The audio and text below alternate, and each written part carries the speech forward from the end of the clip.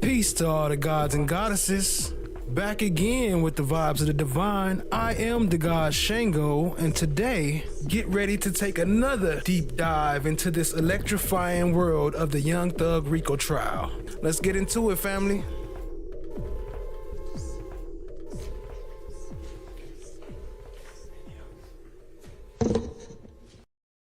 I don't have anything further, Your Honor.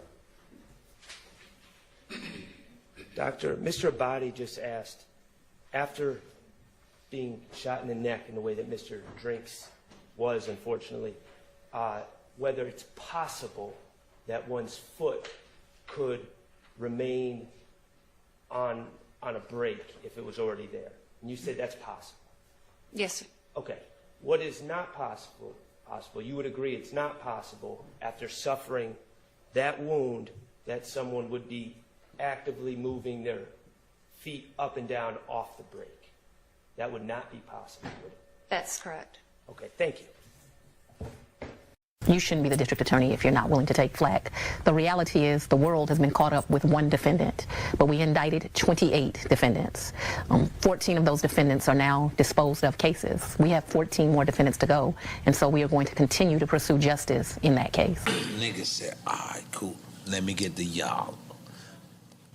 Took half of his sandwich. The nigga said, you's a slime nigga. That's how slime got invented. Are you niggas ready? Are you niggas ready?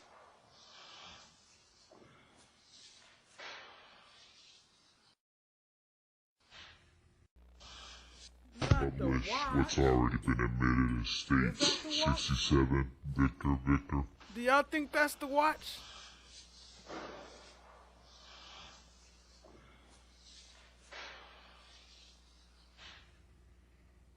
Do y'all think that's the watch, family?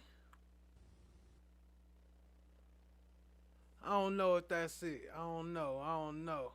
Peace to the fam. Welcome everybody. Shout out to the early show ups. Indie Love, I see you. Kissing Pink, what up though, family? Steph JK holding it down. Appreciate you. Loa, what up? Time. Hey, I see you, family. Watch the Rise. B Hall. Steph JK. Okay. Said that one twice, but I got you, family. Appreciate y'all being here. Ty GQ, what up, though? I'm trying to get these chats where I don't know what's going on, man. They be hating on my chats. I got to reset this thing every time I start. I don't know what's going on, but appreciate y'all being here. Let's get into it. Is that the watch? Nah, yeah, that's a different watch, but it do look stolen. That's a fact, Indy.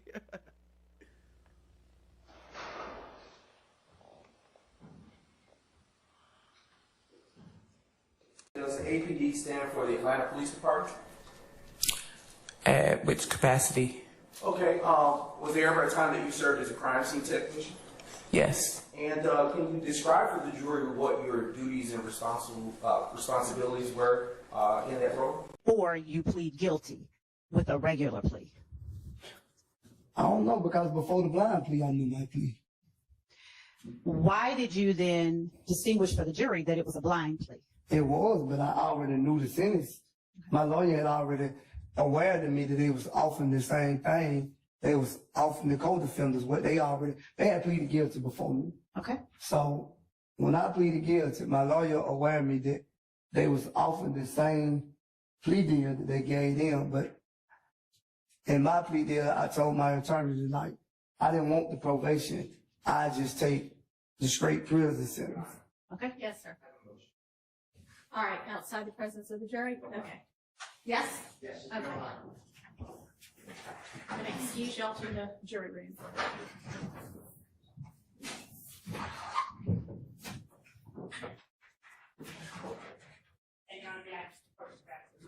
To do what? Sure. Thank you, Your Honor.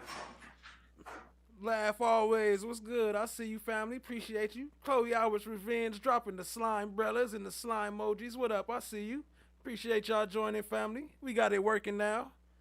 Your Honor, I have a motion for a mistrial. The evidence has just come out that two co-defendants, who, to my knowledge, at least one of them is not testifying and has entered a guilty plea. That is a Confrontation Clause violation to Mr. Williams and the other people on trial. In addition, Your Honor, gave an instruction with the last line, and I know it was objected to previously, but I want to stress this, that if it's a prior inconsistent statement, it can be used against Mr. Williams and the other people. That was premature, because I don't believe there's anything inconsistent as of now. And then the third reason I'm moving for a mistrial in the aggregate, Your Honor, is Three Faces in the Hood. What's good? I see you, family. Kiss the Pink. What up, though? I see you. that the prosecutor uses and reads the statement of the then prosecutor, I believe it was the Honorable Mr. Bailey, who entered this plea. Shout out to Chan, my black is golden. What up, what up, what up, what up? And gave a factual basis. But she did not make it clear that the Honorable Derek Wright said on page 12 of this transcript to the same court that Mr. Sledge is tendering the plea under Alford, which is ALFORD. Yeah, I'm seeing the same thing. And honestly, I thought that we were going to be dealing with the guilty plea that he took in this case. And yeah, that's problematic that this 2015 case is an Alford plea. And so I don't think that any of what I said with regard to admissions is actually true, even against this. I mean, he's saying he pled under Alford, and I don't know why the disposition sheet doesn't say that, but it is very clear that this is an Alford plea in this 2015 case. So Mr. Wright wants to share something. Yes, sir. Waiting for the appropriate time that I was going to point out that it was in fact an Alford plea. So I thought her cross-examination was not appropriate. Well, y'all, I mean, maybe that, yeah. It was something other than that. So Well, maybe don't wait so long next time. But, I mean, I'm definitely going to, Ms. Love, do you want to be heard? Yes, please. Go ahead. One, we'd ask that the court deny the motion for mistrial. Number two, we would ask, as it relates to the assertion that no inconsistent statement was made, in the factual acknowledgments. Okay, no, see, that's the deal with an Alford plea, is you are not acknowledging that the facts are true like you would in a regular guilty plea. You're saying, I think that the state has enough evidence that a jury could be convinced beyond a reasonable doubt that these facts are true. But you're not acknowledging on your own, yes, these are true. Your Honor, when I spoke of the factual acknowledgments, I meant 444Y. Well, that's what I thought you meant. Within 444Y, we referenced this particular All right, let's section. Maybe if you can point me specifically, let me pull that one up. Page. Which number? Go ahead. Number 3 on page 3 of 7 under defendants factual, I'm sorry, not number 3, number 4, on defendants factual acknowledgments on or about April 28, 2015, as reflected in Fulton County Indictment 15 SC 138994, defendant and fellow YSL associates Demekion Garlington and Quindarius Zachary committed a drive-by shooting using the firearm defendant wielded in the video referenced in Part 3 of this section, targeting family members of a rival gang. Number 5, defendant and his fellow YSL associates committed the drive-by shooting referenced in sections 3 and 4 above on behalf of YSL and to increase the notoriety, reputation, and fear of YSL. Okay, and so those factual assertions, what I read as the limiting instruction, would be true for. But the factual basis that you just read out from the 2015 one, that's a whole lot more than what's in numbers 4 and 5. In number 6, defendant admitted committing and was convicted of aggravated assault and participation in criminal street gang activity, among other charges, for his participation in the drive-by shooting referenced in section 3, 4, and 5 above. Okay. And so if I'll, of course, comply with whatever appropriate instruction that the court deems necessary to give as it relates to the conviction of this witness for 15 SC Shout out to Steph JK for the gifted membership. Getting the rain started early. Y'all dropped a sign umbrella for Steph JK. Appreciate the love, family. 38994. But given the factual acknowledgments that were made as it relates to 22 SC 183-572, and the fact that this witness did not assert, even though the plea was given in his best interest, he was allowed an opportunity to say what he said here, and he did not say it. No. When a defendant has an attorney who is saying, we are pleading this because we believe it to be in his best interest, the defendant does not then independently need to say, yeah, by the way, Judge, here's what Alfred means. So, Stupid. Like you don't know what Alfred mean, dummy? What up, always lying love? I see you. Appreciate you, family. Aubrey, yeah, what up, what up? Appreciate you joining. Is Mixed Chick in here or you just got gifted? I don't know. I think you might have got gifted. I don't know if you here or not, but either way, shout out to Mixed Chick joining the fam. Shout out to Steph JK for the gifted. Let's get it in, family. Listen to Lion Ass Love. no. Are you going to tender for admission any part of 444Y? Yes, the state intended to tender 444Y. In its entirety? Anthony Mullins, what's good, fam? I see you. Yes, I do. Any objection to that being tendered or admitted in its entirety? And if there is an objection to it, then we would just... Let's find that out.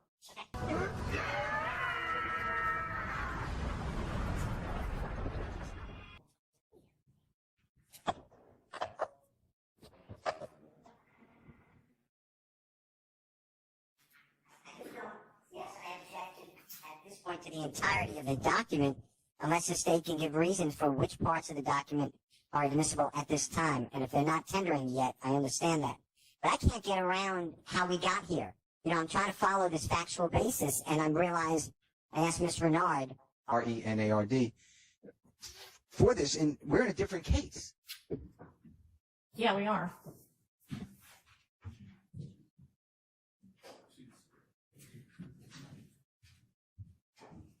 So, we've been talking about these 2015 crimes, and we've been talking about, what's been going on in this 22 indictment. So, I guess that's how it came about.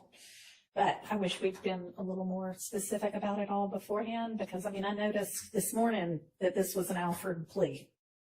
And I would have had issues with, when you started reading out the factual basis, I'm thinking, well, is this some other case that I don't know about that's not the 2015 case and not the 22 case? Because we should have been reading the factual basis from the 2015 case.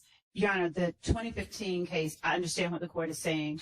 The 2015 case is one of the overt acts that we allege in the indictment. And as it relates to the defendant's conviction for the 2015 case, we believe that it would be appropriate is an appropriate matter for cross-examination, and dropped him off, and it was only one house. Well, we all know how party to a crime works, so, yeah, he said I didn't shoot. But he did admit to being the driver. And so, to the extent that he said that the statement contained in his factual acknowledgement that he and fellow YSL associates, and I'd also point out that early on he made a very blatant, inconsistent statement that YSL is not a gang. And in this factual acknowledgement section, we're not going to use anything in the factual acknowledgement section of the 2015 plea. No, in the 22 SC 183. Okay, yeah, no. All of that is inconsistent with any of his trial testimony is fair game for you to tender for admission and for them to consider as substantive evidence against everybody. The issue we have that needs to get cleared up is that before I read this limiting instruction, I thought you were going to tender the guilty plea to this 22 SC case. And it turns out that you were talking about the 2015 case, I understand you're saying we did part of that as, part of the 22 factual acknowledgments. So those factual acknowledgments in there are fine as well. When I say in there, I mean in this 22 case. But I'm going to have to clarify for the jury that Cynthia Torp, what's good, family? Cynthia with an F. what I told them about prior inconsistent statements does not apply. And that everything you just read from that guilty plea also needs to be disregarded. So, Your Honor, as it relates to the court's instruction to the jury regarding the inconsistent statement not applying, we would only ask that the court specify that the court is speaking as to the factual basis that I asked the witness about in 15 SC 138994, particularly where he has testified and he pled in his best interest. Okay. And you haven't tendered yet the 444Y. And so at a point in time when you tender that, then I'll say, okay, for this one, this is true. I see what, yes, Okay. yes. All right. So if anybody wants to suggest specific language, I'm willing to listen. Otherwise, I'm just going to kind of give it my best shot. I would like. Your Honor, may I say one more thing? Yeah. Because number one, the court has previously instructed the jury that questions, and I understand the content of the question needs to be addressed. But given that the witness has testified that he pled guilty in his best interest, and given that he can also be cross-examined as to whether or not he can, he was asserting these things, we don't believe that anything beyond a instruction regarding the factual basis for 15 SC 138994 not being considered a statement of the witness is required. Okay. I just respectfully don't think that goes far enough. You have a prosecutor who's saying it's just a blind plea. She leaves out everything about Alfred. She elicits, and I'm not saying that she could have anticipated this, but her questioning elicits that a non-testifying severed co-indictee pled guilty also. That is a total confrontation clause violation. It's the second time. All right, and that's Zachary and... Well, Mr. Zachary, I anticipate may testify. Right. I don't know. He hasn't yet. But it definitely includes Mr. Garlington, who the state has said will not be testifying. And then, just for you to know, you were not here, but the predecessor judge permitted, over objection, the state to do the same thing. They did it with a Mr. Winfrey, just like the court reporter's last name. He's not going to testify. No one believes he's going to testify. The state doesn't say he's going to testify. And they got out that he pled guilty. So they're aware of all this. And in fact, the state elicited in that case that the gentleman, Mr. Winfrey, pled guilty to avoid plea. It was vacated by the Supreme Court of Georgia. Yeah, I remember you. So, and Didn't then he enter another one after the fact, though, anyway? 5 years later, Alfred plea and said specifically innocent.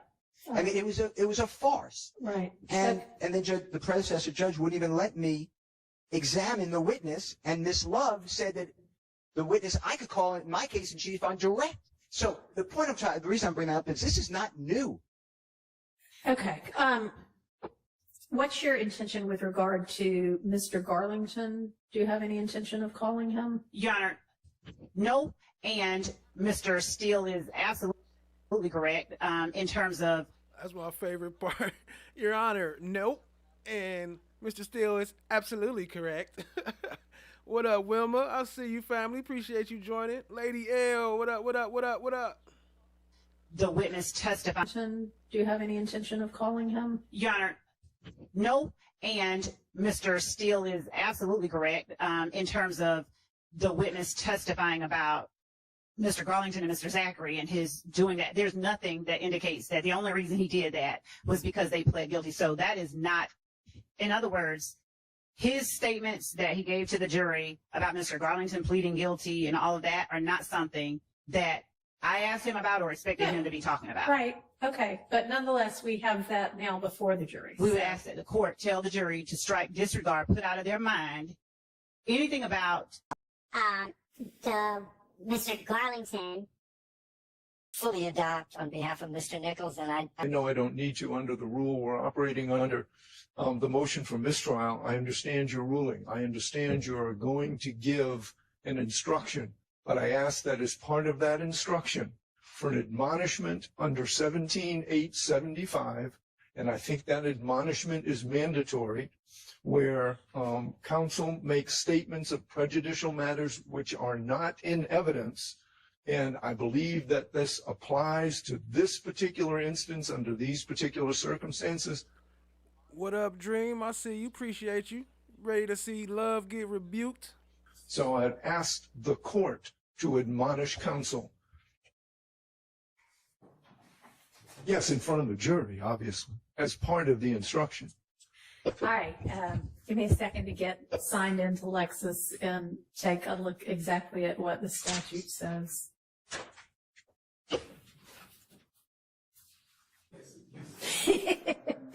I'm sure you do. That would be appropriate for the court to give as an admonishment. I haven't, we can come up with something. All right, well, let's endeavor to do that right now. the 15 SC case, while containing details that are not contained within the factual acknowledgments of 22 SC 183-572, it contains, it's about the same act, which in the factual acknowledgments for this case, the defendant says occurred. He admits and acknowledges that he, Jamekion Garlington, and Quindarius Zachary committed a drive-by shooting at this residence. Though the factual basis is not in evidence, the fact of the shooting is not a prejudicial matter, which mandates a rebuke. Well, the fact that a co-defendant who may not ultimately testify and who you do not believe will testify has pled guilty. I don't disagree that that should go, but that was not something that No, I know. I don't think that you intended to elicit that. But, yes, I'm going to give a rebuke. Ms. Love, I mean, that's just what it is sometimes to be the prosecutor in a case.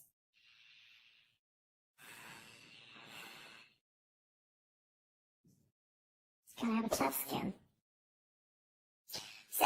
Suggested language, Mr. Harvey, or others?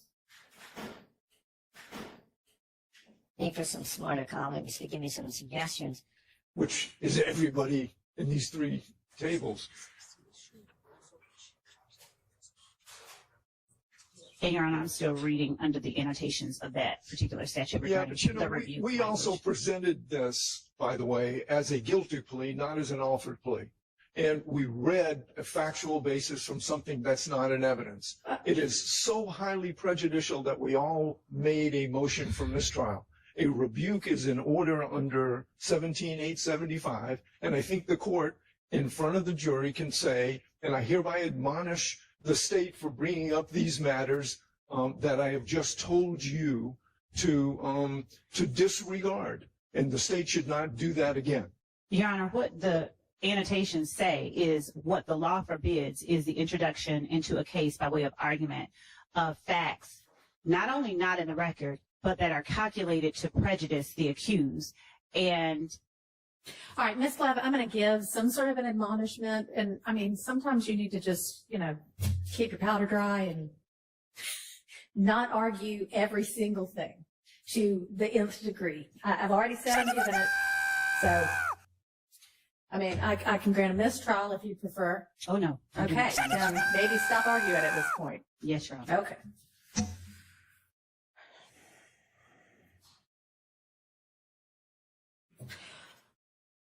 Now, in terms of her having presented it as a guilty plea, an offered plea is still a guilty plea, so I don't find there to be anything wrong with her having references in a guilty plea. But, we already talked about the full factual basis thing, so I won't rehash that. But, okay.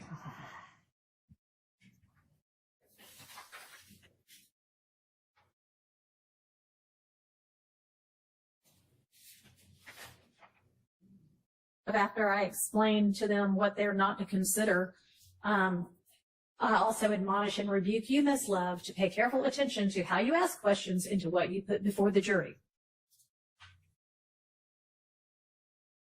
Mr. Harvey wants more. What else? I'll consider it.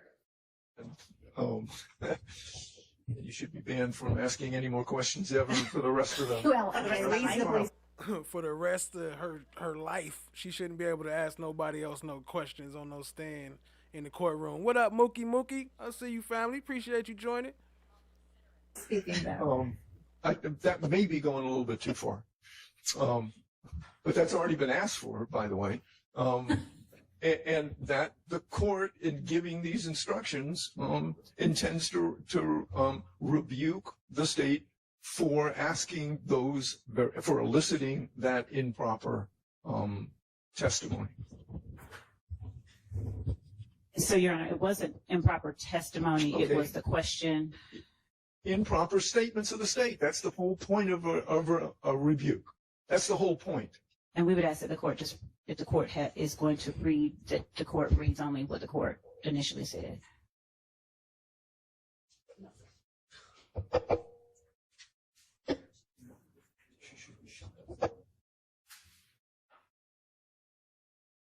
You should not have put that factual rendition before the jury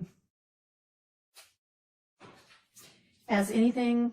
Let me request that the court consider including in its admonition the following language, if the court deems it to be appropriate.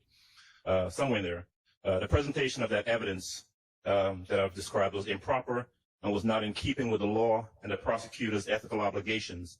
Accordingly, the state is admonished for their behavior and is instructed to refrain from asking or presenting any improper questions or evidence moving forward. All right. I'll do a little bit of it, but not all of it. What was that last sentence? I like the first sentence. I'm sure you do. Instructed to refrain from what? Refrain from asking any improper questions or presenting improper evidence. All right. Well, they're not presenting evidence, so. And right. and should conduct themselves within their ethical obligations All and right. legality. Thank you. I'm not going to do that. All right, got some more. Got some more? All right. I think this is going to be enough. All right. Let's get the jury out. All right, ladies and gentlemen, I've got some further instructions for you with regard to some of what you just heard. So I gave y'all an instruction that if this witness provided testimony that was inconsistent with a guilty plea admission, that you could accept that guilty plea admission as substantive evidence against any of these defendants. But then what we heard was that this witness pled guilty in 2017 to that being a part of that 2015 drive-by shooting. But and we heard kind of a factual basis that the prosecutor in that guilty plea had read before the court, or somebody had read before the court, as a part of what this Lady Justice is blind. Everybody was kind of reading that from a transcript. All right, here's the thing, is that guilty plea, as I think you heard this witness say, he entered that because he believed it to be in his best interest to do that. And this gets into a whole lot of kind of legal terminology and legal concepts, but there are a couple of different ways that somebody can say, yes, I'm pleading guilty to a crime. And one of them is called an Alford plea. It's just named after a case called Alford. But they're essentially saying, I am going to plead and accept that I'm guilty of this crime, but I am not saying that the facts that the state's putting forward are true. I am just saying I think it's in my best interest to go ahead and resolve it that way. So everything that you heard is, and that is totally legitimate to do that. And let me also say that Mr. Wright, who was representing this witness at the time, he let the court at that time in 2017 know, hey, this is an Alford plea. He's doing this because it's in his best interest, he believes, to do this. And Mr. Sledge was under no obligation, after his attorney said that, to, even if he got an opportunity to say anything else, to say, yeah, what my lawyer said, to add anything whatsoever to that. So, I think there was a question about that, and he didn't, he didn't say anything else. He had no obligation to, he had no requirement to, he had no responsibility to, okay? So basically what I told you about, oh, you can take those facts and those admissions and consider it against him or anybody else in this trial. When it's an Alford plea, you cannot. So none of that I said was actually true about what you just heard about those 2017 guilty plea to the 2015 drive-by shooting. Okay. So let me think what else. Oh, and you also need to completely disregard that anybody other than this witness right here, Mr. Sledge, might have pled to anything that had to do with that drive-by shooting. All right. Lady Justice is blind. Everybody can get it. And I also, at this point, am going to admonish and rebuke you, Miss Love, to pay careful attention to how you ask questions and what you put before the jury. You should not have put that factual rendition before the jury as anything that this witness admitted to at the time of the 2027 guilty plea. And I'm going to instruct you to refrain from asking improper questions. Yes, Your Honor. Thank you. All right. Anything in addition that anybody needs to put before the court right now with regard to those curative instructions? All right. Lady Chameleon, what's good, fam? Appreciate you joining. Why you had to go there, Miss Love? We just said, yes, he was murdered. How long ago? I don't forget actually the time that he was murdered. We're almost finished. Y'all like to take a break? We're almost finished. We've got, Okay. what, 3 more photos or so, and then we'll be done for the day. Yes. Okay. Showing you State's Exhibit 428, Yankee. 3. Okay. And what date and time was that posted? I can't see. Oh, 9:53 p.m. 2/28, 2015. And who was in that posting? And Zachary. Pictures? Me and Zachary. He's shooting a bird. I'm shooting a bird.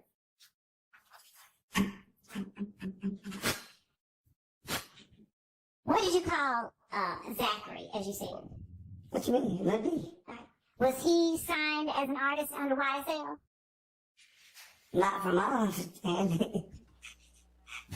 Texas T, what up, family? I see you. Appreciate you.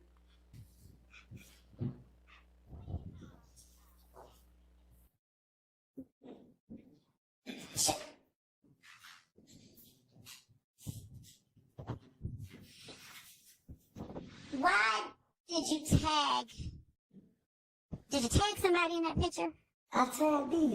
That was his name. YSL D. YSL Lil D. It didn't say, yeah, YSL D. And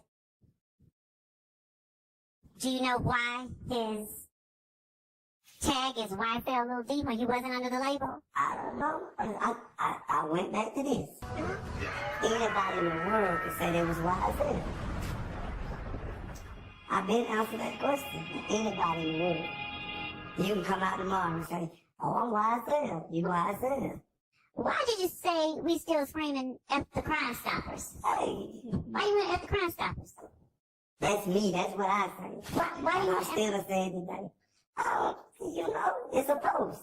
Well, what do you have against Crime Stoppers? I don't have nothing against Crime Stoppers. Then why I think they full of BS. How so? Because they just is. The police BS to me.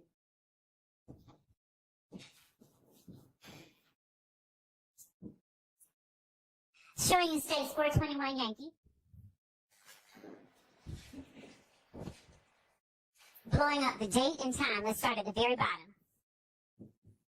What date and time did you make that post?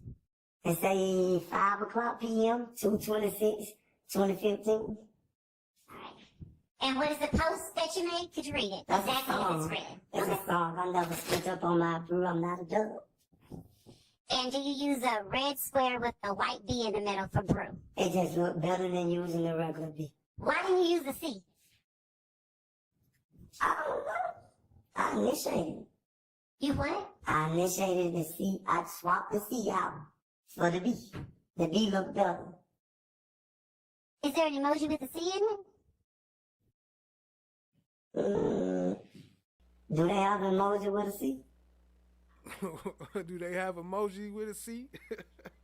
That was our only option. They only got B's. What up, no one? I see you. Appreciate you, family. Did you send me an MP3? I was checking for that file you sent me wasn't working for me. I don't know. What is a dub? D-U-B-B. I don't know.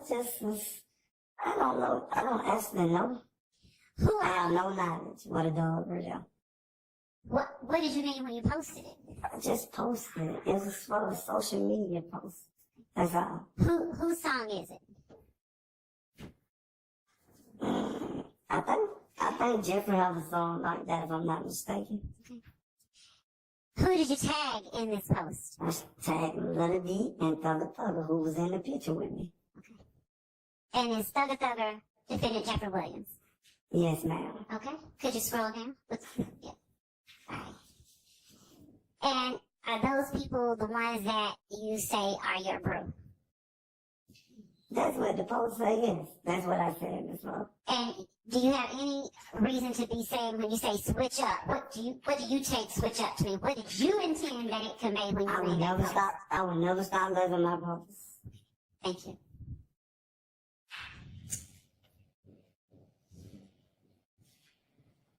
Showing you states 422 Yankee. Starting with the time and date at the very bottom. If you could scroll it up and pull up the time and date. Mr. Sledge, would you please read the time and date at the very bottom first? The time and the date, 1:46 p.m., 3/20/2015. And what is the posting that you made underneath the photograph? I said, this is my family. I love them to death. Real YSL shit. Real YSL shit. What up, Daniel Berry Sports Highlights? I see you. Appreciate you joining, family. Allen Yak. 30 DSB with the shit and at Thugger Thugger. Now, who is at 30 D? That's Damika and Gunnison. And who is SB with the shit? Shannon Stillwell. Okay. And when you said real YSL, do you place any emojis to the right of the word YSL? 3 green snakes. Is Davikion Garlington signed as an artist under YSL? No. Is Dolly White signed as an artist under YSL? I'm not for sure. Well, I'm telling myself. You dropped off. Why tell on them?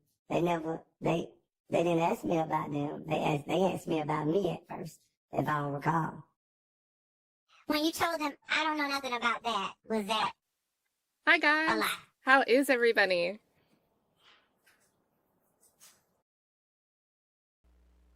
My bad for the buffer. That's me over here. My bad. We should be good. I was pulling up the cat. Let me see if it worked. Hi guys. How is everybody? It's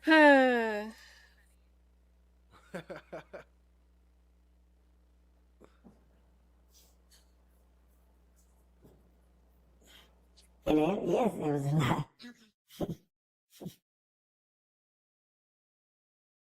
Now, did they also tell you that they wanted or they had arrested you for a shooting at the home on Drew Drive? The old Perry Holmes apartments? No, I don't recall them saying that to me if they did, but I don't recall. All right.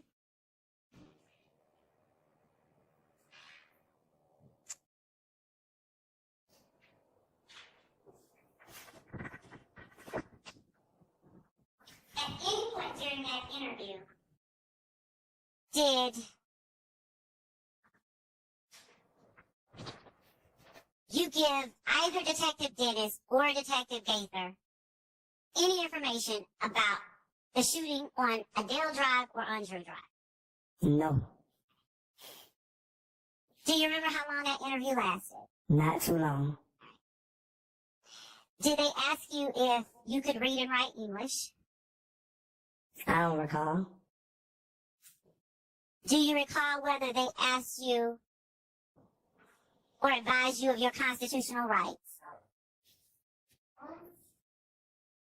I'm establishing what happened in the conversation, Your Honor. Hi guys, how is everybody? No, I never said that. Well, did you just tell the police, I'm not going to tell you anything, you just need to do your job? No, I never said that. Okay.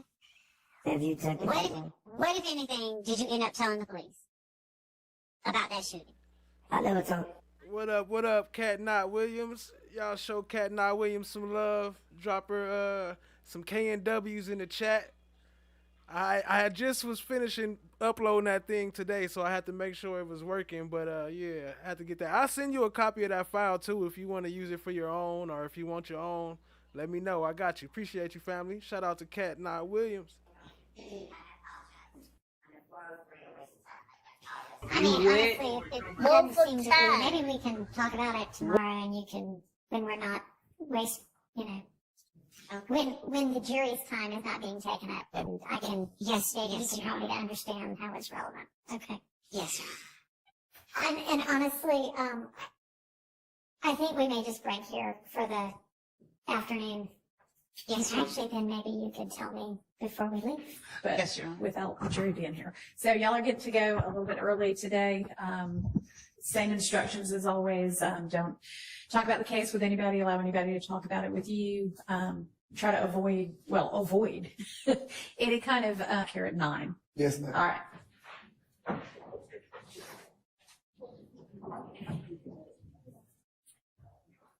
Foresee it at this point. Okay. All right, let's get the witness in, and then we'll get the jury in. And Your Honor, I believe that Mr. Wright may have apprised You the court would? he is in Well, Coweta He County. did not apprise the court of anything. And Well, in fact, I told him, and he assured me that he would be here through duration. There's a good part. He has standing counsel. okay. He has, I should have started Tell with him that. you should have. That he has, I apologize, that he has, and Mr. Sledge has agreed and okayed. All right. All right. And tell me your name, ma'am. Thank you for being here. Thank you, Judge. And I shouldn't say he hasn't apprised the court, because he probably apprised one of my staff. I just haven't had anything forwarded to me. So, okay. But as long as Mr. Sledge has somebody here to represent him, that's fine. YSL. Murder, armed robbery, aggravated assault, attempted murder, theft, illegal gun possession, and illegal drug possession and sales. Mr. Sledge, have you had an opportunity to go over each one of the defendant's factual acknowledgments and make corrections where necessary? Yes. And do you now acknowledge under oath that each of the factual acknowledgments that you have initialed in this section are true and correct and accurate to the best of your ability? Yes, ma'am. Part 5 of this plea agreement, Your Honor, states that defendant's sentencing acknowledgments are as follows.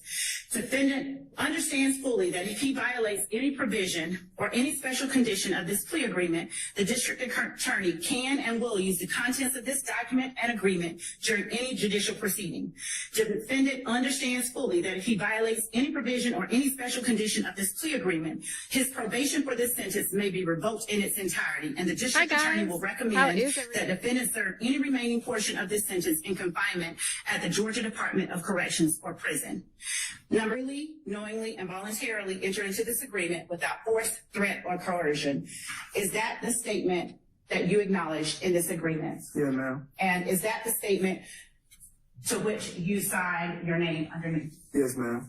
Your Honor, the state tenders as evidence State's Exhibit 1AS. 1AS is admitted for purposes of plea.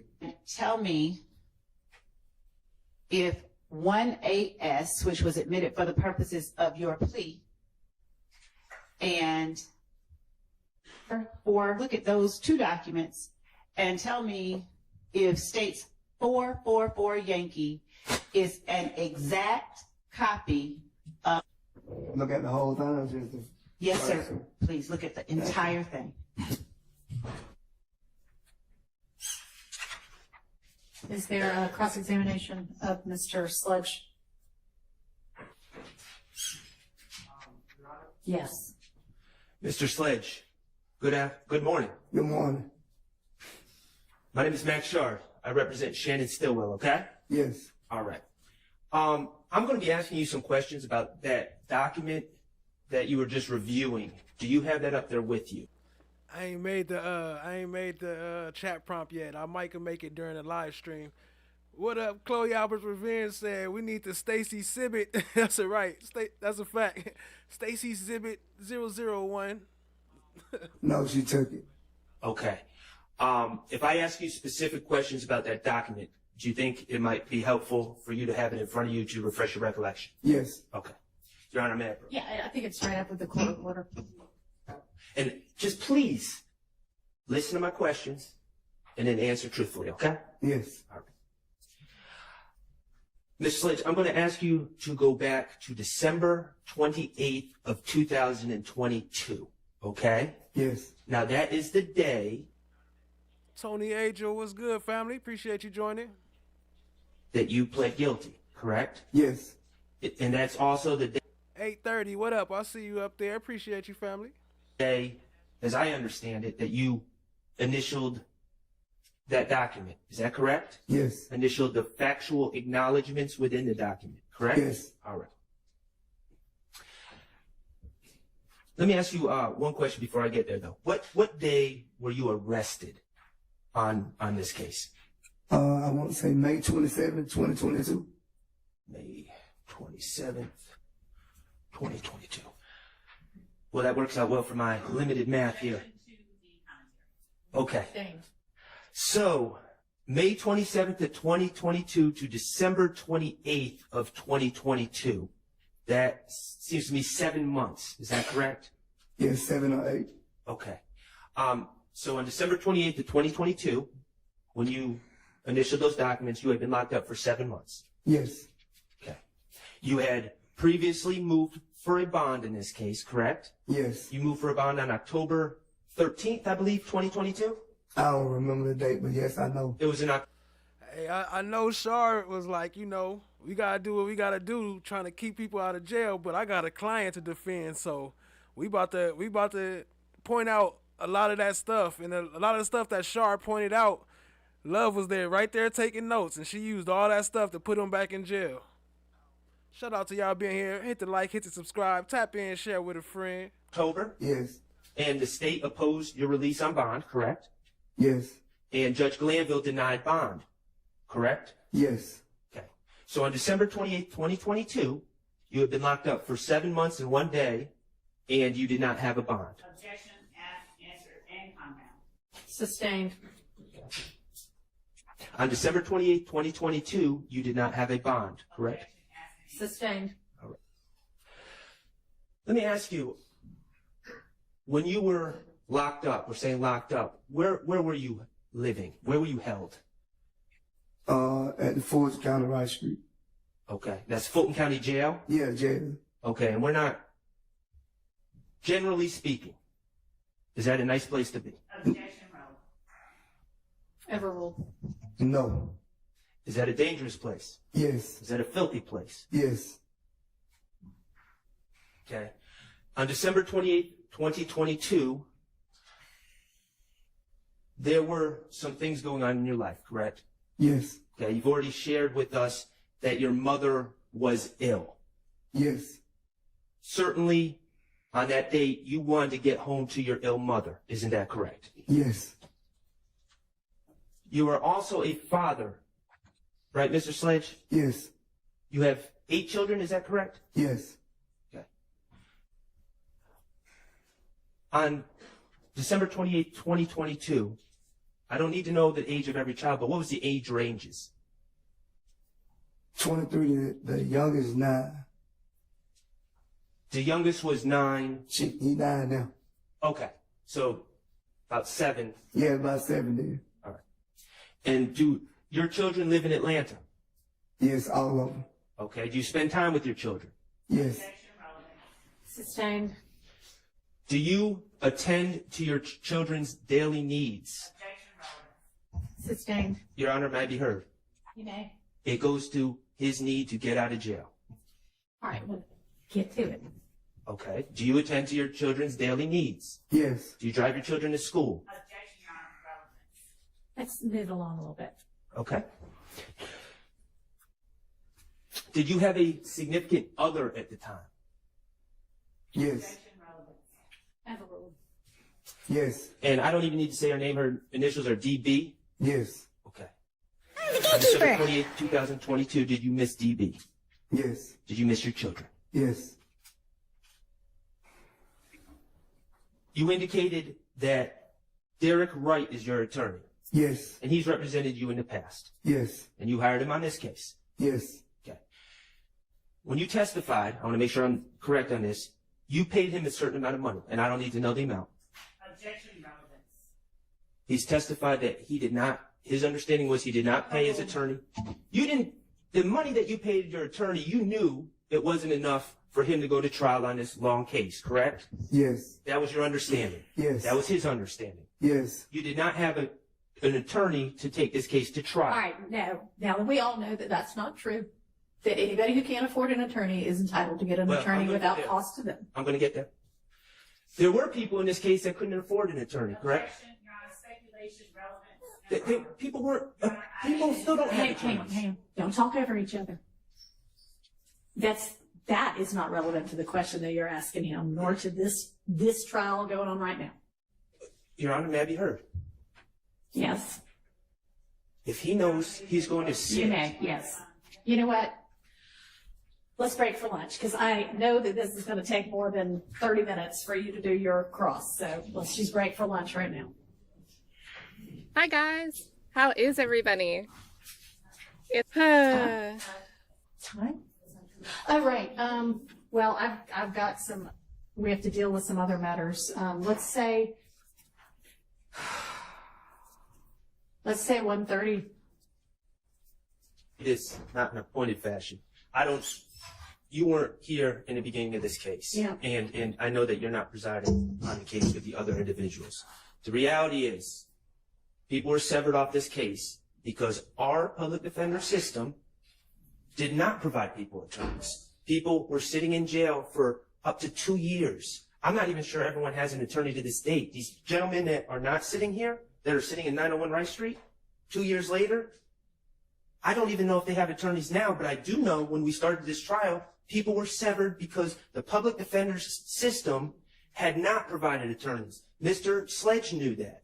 Mr. Sledge, and this is the reality, and I don't think we should hide it from the jurors. The reality is Mr. Sledge had two options: plead guilty or wait for an appointed attorney to try this case, and he would have been sitting in jail, and he'd still be in jail today. All right, all of those cases are ready to be tried right now. Everybody who's been severed out other than for that reason is ready.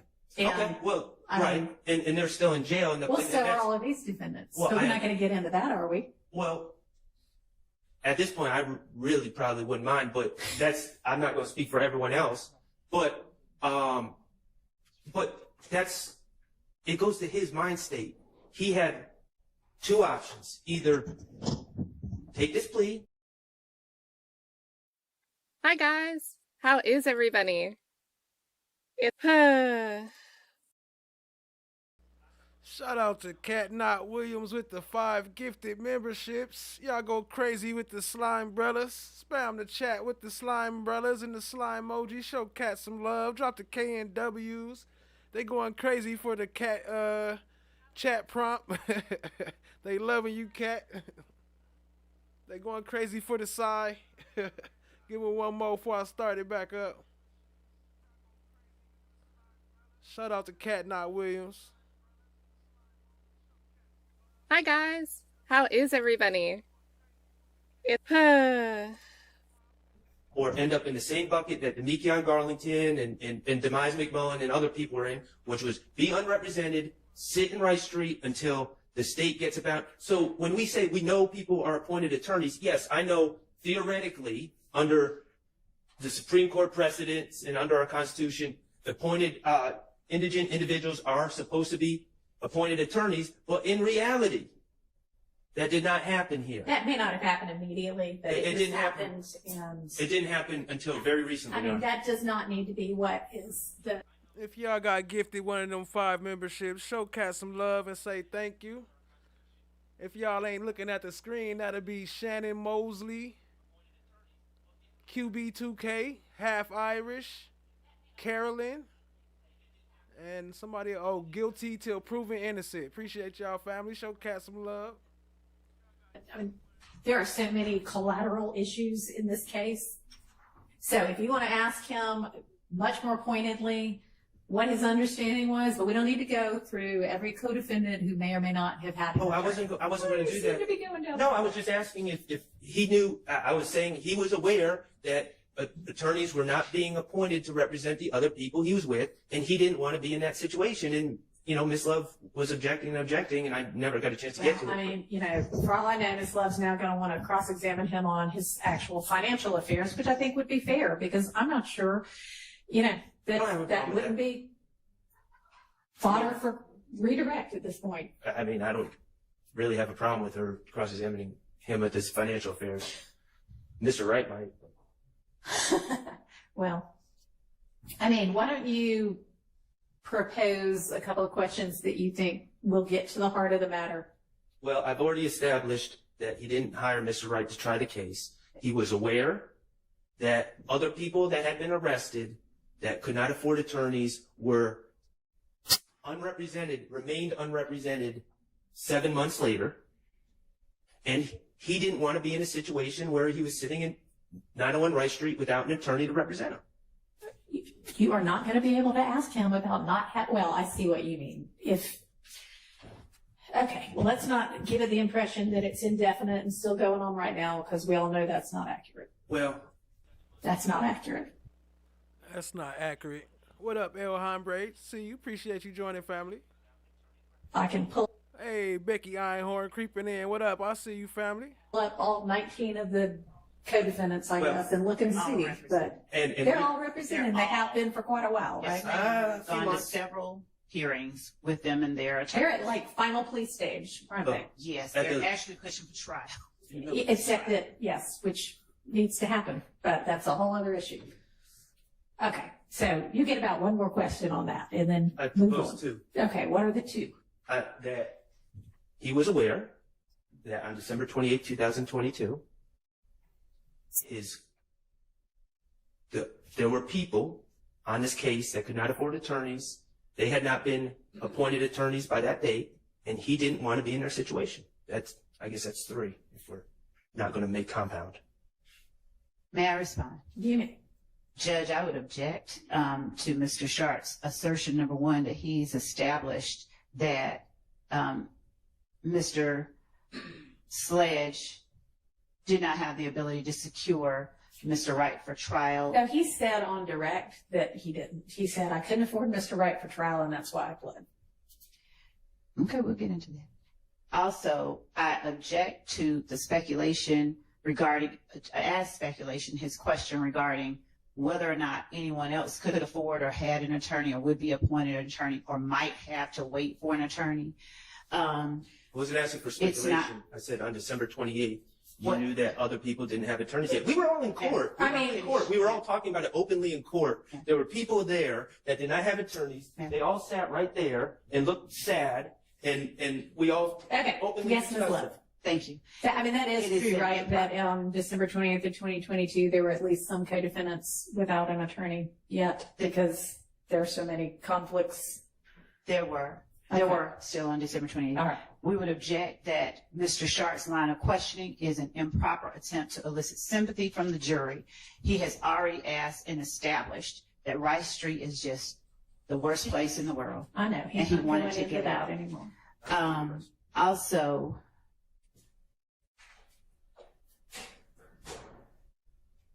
he may be trying to establish sympathy, but I think what he's legally trying to do is establish motivations for testifying, and that he's allowed to do. Motivations for entering. Whatever he's doing, for whatever this witness is doing. Okay. That's a legitimate.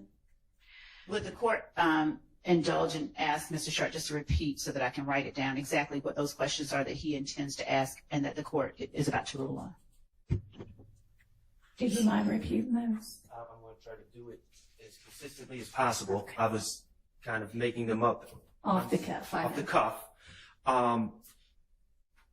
You were aware that other people arrested on this case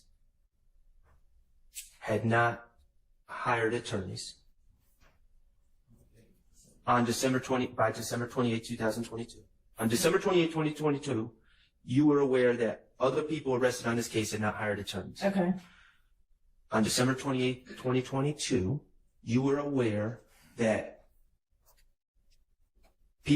some people that had not hired attorneys had not been appointed counsel and remained unrepresented. Okay. And you did not want to be one of those people. One of those people at Rice Street without an attorney. Okay. And Ms. Love, if you want to voice what your objection is, if any, to those questions for the record, you may. I'm getting that last compound one down. Remains unrepresented. And Had not been appointed counsel and remained unrepresented. so I have, you were aware that other people arrested on this case had not hired attorneys on December 28, 2022. And the second one is you were aware that some people who had not been appointed attorneys remained unrepresented. Shout out to Becky Einhorn. Appreciate you, family. Presented on December 28, 2022, and you did not want to be one of those people. Did I get Well, that was my phrasing of his phrasing. We did not want to be. If JK back, we can get the party back started. Unrepresented and in Rice Street. Correct.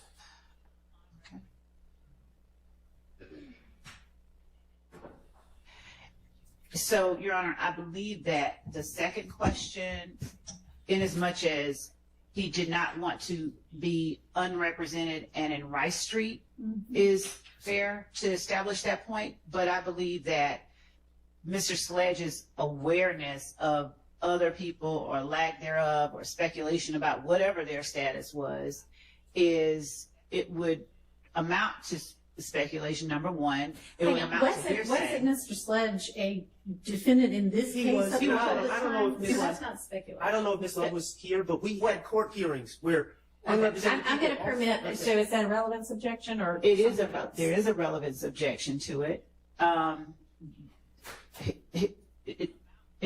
Yes, there's a relevance objection as well. All right, I'm going to permit all of those over objection. Thank you. Anything else you think we're going to need to hash out outside of the presence of the jury? It suggests impermissibly in my mind that the plea that Mr. Sledge gave was, and I mean, this may be something that we just argue, wasn't given knowingly, voluntarily, and willingly when Mr. Sledge has already said that he pled guilty knowingly, willingly, and voluntarily. You've got the video in evidence where he says that and Right. acknowledges it. So, all right. So, are there any other issues we think are going to need to be taken up outside the presence of the jury while we're doing this? Mr. Steele just sent over a Dropbox link, and we don't know what's in it yet, so we have to review it, and we don't know yet whether there's All right, something Ms. else. Steele, is that your potential cross? Yeah. Okay. All right. And Your Honor, Yes, sir. I plan on you. I'm sorry. And Your Honor, I just handed the state a one proposed exhibit that I'll be using, DS-36. It's actually from Discovery, but I've taken out all the commentary. It's ironically something that they're seeking to admit. Okay, well then they should not have a. Yeah, you would think that would be the case, but it's pictures of Kelvin Watts, Miss Antrevia Smith, and Mr. Sledge. And I'm going to ask him if he knows who those people are. Any issue with that? No. Okay. Not to this. I haven't seen the rest of what's Okay, new in the I Dropbox. know. Nobody's seen Mr. Steele's stuff in the context of its use. Obviously, they've seen it in Discovery, but yes, sir. Yes, Your Honor, I do have a document. Okay. I have a document as well that's provided in Discovery. Okay. That I intend to introduce in the short statement. All right. Thank you. And, see where we are. Great. Thank you. You want to go ahead and do that right now? Yes, Your Honor. Okay. I don't know. Is there a Jason Whitaker here? He was one of the people that, if not, then we won't bother with that part of it. If he can't show up for it, then. Okay. They're what? In the hallway. Okay. Well, they can come in here beforehand. Are you Jason Whitaker? I am. All right. Hello. How are you? Come on up to the podium. So I know you have just very recently filed a Rule 22, and I think we were going to have a hearing on Monday, but you maybe didn't get notice, so we had to move it to another day, because obviously you need notice in order to be here for I it. was actually sitting right back there when your assistant called me. I was sitting there. Okay, well, anyway, we tried to reach you, and that's why it wasn't earlier, is because we thought that you didn't have notice, so sorry. Maybe, I thought I even asked out loud, but anyway, here we are now. And I know that you want to film in some way. Here's the thing, is that we have already got a whole lot of people filming, and I'm going to have Sylvia Parks in just a minute. I don't know if she's here right now. What I am going to propose is essentially the same thing that I proposed with regard to Ms. Bumpus, is that you all kind of be pooled media. Okay. Because we just already have so much going on. No, So, no. that work for you? Can I express what I was seeking to do? Sure. I actually didn't want to. Well, first of all, my name is Jason Whitaker. Okay. I'm a member of the community. I'm a Barnes graduate and actually a former classroom teacher at Cleveland Avenue Elementary School, one of the schools that we've been Thank you talking for about. that. I do a podcast, and Okay. we've been live streaming and discussing this case. And I did not want to actually record anything. I wanted to just be able to. All right, El Hombre, you on thin ice over there. Ice cream over there eyeballing you in the chat. She got the scope on you. Be careful.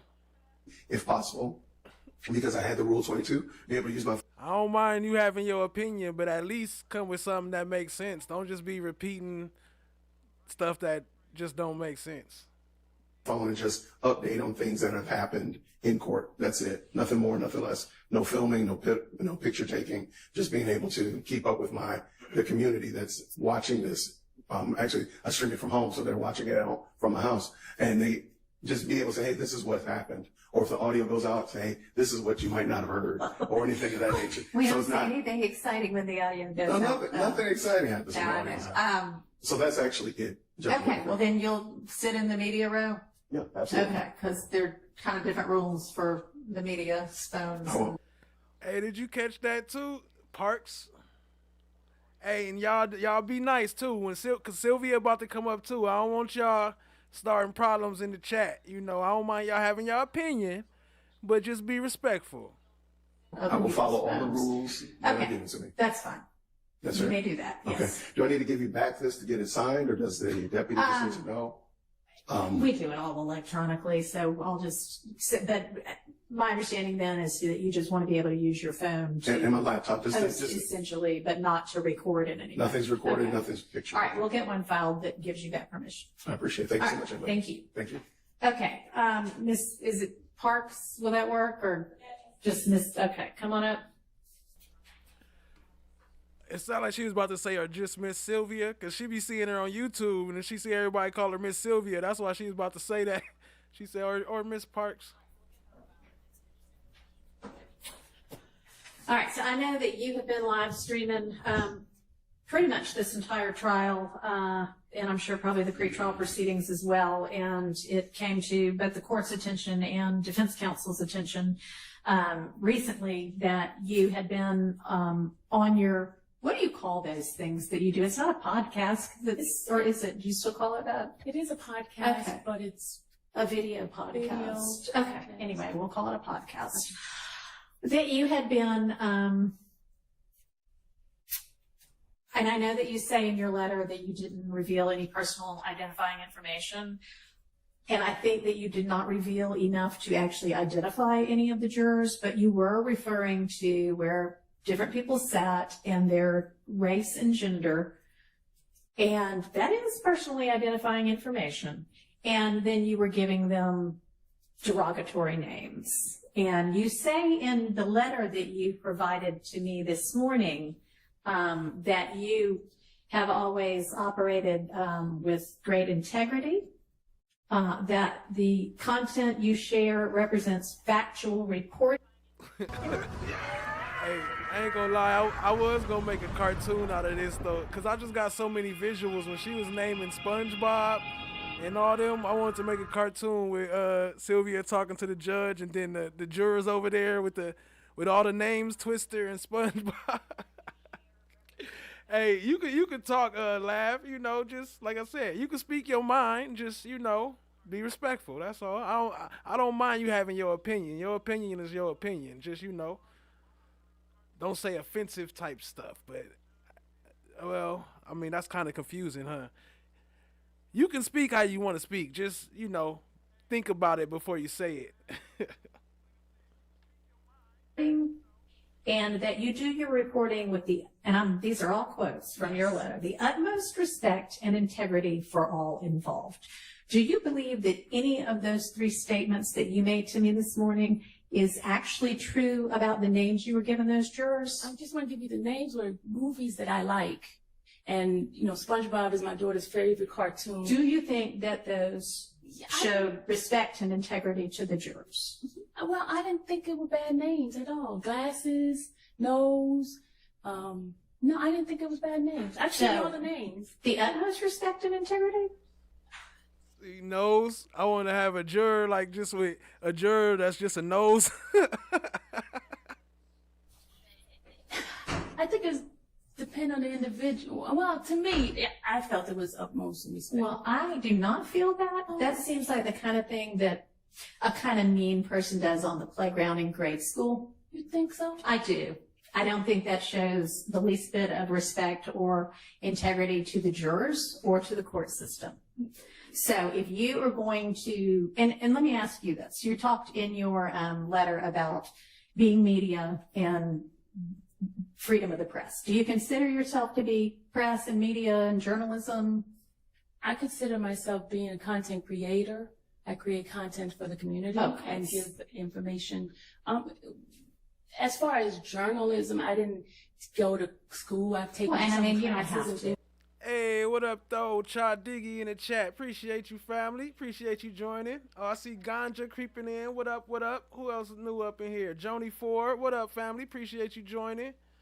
After class. What up? I see you. Appreciate y'all joining. Nobody in trouble, Cha. I was just giving out warnings. But everybody good. Ain't everybody being respectful. I just gave out prerequisite warnings. Oh, Empress Fox, what up, fam? I've been saying what's up to you in all the chats. You don't never speak to me. I've been trying to say what's up. Good to see you, family. I just wanted to say what's up. That's it. But good to see you. Appreciate you joining. It's like that.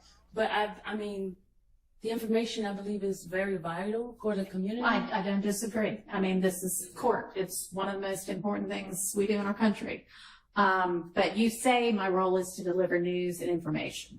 So, I mean. My bad to keep stopping it. Actually, Cha Diggy, El Hombre, he almost up out of here, so keep an eye on him. He in the stiposcope. Do you, to that extent, consider, and you say you want to represent factual reporting, so you, to that extent, consider yourself to be media, even if it's non-traditional media? Yeah, I would think I would, because I've taken courses of like etiquette and things like that. But as far as and the other thing too with my channel, it's more like some sort of like easygoing, friendly type of thing where people don't feel like it's just. I'd love for you to keep it friendly. Okay, that would be great. Okay, and I will never use the names anymore if it offend anybody, because that was never my intention to offend anyone. Okay, I was just using names that movies that I like, Twister, SpongeBob, well, those, you know, things like that. I mean, I realize that if you're trying to create content that fills, you know, the entirety of every day, that sometimes you probably have to reach out somewhere to whatever pops in your mind at the time. But I would ask that before you do that, that you actually do keep in mind that this is a court proceeding. And I know a whole lot of people seem to be watching this as entertainment, but this is not entertainment for any of the people involved here. This is very serious. And it does a disservice, I think, to everybody when the coverage is flippant in the way that I think that was, okay? And I know you've got every right to do that if you want to. I would just prefer that you not. And I'm gonna give you this, it's a code of ethics that the Society of Professional Journalists follows as a guideline. Okay. And I mean, you're not required to abide by it. It's not the law, but it might be helpful for you to take a look at it and just, you know, use it as a guideline. I definitely will. Okay. So if you can do that for me and try to be respectful and treat this with integrity, then you may come back in and continue to live stream. Definitely. All right, I appreciate it. Thank you. I'm gonna hand this up to you. Okay. All right, I don't know if y'all have had an opportunity now. We can get back to our issues with, or potential issues with some of the exhibits that may be used during the cross. Yes, Your Honor. All right. The court's permission, may I maintain my seat because I'm looking at Your representation, do you recall? Yes. Okay, and that you had not hired Mr. Wright for trial. No.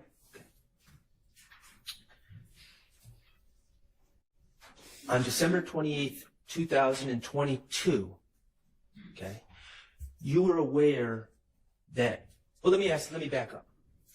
Typically, have you ever had appointed counsel? objection relevance. Just trying to educate on how it usually works. I'll move on.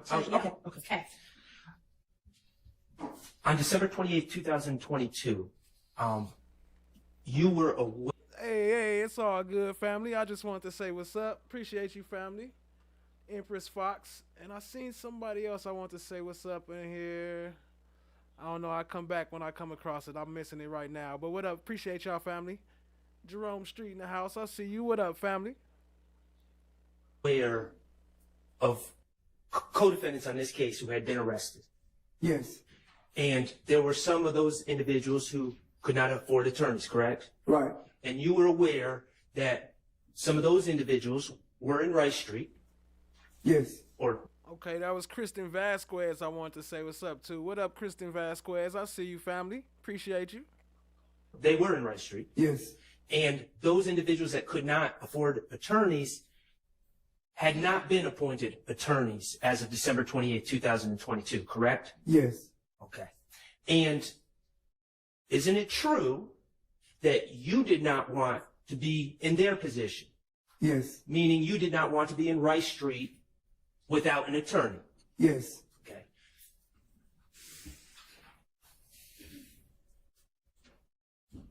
You believed, for the purposes of having representation, it was in your best interest to resolve your case via plea on December 28, 2022. Yes.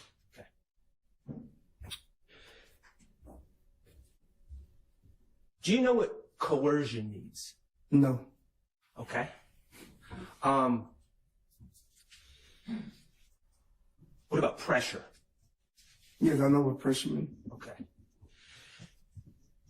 Being in, and this is your truth. I'm not asking for a legal definition, okay? Yes. Okay. Being in Rice Street for 7 months prior to your plea, did that put pressure on you to accept this deal? Yes, a lot. Okay. He said they don't have no C emojis. I don't know. Being separated from your sick mother and your children. This line of questioning is already been, so asking. Your Honor, he testified for 3 days already. I've been going for 10 minutes. Yeah, but you did already ask him that. Well, I'm just trying to conclude this line of questioning, then I'll move on. Okay. I haven't asked him about pressure yet. He wanted to go home, and now I'm asking about pressure. Being separated from your sick mother and your children, did that create pressure to plead guilty on December 28, 2015? Yes. Excuse me, December 28, 2022. Yes. And the fact that you did not have a lawyer for trial, did that create pressure on you? Yes. That. Ask and answer relative of beyond. How about facts not in evidence, too? The fact that you had not hired an attorney for trial, did that create pressure on you to plead guilty? Object, that assumes facts not in evidence. And it also calls for speculation. Overruled. The fact that you had not hired an attorney for trial, did that create pressure on you to plead guilty on December 28, 2022? Yes. All right, I want to talk to you about the plea offer. And when you need to, you can refer to it, but I want you to listen to my questions, and if you can answer without, that's fine. Yes. Okay. At some point in late December 2022, you became aware that the state was making a plea offer in your case. Yes. Okay. And the state's plea offer was an offer for probation. Yes. Okay. Hi guys. And probation. How is everybody? I know we know what it is, but for the jury, probation is you don't have to be in custody, right? You're released. Yes. Okay, and you have to check in with the probation officer. Yes. In your mind, that's preferable to prison. Yes. That's preferable to sitting in Rice Street Jail, correct? Yes. Okay. Probation would get you back to your family. Yes. Get you back to your ill mother. Yes. And that would solve your issues as far as hiring an attorney to try the case. Yes. Everybody Lady Justice is blind. Everybody can get it. You were interested in a plea for probation. Yes. Okay. Now, as it turned out, there were factual acknowledgments that you would have to initial to receive that offer of probation, correct? Yes. Okay, when you first learned about probation, did you realize that there would be factual acknowledgments that you had to initial? No. Okay, but at some point your attorney told you to get this probation, you're going to have to agree to factual acknowledgments. Denied. Let's talk about the factual acknowledgments. Do you remember the first time you saw the factual acknowledgments on that plea form? Was it December 28th? Yes, I want to say yes. Okay. Could it have been earlier? To the best of your recollection. Yes, I think if I'm not mistaken, yes. Okay. Did you ever write a statement with your truth about what happened in 2015 and give it to Miss Love or any other prosecutor in this case? Objection made as to your truth. Shut the fuck up! What happened in 2015, made overall. Did you say 2015? I did. About what this case is about. Did you ever write a statement? Oh, about, not in 2015. No, about 2015. Overruled. No. Okay. Did you ever sit down with Miss Love before this plea? No. Okay. Did you write the factual acknowledgments? No. Okay.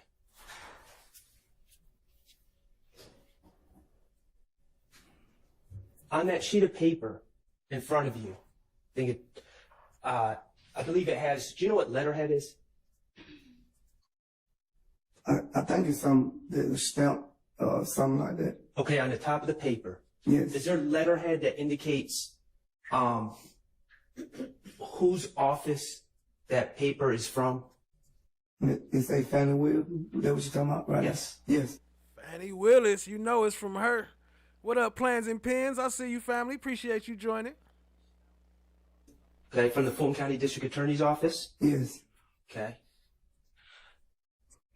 Do you know who wrote the factual acknowledgments? No. Okay. Who presented the factual acknowledgments to you? Was it Miss Love? Yes. Okay. Did you know Miss Love back in 2015? No. Was she hanging out with you in 2015? No. Okay.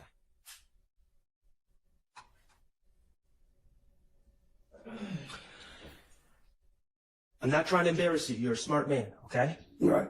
But you did indicate that you didn't know what the word notoriety means. Yes. And you've also just said you didn't know what the word coercion means. Yes. Okay. Could you look on that in that document where the factual acknowledgments should be page 3. I'm going to ask you to look at factual acknowledgement 1.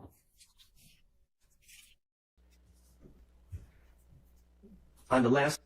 Drop some slime umbrellas for Steph JK. Gifted a membership. Appreciate you, family. Appreciate the love and support. Y'all show some love and drop some ice cream emojis and some slime umbrellas for Steph JK. Line, does it have the word notoriety?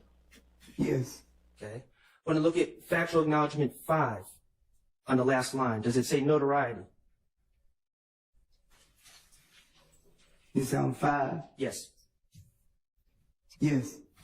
I'm going to ask you to look at number 16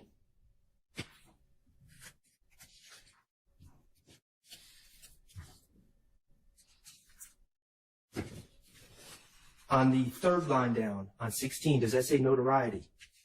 Give me 1 second.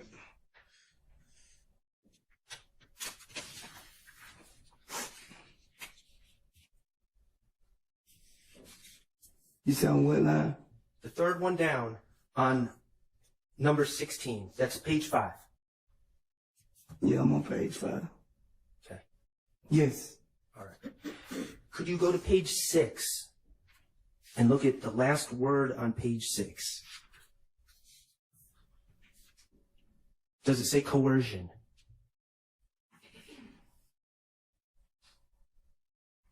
Yes. And those are words, to this day, I guess before this trial maybe, that you never knew the meaning of. Still don't know the meaning of them. Okay.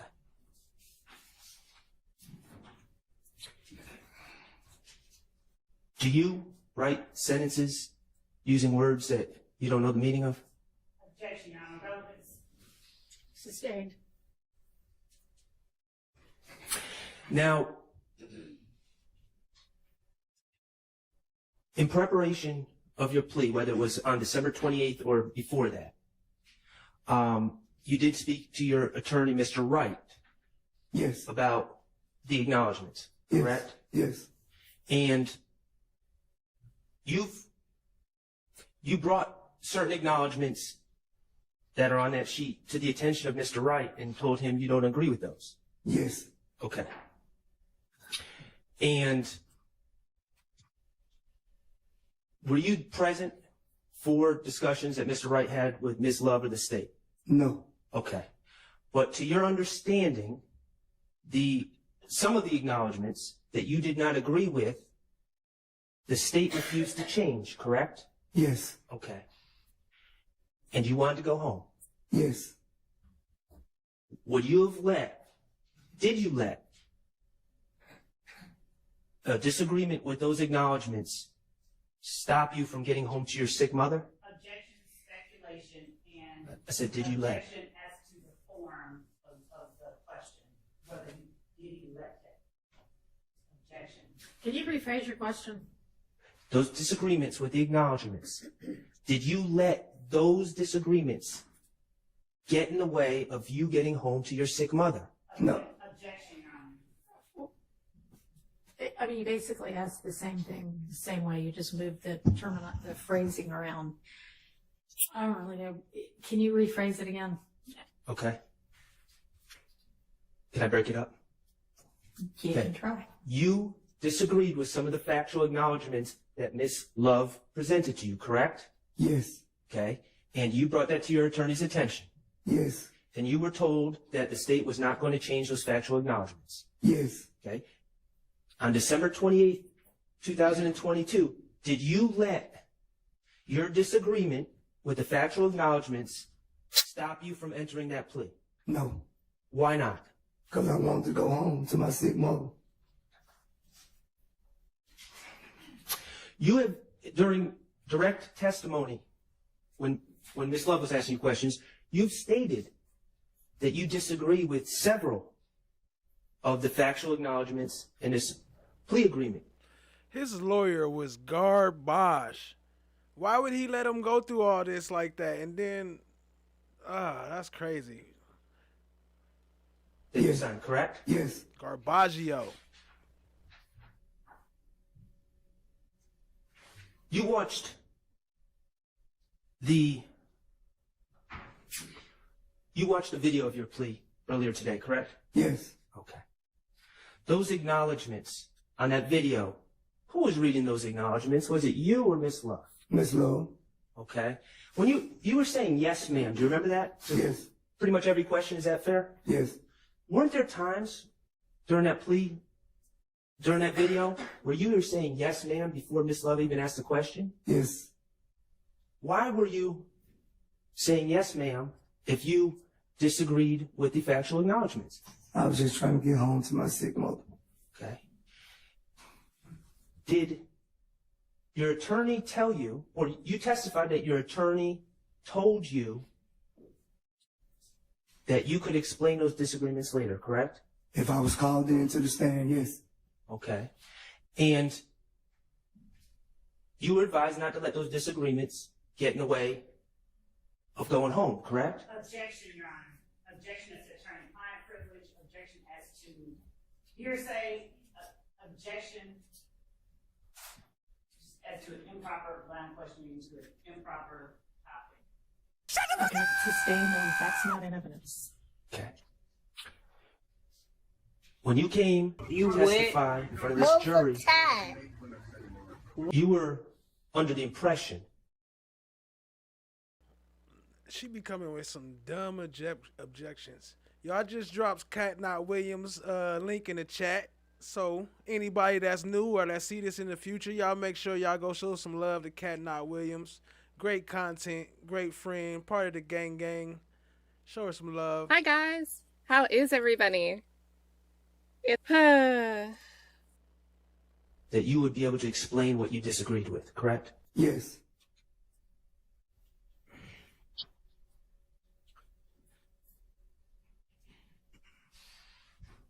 Do you know the saying, you're between a rock and a hard place? Yes, I heard them. Okay. Do you consider yourself in between a rock and a hard place right now? Yeah.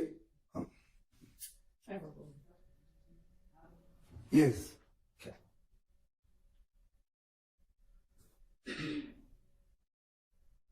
The rock is that you know some of these things in this plea agreement aren't true, correct? Yes. The hard place is you don't want to go back to prison, do you? Yes. Yes, you do not want to go I back. don't want to go back to prison. Okay.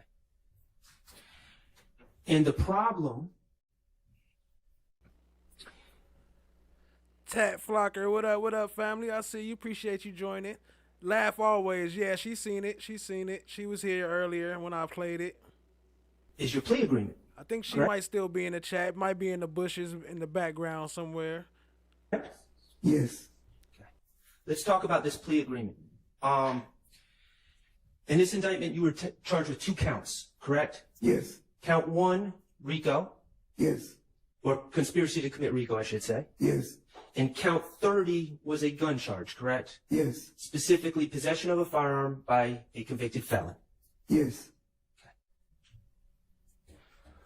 For count... Kingdom of Kush, what up, family?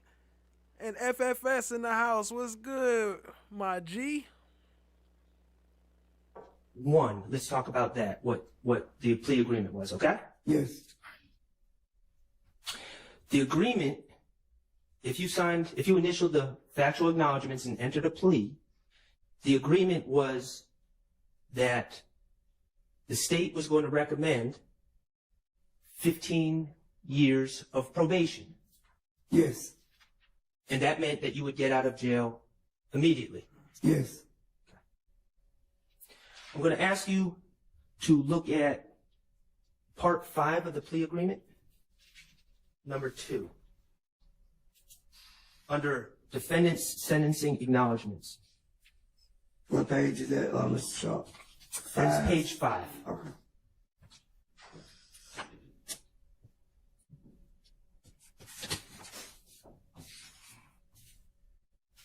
And what number? It's number 2 under section 5. Yes, I'm looking at that.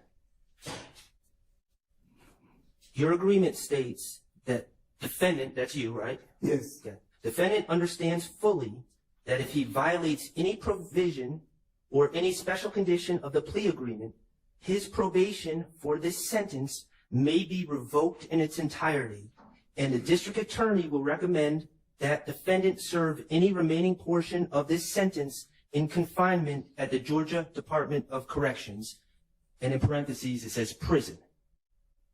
Is that accurate? Yes. Okay, so let's break that down a little bit.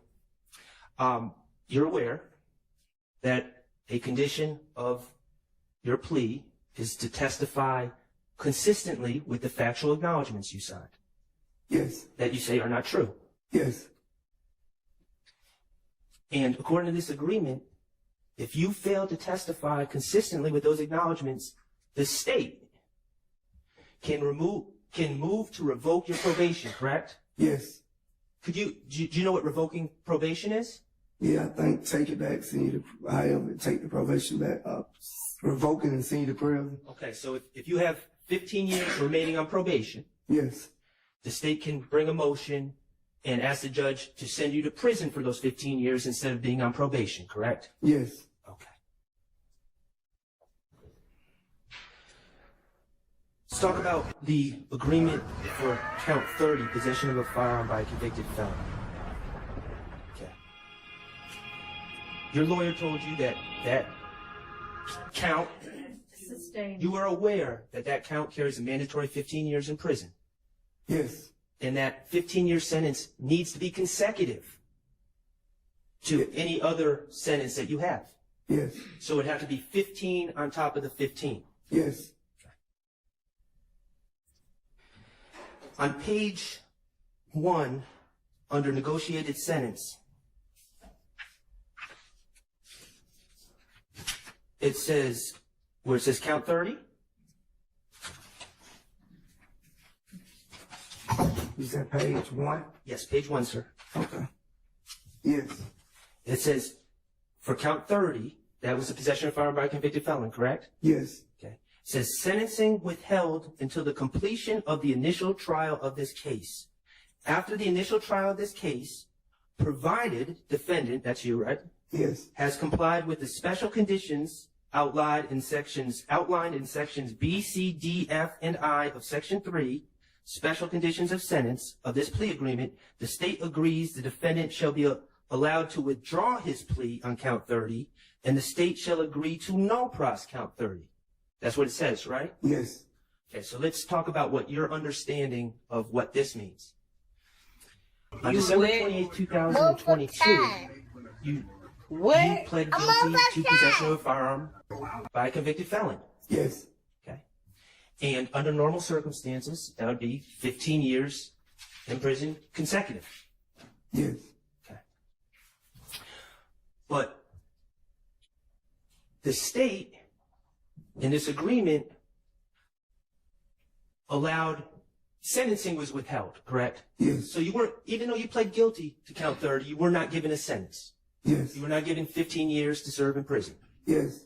And sentencing was withheld until after this trial. Yes. Okay. And your understanding is if you testify in accordance with this plea agreement, the state will dismiss that case. Yes. Even though you've already pled guilty to it, the state will go back, let you withdraw your guilty plea, and dismiss the case. Yes. You've been in trouble before, right? Yes. Okay, you ever have an agreement, a situation like this in any of your other cases? Sustained. I'm going to ask you to look at part 5, number 4.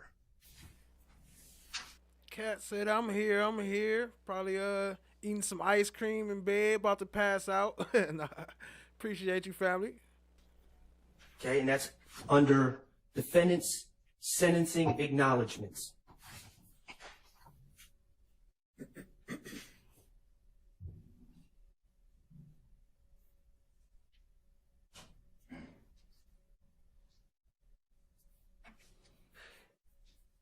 You with me? Yes, I'm with you. It's on page 6, right?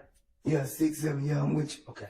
Number 4 says, defendant understands fully that if prior to the conclusion of the initial trial of this case, defendant fails or refuses to testify to any fact that he acknowledges in his plea agreement, such failure or refusal nullifies. Do you know what nullifies means? No. Okay. It says nullifies though, right? Yes, it say that, but I don't know what it means. Nullifies any promise made by the district attorney to no pros count 30 of this indictment. Right? Yes. And to your understanding, regardless of whether you know what nullifies means. Message. I just got that. I was like, wait, what? Ice cream and oh, did I say that? If you don't testify consistently with the factual acknowledgments that the state wrote, yes, they will take back their promise to dismiss count 30 and you'll be sentenced. Yes. And you have to get 15 years in prison. Yes. Consecutive to the probation that would be revoked. Yes.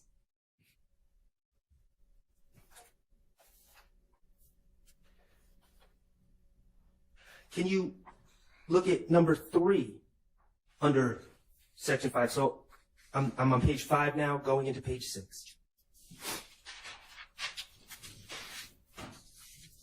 On which Says, defendant understands fully that any violation or of any provision or any special condition of the plea agreement shall... Chloe, you're gonna have to get this timestamp for me so I can remember what you said, or put it in the regular comments so I can remember to go back and remember what you said to make Stacy Sibbett look like. Appreciate y'all being here, family. Hit the like, hit the subscribe, tap in, share with a friend. Result in defendant being sentenced on count 30 of this indictment, and the district attorney will recommend that the defendant serve the maximum sentence allowed by law. Gore Flood, what up, family?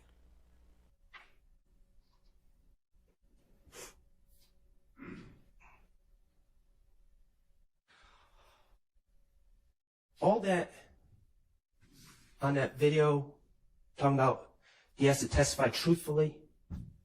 In your mind, who gets to determine whether you testified truthfully or not? Objection, relevance, and objection improper and vague. Who gets to determine? He was about to answer. He knows what I'm asking. It's a binary question whether it's true or not. But determining whether something is true is irrelevant. Rephrase your question. Who gets to revoke your who moves to revoke your probation if they're not happy with what you say here today? Objection. Objection, Your Honor. Unfair characterization. What is your objection? One, yes, that. I said who moves? Relevance is not a fair characterization, and the terms of the agreement that Mr. Sledge entered into have already been put before the jury, and the characterization that is being made at this point is improper and not relevant.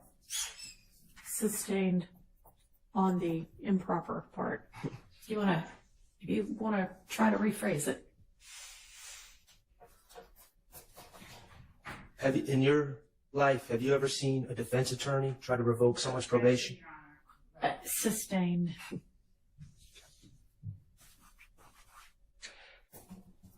Can you go to section 5, number 5?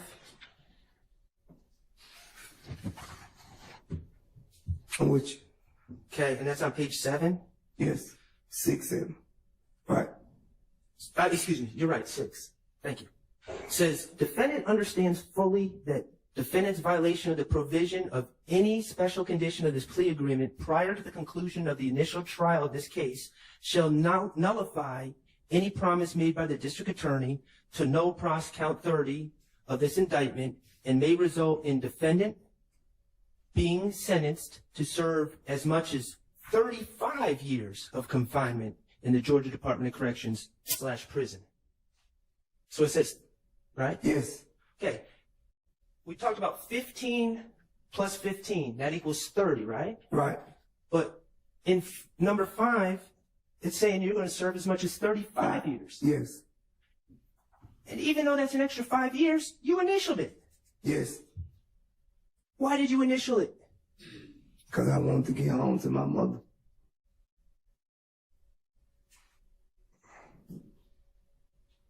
Okay. And I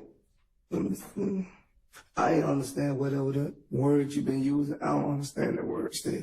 That I'm using or that are in this document? In the document, right. I just want some clarity. Yes. You testified that you have a 9th grade education. You attended Southside High School, now Maynard Jackson High School, right? Yes. Okay. In the video, you said 10th grade. Is it 9th or 10th, or you? I was actually trying to say I completed the 9th, but I was in the 10th grade. Okay. You ever receive any legal training? No. Okay.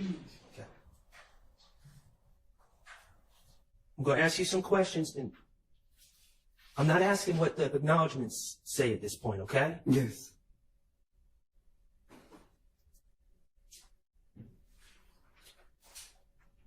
Well,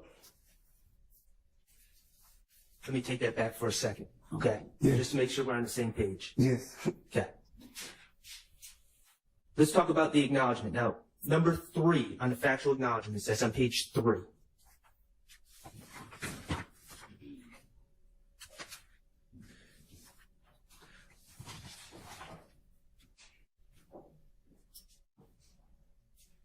You with me? Yeah, I'm with you. All right. Now, you testified that this acknowledgement is in fact false, correct? Yes. Okay. I'm going to read the acknowledgement with you, and then we're going to talk about the truth, okay? Yes. All right. The Which things? acknowledgement says, while associated with YSL, and to support and express loyalty to YSL, defendant and co-defendant Demekion Garlington and Quindarius Zachary appeared in a video. Chairman Black is Golden said, FOTG, you're going too far. You're going too far.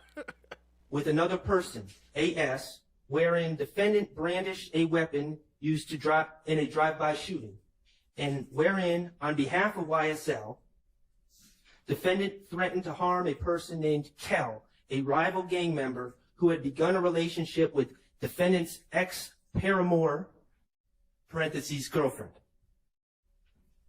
Yes. Okay, that's what it says? Yes. And so you see where it says, and to support, in the first line, I'm just going to reiterate, and to support and express loyalty to YSL. It says that in there, right? Yes. And it says,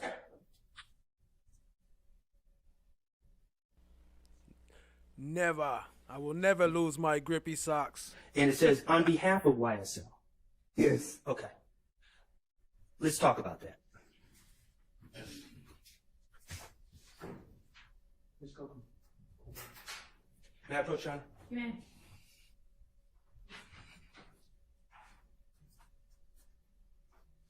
Mr. Sledge. That's a fact. Even watching her write, get on my dislike button. Like, just, everything she do is annoying. Yeah, especially her taking notes and acting like she don't take notes when they be out anywhere else. Document marked DS-36. Yes. Okay. Do you see that there's 3 pictures in that document? Yes. Okay. What Can up, you Jenny? identify the 3 people Appreciate you joining, family. in those pictures? Me, Antonio Sledge, and Trivia Smith, and what is his name, Watson or Kevin Watson, whatever. Kelvin Watts? Yes. Is that also Shell Kel? Shell Kel, yes. You also call him Kel? Yes. Okay. Your Honor, at this point, I would ask to admit DS-36 into evidence. Submitted. Permission to publish, Your Honor. Okay. Mr. Kokomo, would you please publish DS-36? Okay. Now, Mr. Sledge. Yes. We talked about how you're with a lady with the initials DB now, correct? Yes. Okay. Before DB, back in 2015, was there a young lady that you were involved with? Yes. Okay. And what was that young lady's name? And Trivia Smith. Okay. And what did you call her? Treva. Treva? Yeah, Treva. Treva. A fucking nigga named Treatment better tell her get the fuck out my face. I was gonna put the song in, but man, they be tripping on my phones when I play the music, so you know I didn't grab it this time. But I'll sing it for y'all. I fucked that nigga bitch named Treva better tell her get the fuck out my face. Okay. Do you see Treva in DS-36? She at the top of the photo. Okay. And do you see yourself in DS-36? Right there to the left. Okay. And who's the other gentleman in the bottom right on DS-36? That's Kel. Okay. Kelvin Watts? Yes. Okay. Do you recall when you started, how would you describe, in respectful terms, your relationship with Miss Entrevia Smith? How did I, at the time? Yes. It was great. You cared about her. Right. Would you call her your girlfriend? Yes. Okay. When did you start dating, we'll say, Miss Smith? I've been doing it since I've been dating since probably like 2009, but as the relationship, probably like 2013. Okay, so by 2015, you'd been in a relationship with her for at least 2 years, maybe longer. Yes. And you've known her for 8 years at that point. Yes. 9 years. Okay. Yes. At some point, did she start dating another man? From my understanding, yes. Okay, and who was that other man? Kevin Watt. Okay. And do you know, was she dating, and I'm not trying to embarrass you, was she dating you first or Kelvin Watts first? Thanks for the subscription, Jenny. Appreciate you. Me. Okay. Do you know from your vantage point when she started dating Kelvin Watts? I don't know at the time when she started dating. Okay. And when you found out that she was dating Kelvin Watts, did you immediately break up with her and say, no, I don't have anything to do with you? Or did you keep having a relationship with her? We kept conversing. Okay. Did the fact that you and Mr. Watts were simultaneously dating Ms. Smith, did that create problems between you and Mr. Watts? Yes. Okay. Did that lead to an internet back and forth between you and Mr. Watts? Yes. At some point in 2015, did you hear that Mr. Watts was looking for you? Yes. And was all that revolving around your rivalry over Antrevia Smith? Yes. You remember when the state played a video of you and Mr. Zachary with guns? Yes. Okay. You said it was childish, right? Yes.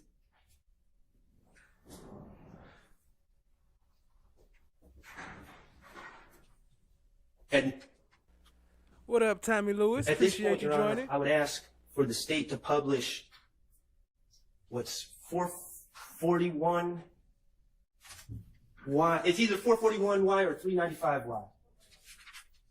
441 Yankee. Thank you. Could you publish that?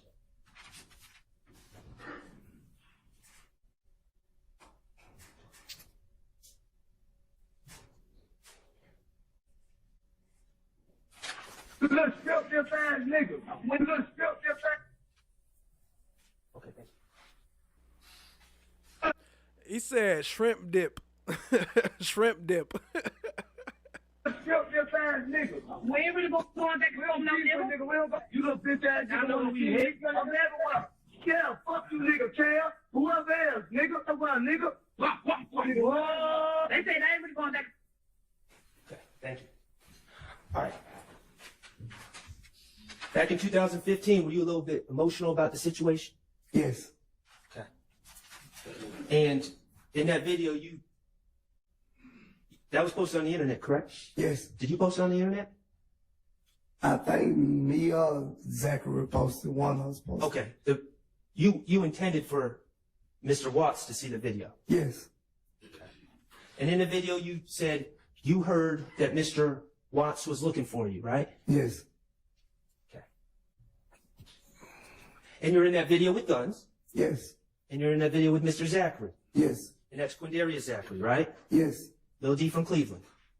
Yes. Okay? And that is someone that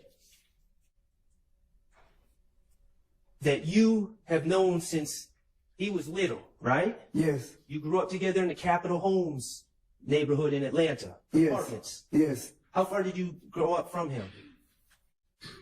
How far did I grow up? That was a horrible question. You guys were both living in the same apartment complex, right? Yes. Now, you're older than him. Yes. And he was a little boy at that time, right? Yes. Okay. Would you see him every day? No, I wouldn't see him every day. How often would you see him? When I used to walk past his door to get to the basketball court, he'll be on the porch.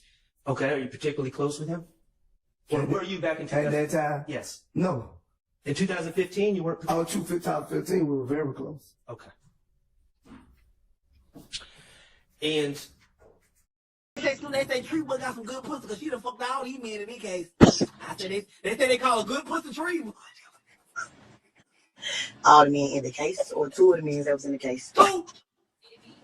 They say Tree Boy got some good pussy because What a nigga meant name treatment, but I know I get the fuck out my face. Fuck out my face. they fight about Tree. They not That's what they say. fight about me, y'all. That shit happened 10 years ago. Y'all let that go.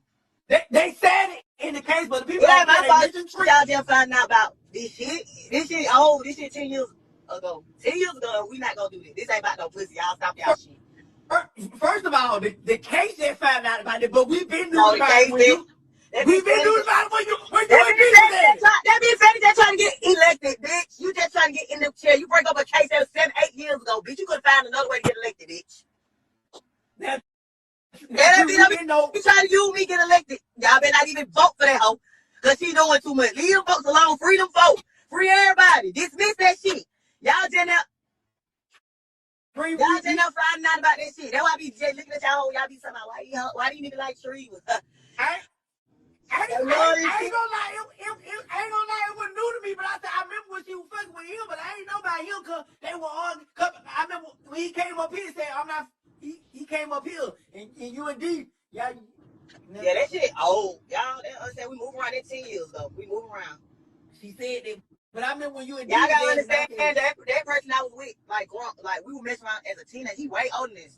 He molded me. I moved on with my little life. And I guess, you know, they think I'm about to move on with my little life. That's all it was. It wasn't that major. It ain't no problem. I ain't got no problem with neither one of the parties. I ain't got nothing to do with it. But the DA gonna make it seem how they want to make it seem. I plead the fifth. I know nothing. That's all I can say.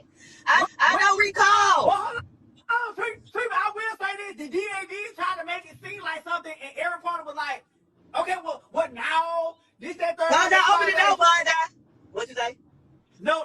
The DA did try to make it seem like one way, but each party was like, well, what now?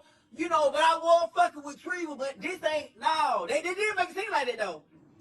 Of course, they're going to make it seem like that. But it's cool. We need it to seem like that. So freedom folk. Whatever y'all can do. We ain't done none of that. Whatever y'all want to do.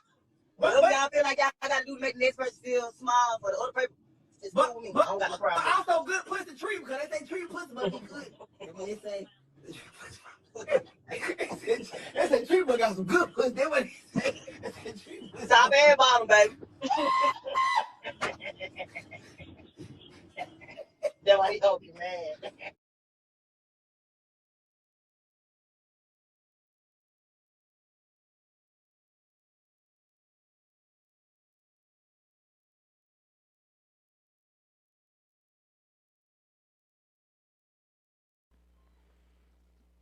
Yo, those are not his real music. Those are AI songs. Those ain't his real songs. Not the ones I seen, at least. I ain't seen nothing that's officially from Young Thug.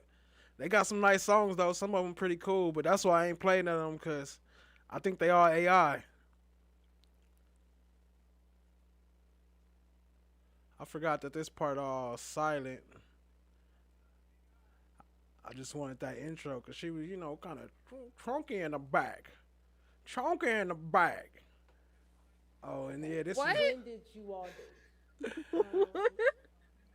My bad. 2021. We had. And okay.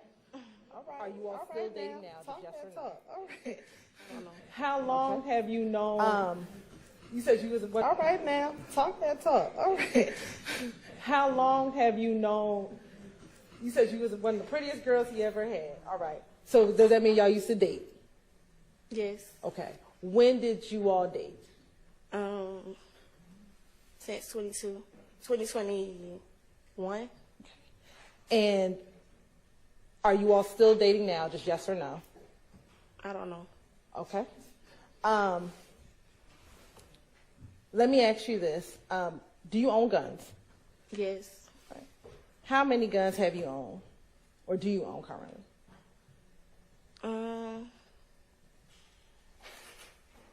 Probably like 7, 6, I think. Specifically, I want to ask you, have you ever owned an FN-57 pistol? Yes. Do you remember when did you purchase that gun? December. December of what year? I don't remember the year. Okay. Have you had the opportunity to look at the receipt from that purchase? She said, have you had an opportune look at Stacy Sibbett? Opportune look at. Earlier. Okay. December of what year? I don't remember the year. Okay. Have you had the opportunity to look at the receipt from that purchase? Earlier. Okay. We're looking at a copy of that receipt, help refresh your memory as to what year and when you purchased that weapon? Yes. All right. Hey, do y'all think that because she was coming up, is this why they had all that Kayla stuff floating around? Because they knew she was coming up and they was trying to make her mad before she got on the stand so she could be mad at SB by the time she made it to the stand? I don't know. I was just wondering that. Just a thought in my head. Like, is that why they start spreading all this marriage information? Trying to make her mad so when she get on the stand, she be like, yeah, lock him up. Correct. I dance. Okay. So, yeah. So at that time you were a dancer? Mm-hmm. Okay. And as a dancer you get paid cash, correct? Yes. Okay. And that robbery happened at night, correct? Yes, sir. Shannon wasn't with you when you got robbed? No. Okay. And this robbery... I didn't get robbed. They tried to rob me. They tried to rob you. I'm sorry. They did try to rob you. And this attempted robbery, this is all on video, correct? Yes, sir. Okay. And people hid out and waited for you to walk down a hallway, and then they charged you with weapons, correct? They charged me? They charged at me? Yeah, they charged at you. Yes. Okay. And because you were being robbed, you... Shot him. Shot at them? Shot her. Oh, you shot her. Okay. All right. Now,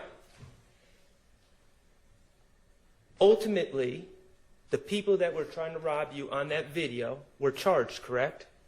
Yes, sir. By the police? Yes, sir. Okay, and you were never charged because you were acting in self-defense. Yeah, I didn't get charged. Okay.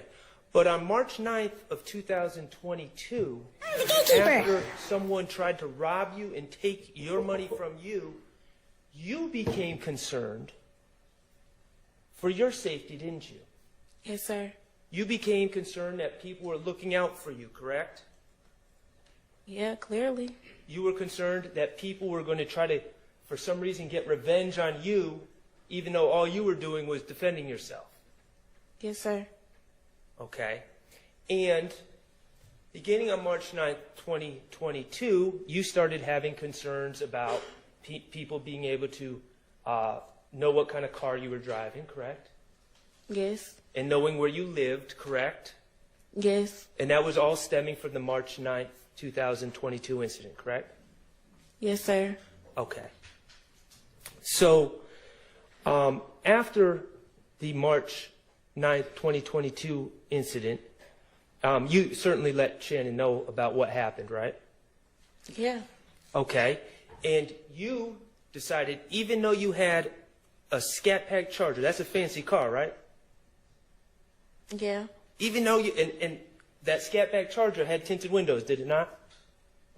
The worst tint. You talking about the vehicle that's here? Yes.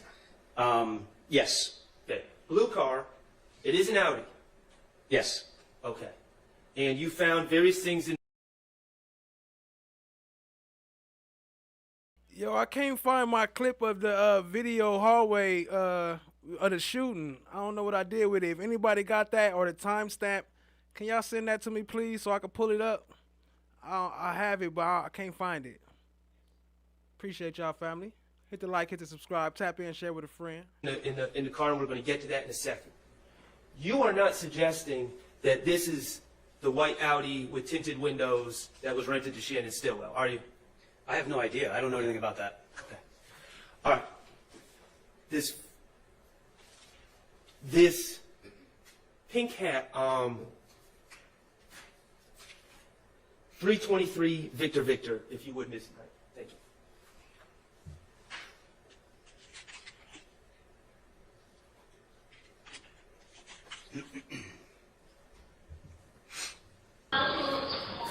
See that pink hat? And I think there's a better picture somewhere in here, but we're talking, and you have it in front of you. Yes, it's right here. Okay, that pink hat that's in that envelope. You aware that Mr. Stillwell was arrested on the same day in the white Audi wearing a pink hat? No. Okay. This pink hat would not have been something that you took from the scene and then somehow met up with Shannon Stillwell and gave it to him to wear for when he would be arrested, is it? No. Okay, so this is a completely separate pink hat. Isn't that correct? I don't know when Mr. Stillwell was arrested or what the circumstances were, what time. Shout out to Kat with the quick draw. She was on point, like she was already ready. Before I even said it, she had it in the chat. Appreciate you, family. Here we go, y'all. Friday to Monday. Friday to Monday. Not backwards,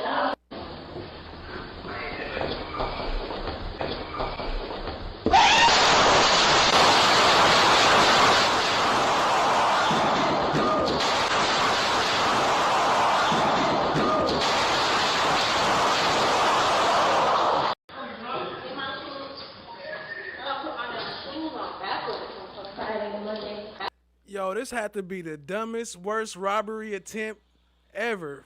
How you gonna come running down the stairs, stomping your feet? And then what was they shooting at out of there? I'm surprised they didn't get no charges for shooting at all them people. They shooting all crazy. That's crazy. Shout out to Kat for plugging that. Appreciate you, family. Friday to Monday. Not backwards,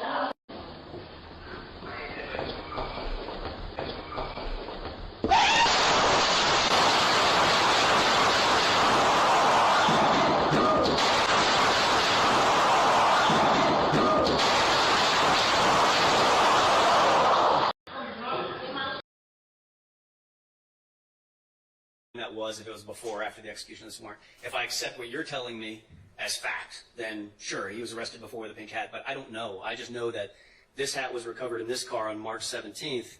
I put it in this envelope, sealed it, and put my initials on it, and that's the last time I saw it before today. Okay. All right. Well, I think that answers the question. Now, in this car, you also found a gun, a very large gun.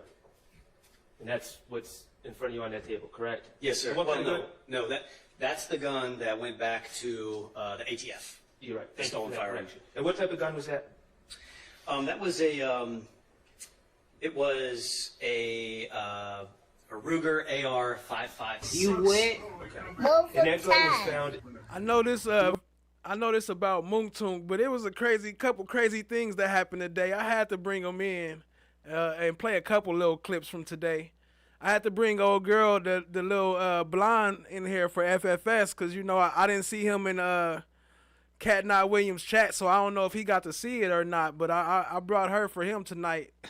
Since we always bring Kokomo for Steph. We got some Kokomo coming up a little later, too. Just a little bit, Steph, just a little bit. In this blue Audi, and it was also inside the blue Audi was a license in the name of Eric Moore. Yes. Correct? Okay. And Eric Moore, did you investigate further into who Eric Moore was? I believe I ran in Eric Moore's driver's license at some point to identify who he was, but no, I didn't conduct any follow-up investigation into that aspect of the processing of this vehicle or its contents. I also got that clip of Kayla Bumpus when she was on Old Boy Channel. If y'all want to watch that, I got some of that too. Okay. Miss Knight, if you could put up 319 Victor, please.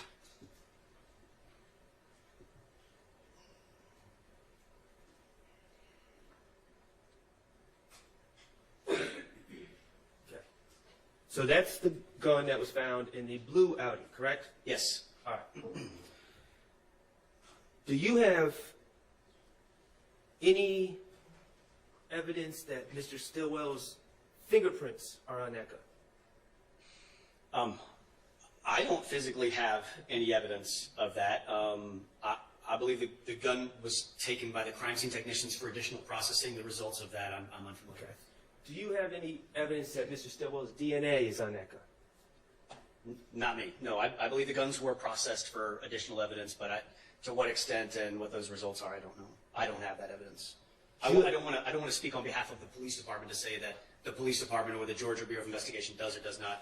Kevin Leonpacker doesn't have DNA results. Anyone that comes from the crime lab, I'm going to make sure I ask them the same questions. I'm just asking you. Yeah. So you don't have any evidence that Mr. Stillwell has ever touched this gun? No, I don't. No. Okay. Oh, now I get to remember his loud warning. I was like, damn, that shit was hella loud.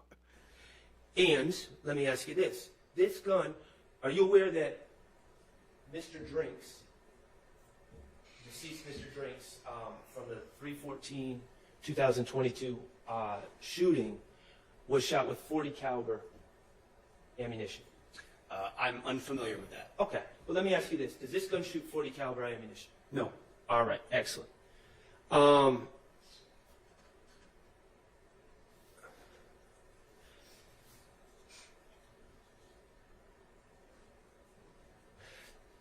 Miss Knight, if you could help me out and look 328 VV.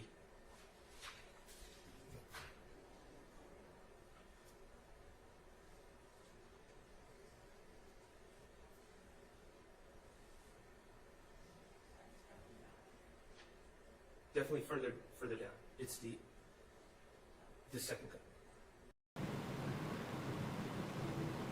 And it's always different. Just like I feel like people have a different perspective of me in Atlanta than anywhere else. And I feel like a lot of people on here say I'm clout chasing, I'm this, I'm that. But if you really like in the city and outside, people know me. Like I know a lot of people. I'm very popular just because I've been blessed to know a lot of people, and I think a lot of people rock with me because I treat people right and I have a good reputation. So I've been blessed to be kind of popular and be around a lot of lit people and have a lot of lit experiences. But when I get on here to the world, they're like, oh, she's like, I've never really had to do that, but they don't know me. So they don't know, so I guess so. Yeah.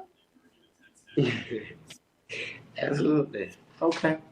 But my question was, does Atlanta have a different understanding as to what YouTube have when it comes down to the situation? Well, I think I just answered Okay, that. what I'm saying is this.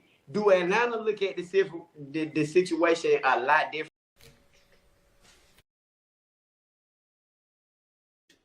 .40 caliber bullets.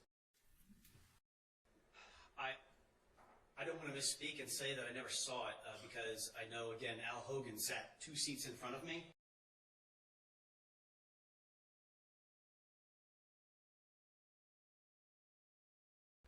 Just wanted to confirm what I was telling y'all that night. I wasn't playing. FFS said, get this off my screen. What's going on? Oh, it didn't froze my thing. Was playing that shit. No.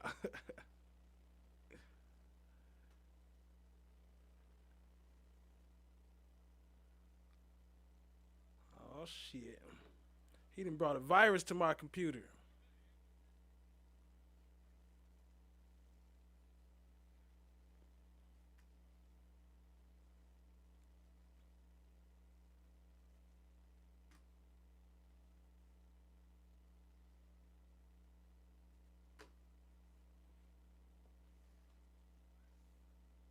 Can y'all still hear me? My computer is frozen.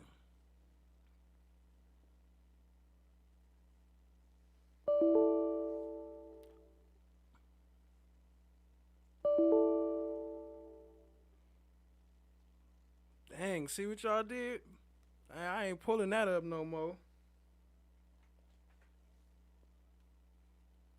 You said you can hear me?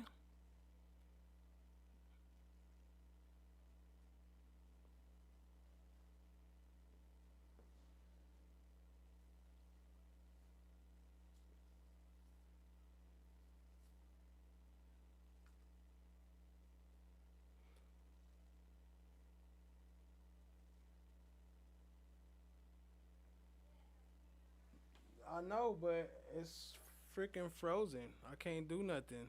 Everything is frozen.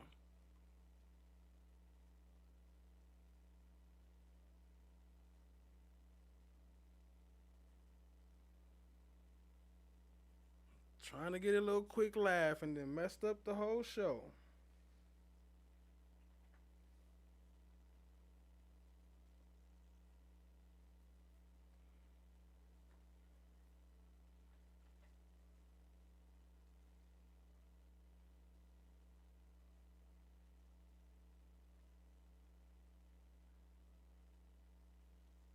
But it's still picking up my voice. That's crazy.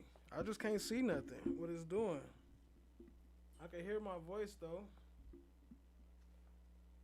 I don't want to just reset the whole computer. That's going to take forever.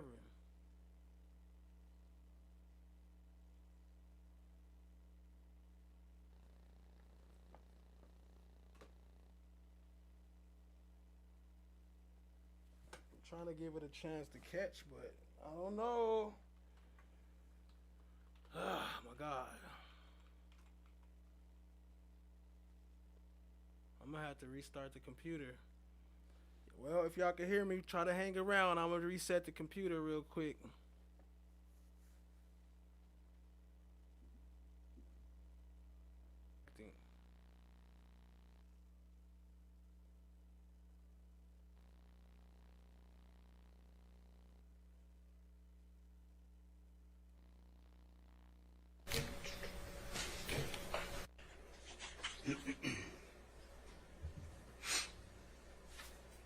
See that pink hat? And I think there's a better picture somewhere in here, but we're talking, and you have it in front of you. Yes, it's right here. Okay, that pink hat that's in that envelope.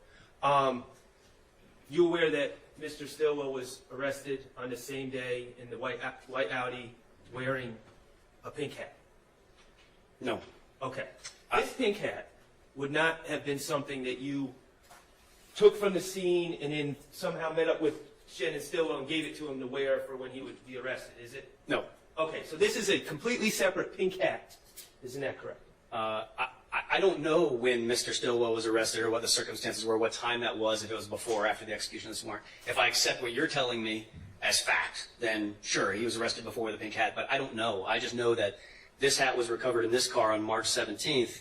I put it in this envelope, sealed it, and put my initials on it, and that's the last time I saw it before today. Okay.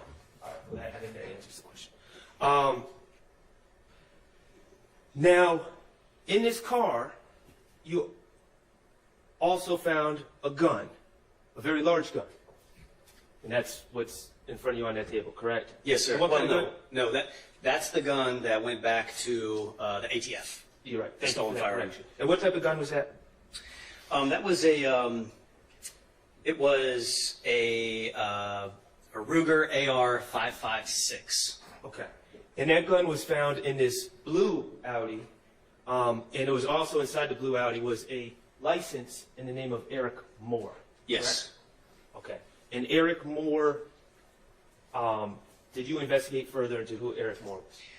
I believe I ran Eric Moore's driver's license at some point to identify who he was, but no, I didn't conduct any follow-up investigation into that aspect of the processing of this vehicle or its contents. Okay.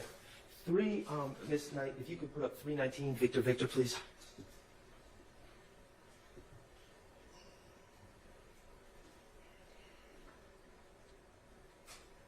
Okay.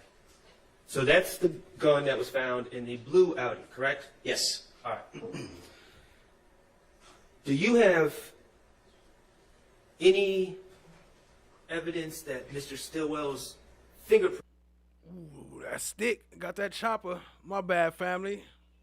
I don't know what happened, but we back up in there. Appreciate y'all for sticking around. Appreciate the love, family. Let's go. Prints are on that gun. I don't physically have any evidence of that. I believe the gun was taken by the crime scene technicians for additional processing. The results of that, I'm unfamiliar with. Do you have any evidence that Mr. Stillwell's DNA is on that gun? Not me. No, I believe the guns were processed for additional evidence, but to what extent and what those results are, I don't know. I don't have that evidence. I don't want to speak on behalf of the police department to say that the police department or the Georgia Bureau of Investigation does or does not. Kevin Leonpacker doesn't have DNA results. Anyone that comes from the crime lab, I'm going to make sure I ask them the same questions. I'm just asking you. Yeah. So you don't have any evidence that Mr. Stillwell has ever touched this gun? No, I don't. No. Okay. All right. And let me ask you this. This gun, are you aware that Mr. Drinks, deceased Mr. Drinks, from the 3/14/2022 shooting, was shot with .40 caliber ammunition? I'm unfamiliar with that. Okay. Well, let me ask you this. Does this gun shoot .40 caliber ammunition? No. All right. Excellent.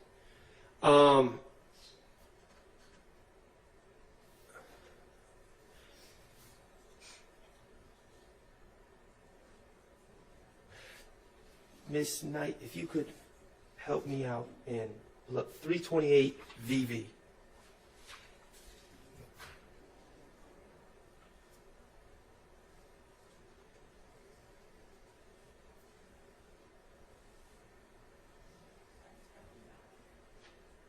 Definitely further down. It's the second gun. No, up.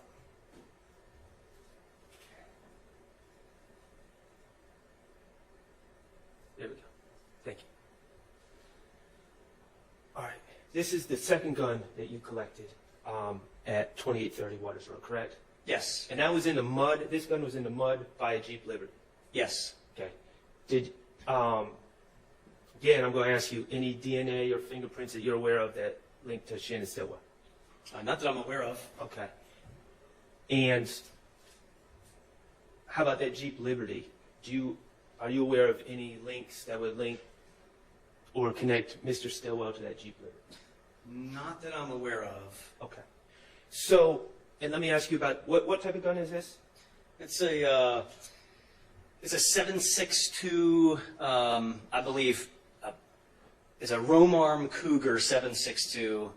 The model is M10-762B. It's an AK-47 type firearm with a drum magazine. And it shoots 7.62 caliber bullets? Yes. Okay. It does not shoot 40 caliber bullets, does it? Correct. All right. Excellent. And Miss Knight, if you could 330 Victor.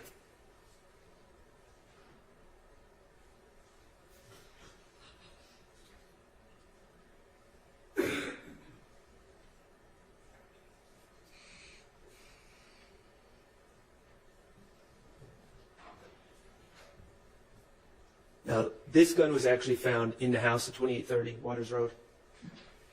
Yes. Okay. And any DNA or fingerprints that you're aware of that link this gun to Shannon Stillwell? I have no knowledge of that. Okay. And what type of gun is this? This is a Taurus G3 9mm pistol. 9mm? Yes. Does this gun shoot 40 caliber bullets? No.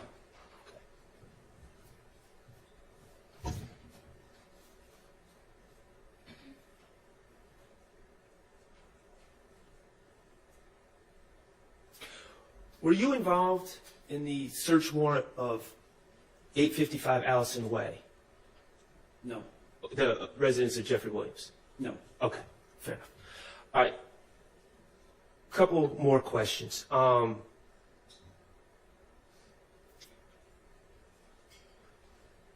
5.7 by 28 an FA gun, 5.7. Would that shoot 40 caliber bullets? I would not expect it to, no. Okay. I'm not a firearms expert or a ballistics expert. Right. But no, I would not expect, especially given those He proved right here that they so full of shit. And what type of investigations did they be doing? That's crazy. cartridge cases, the 5.7 cartridge cases that we recovered, or the one cartridge case I recovered, it was an elongated cartridge case versus a 40 caliber is much shorter. And an FNX 45, FNX 45, would that shoot 40 caliber bullets? I don't know what an FNX 45 is. Okay. Let me just ask you this, would a 45 caliber handgun shoot 40 caliber bullets? I would not expect it to. Okay. I suppose under like a perfect set of circumstances, you might be able to put a 40 caliber cartridge in a 45 caliber firearm, and it may, under the right set of circumstances, a firing pin might strike it in the right place, but I wouldn't suggest it, nor would I overtly expect it to fire that round. At least not correctly. Not correctly. I think it's a bad idea to try. Yeah. Okay. Is it fair to say that you don't have any information about any guns ballistically matching the shooting of Shamel Drinks? If I ever came across any information about any ballistic matches or NIBIN correlations, I listed some in my report that I wrote following this incident. Whether or not those matched that shooting, I don't recall. Okay. And I did not conduct any follow-up investigation into any correlations that were made from anything found at Waters Road or elsewhere. How about any of these guns matching the January 10, 2015 homicide of Donovan Thomas? I'm not aware of any, if there were any knifing correlations to that incident, I'm unaware of them, and I did not conduct that investigation into the murder of Donovan Thomas. Okay. One last thing. As part of your involvement in this case, did you ever get a chance to review, I know that we looked at photos from Windsor Street, did you ever get a chance to review the surveillance video from the FedEx on Windsor Street? I don't want to misspeak and say that I never saw it because I know, again, Al Hogan sat 2 seats in front of me. It's possible at one point I saw it on his screen, but I have no recollection of ever seeing that video. Okay. Did you ever speak to any FedEx employees and ask them to just describe what they saw on the video? Okay. All right, thank you. I have no further questions. Okay, thank you. Any questions? All right, any redirect? All right. Next, Wayne Packer. How many murders have you worked in your experience with the police department homicide unit? I've worked on hundreds of homicides in my tenure with APD Homicide. How often would you find the homicide suspects, the murder weapon used in the murder? Overruled. It was more common to not find the firearm used in the offense. I have recovered weapons used in homicides, but I'd say it's far less common. And on, do you know why that is? Sustained. Detective Wayne Packer, on cross. I'm glad you answered that last question. If you had a suspect that said they had no involvement and were not there, you'd think that's important? Yes. What about a suspect that says, I have no involvement, but yes, I was there. I was there. What if you have him on tape at a BP, crystal clear, wearing distinctive clothes, and he's not denying he's there? Would you make sure that you watch the surveillance video of the killing pretty darn carefully? Yes, among other things, given that assertion made by that person, there's additional things that I would do as well. You wouldn't just ask someone that works for a business with no law enforcement training, hey, tell me what seems to be going on your videotape that you have, would you? You would want to watch it for yourself, wouldn't you? Yes. You'd want to watch it several times for yourself, wouldn't you? Probably, yes. You'd want to look for details that are important in that videotape, wouldn't you? Yes. All right, thank you. All right, let's take our lunch break. I was thinking about, that. The house was Summer and Alexis, right? Yes. Okay. And then you ended up driving to a house. I don't think I went to another house after that, Mr. Shaw. I'm not for sure. Well, let me back up. In your testimony, you said your testimony was you drove Quindarius Zachary and Demekion Garlington to a house, right? Yeah. And they had guns. Yes. And they got out and did whatever they did to that house. Yes. Okay. That wasn't the house that Summer Good and Alexis Bryant were in on Landrum. No. Okay, so after you saw that house, the first house where Alexis Bryant and Summer Good were being shot at, you drove to another house where Demekion and Quindarius did whatever they did.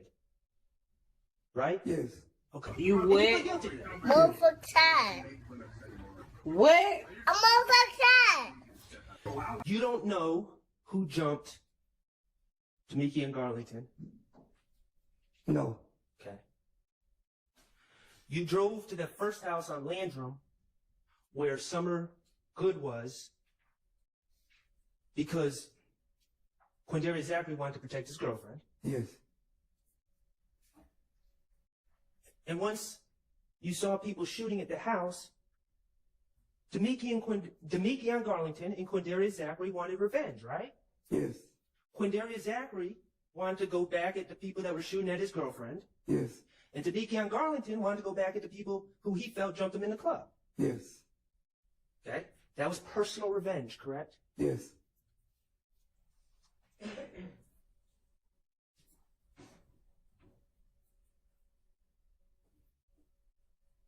In retrospect, you're 43 years old. Yes. Okay. You know Quindarius Zachary since he was this big. Yes. You know Demekion Garlington, I believe. You knew him since he was a baby too, right? Yes. Okay. In retrospect, you were the older person in the situation, correct? Yes. You should have known better than to drive them anywhere, right? Yes. Okay, but you did. Yes. Okay, but the bottom line, and you pled guilty. Yes. And you served your sentence. Yes. The bottom line is Jeffrey Williams didn't instruct you to go drive to any houses at night? No, Jeff wouldn't know nothing about it. Okay. Objection as to speculation about what someone else knew. Sustained. Asked that portion was stricken from record. Okay, you don't know what Jeffrey Williams knew on any given night, but he didn't order you to go to any house? No, no. Okay. And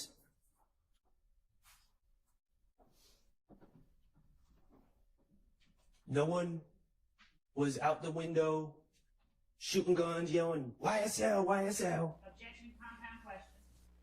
My bad, y'all. I done messed up this whole thing, man. I'm trying to get these chats back popping up. They over here hating on me. It's showing on my screen, but not on y'all's. What's going on? Overruled. No. The reality,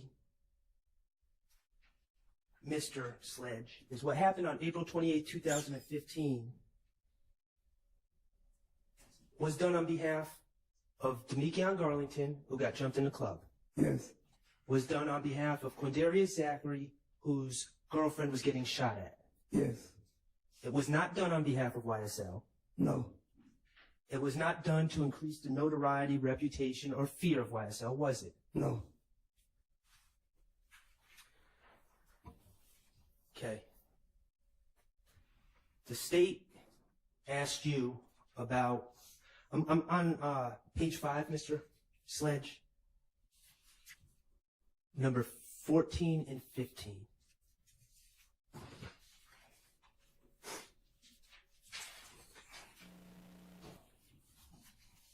Okay. And I'm gonna read those in a second, but I just want to ask you some questions. Okay. We already established it. Did you grow up, Mr. Sledge? Yes. We'll get to that in a second. Okay. Hey, man, y'all right. I should have did a poll and let y'all vote that out. That thing done messed up my whole thing. Shoot. What up, Christian Covey? I see you. Appreciate you joining, family.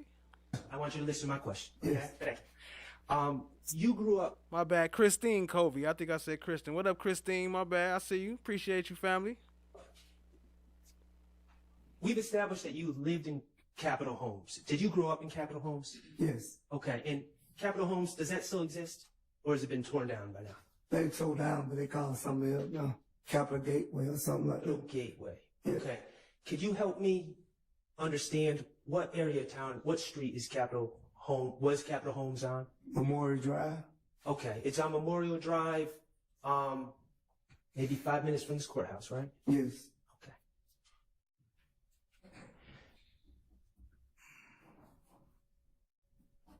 They made it nicer now. Yes. But back then it was rough neighborhood, right? Yes. Okay. And then how long did you live at Capitol Homes? Till what age? I don't remember exact how old I was, but whatever year they got tore down. Were you a teenager or? Yeah, I was a teenager. Like? I probably was grown. So if you were a teenager, we're talking about 18, 19, not 13. Yeah, okay. yeah. All right.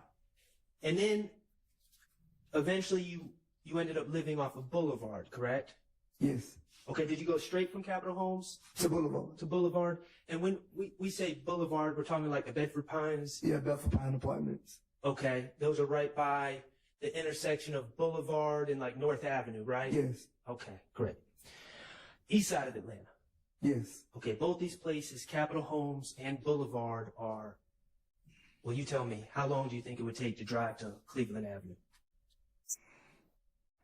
I can't give you an exact how long, but if my mind record, probably about 15 minutes for Capitol Home, probably about 19 from Boulevard, 20 somewhere in there.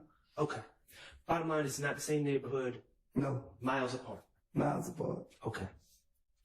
Have you ever lived off of Cleveland Avenue? Stay off of Cleveland Avenue. Or on Cleveland Avenue, or stayed off of Cleveland Avenue? Yes. When was that? I want to say it was probably like 2008, 2009, somewhere in that area. Okay. And for how long? I'm not asking for exact address. You live off in the Boulevard area now, right?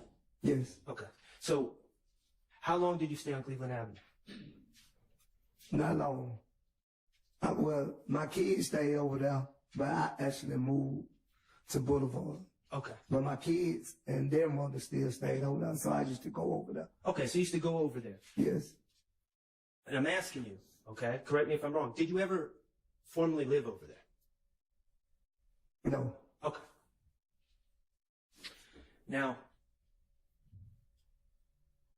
I hate to ask you this, but you've been a drug dealer before in your life, right?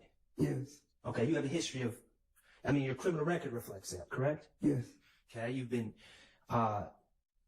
arrested for selling drugs downtown Atlanta. Yes. Okay, you've sold drugs in the past. We're talking about the past. Off of Boulevard. Yes. Okay, you've sold drugs around many areas of Atlanta, correct? Yes. Okay. You talked about hanging out in these gas stations, and you said, your testimony, as I recall it, was that sometimes you would hang out in the gas station with your own personal bag. Yes. And if people wanted a little bit off your personal bag, you would sell it to them. Yes. Okay. And you would hang out with Christian McMiller and Darius Ford. Yes.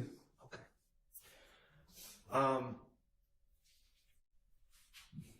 Personal bag, we're talking about bag of marijuana? Yes. Okay. And we're talking about if someone, for me, for instance, asked you, hey, can I buy some of that marijuana off you? We're talking about $5, $10 type stuff, right? Yeah. Okay. Petty.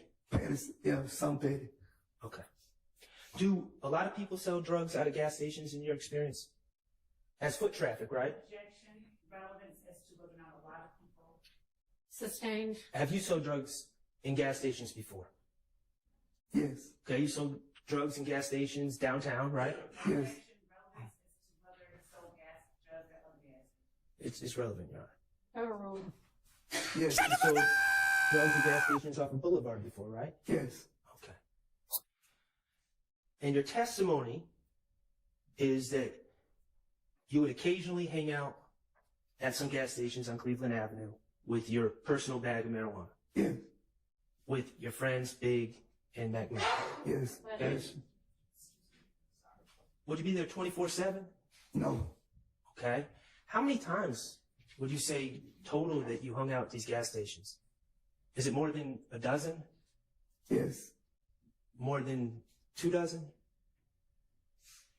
Yes, probably more, yeah. I pull up and just kick it and then leave. Okay, when you say you would pull up and kick it and then leave,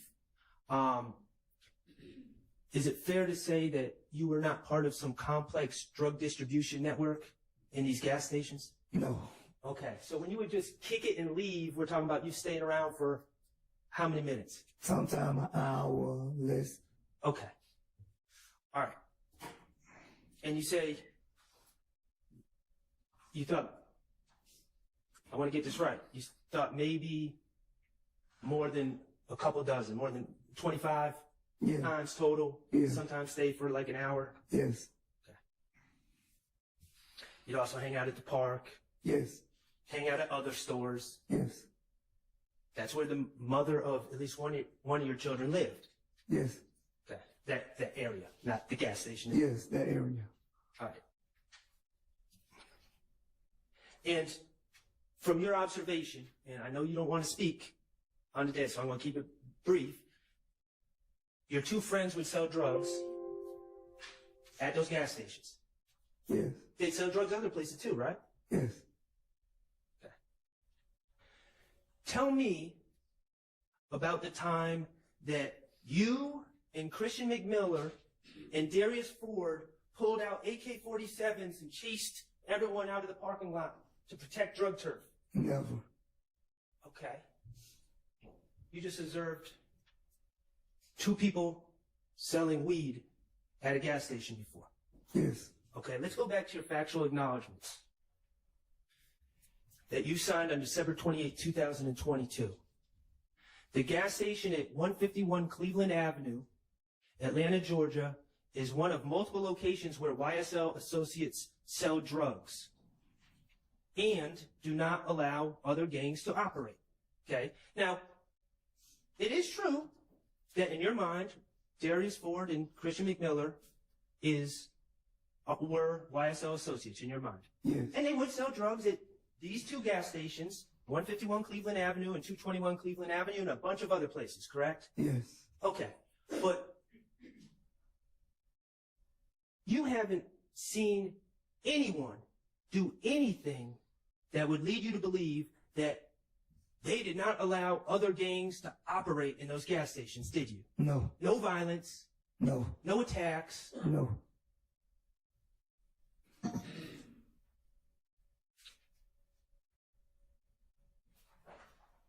The factual acknowledgement that the video about Shell Kel had something to do with YSL, that was incorrect. Yes. The factual acknowledgement that the shootings on April 28th, 2015 were done on behalf of YSL, that was incorrect. Yes. The factual acknowledgements that YSL associates do not allow other gangs to operate at these 2 gas stations, those were incorrect. Yes. These money that you would make selling little $5, $10 bags, whatever, of marijuana, would you run to Jeffrey Williams and give him those $5 bills, $10 bills? Never. Okay, would you run to Shannon Stillwell and give him the $5 and $10 bills? Never.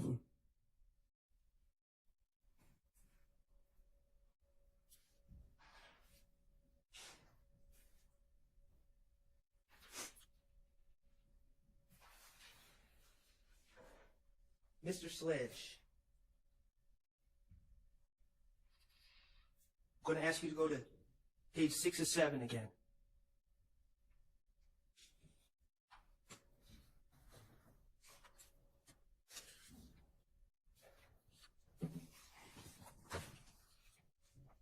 And let me ask you, before you signed these documents on December 28th, you moved for bond on this case, correct? Yes. You moved for bond on October 13th, 2022, correct? Yes. And the state opposed your bond, right? Yes. They said that you were a danger to the community. Yes. They said you were a threat. Yes. And you were denied bond. Yes. That kept you away from your family. Yes. On the bottom of page 6, it says, the last sentence, that bond hearing before December 28th, where the state called you dangerous, too dangerous to release. Objection, Your Honor. 1, facts not in evidence. 2, improper. He was there. 3, irrelevant. He was there. Did they call you? It's not for the truth of the matter asserted, it's for the state's stance. Objection, relevance. The state's It's stance very regarding a bond matter for this witness has no relevance or bearing on the guilt or innocence of either of the defendants here. No, it doesn't, but I don't think that's what he's offering it for. I'll permit it. They told you, they said to the judge that you were too dangerous to let go, right? Yes. Okay. When you initialed these acknowledgments that they wrote, they gave you probation, right? Yes. And then something came up. And Because I'm sorry. I know that the objection needs to be at the same time, but as I thought about it, that was hearsay as well. What the state told him about his dangerousness or whatever being too dangerous. I'm not saying to it's let go. dangerous. Literally, the question was, did the state say that you were too dangerous to let go? That's hearsay. There is no, that's hearsay. It's not for the truth of the matter asserted. Overruled. Again, they said Not saying you're dangerous. They said you were too dangerous to Objection, let go. already asked and answered. Well, I'm trying to recap because I keep getting interrupted. Well, she's entitled to interrupt you if she thinks she's got a legitimate evidentiary objection. Okay. After you initialed these documents, next to the statements that they wrote, they gave you probation on count 1, right? Yes. Objection, asked and answered. Shut the fuck up. Damn. Stupid ass objections. At least make it worth something. Like, don't just object just to everything just cause you an asshole. Okay, sustained. And something came up in court because you pled guilty to count 30 but weren't being sentenced. You had to be given a bond on that in order to be released. Yes. And all of a sudden on December 28th, after you initialed these statements, the state recommended a signature bond. Isn't that correct? Yes.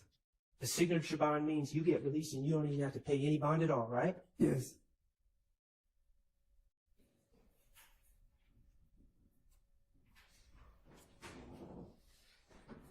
Have you ever been able to figure out what made you so dangerous before December 28th? Sustained. I have no further questions. Thank you. All right. Charity, I'll need a break before we move on to the next cross. Okay, let's take a 10-minute or so break.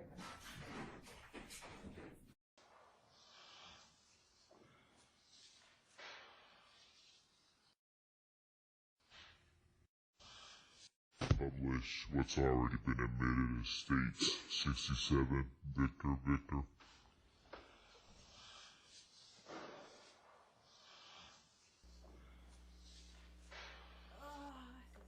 Is that the watch, y'all? I don't know. It looked kind of different, but you can change the band. Like, just the white band don't mean nothing. But, well, I mean, why do all that? Well, but I don't know if he could get that on his salary unless he got that from the swap meet. Unless he stole some money too.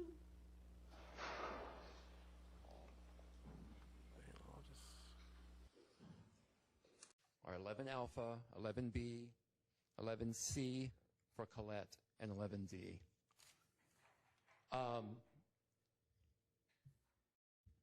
DK11. DK11A, A, B, C, and D. Any objection? No objection. They're admitted. Okay. Mr. Kokomo, can you put up DK11A, please?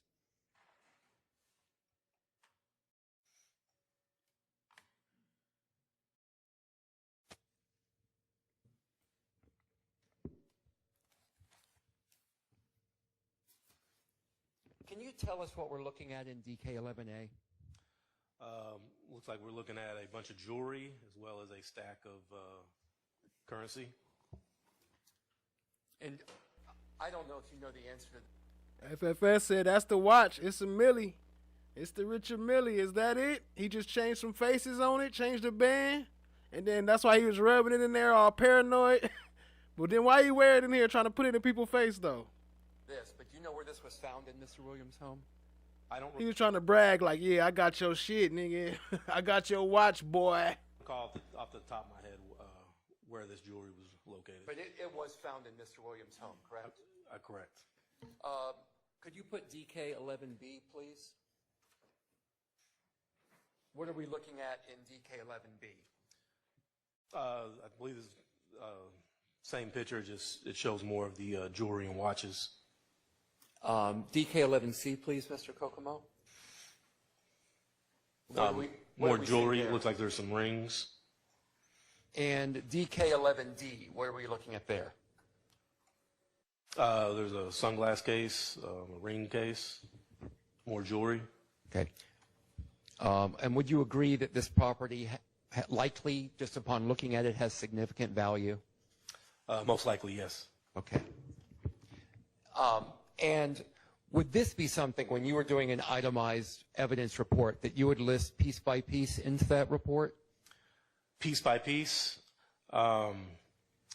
It depends. With so much jewelry, that might be categorized all together with just jewelry. If you just categorize it together as just jewelry, what are the procedures in place to make sure that all of this jewelry is properly tracked and doesn't walk off at some point? Well, you would place it in an evidence bag, create a property tag for it, and secure the evidence and turn it into property. Okay. Do you know if that was done in this case? I believe so, yes. Okay.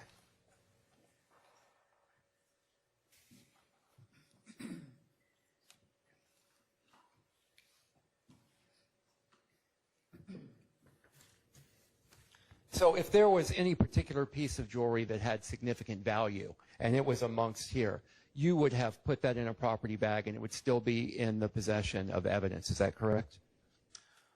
Any property that was seized would be in a property bag and submitted to evidence. And if it disappeared from the home and didn't appear in the property bag with evidence, where would that property be? If it disappeared from the home? Yes. And not in property? Yes. I couldn't say where the property would be. Okay. Thank you. I have no further questions. Anything, Mr. Short?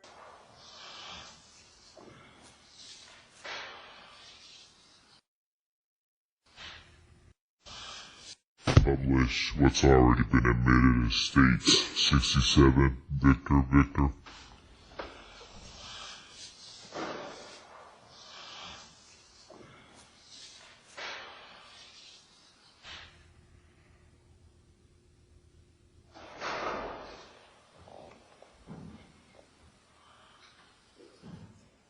Was from the target at the time that it was shot. Yeah, I don't know. That one, I don't know. It was looking kind of cheap. I don't know if he's stunting like that. Here you go, FFS.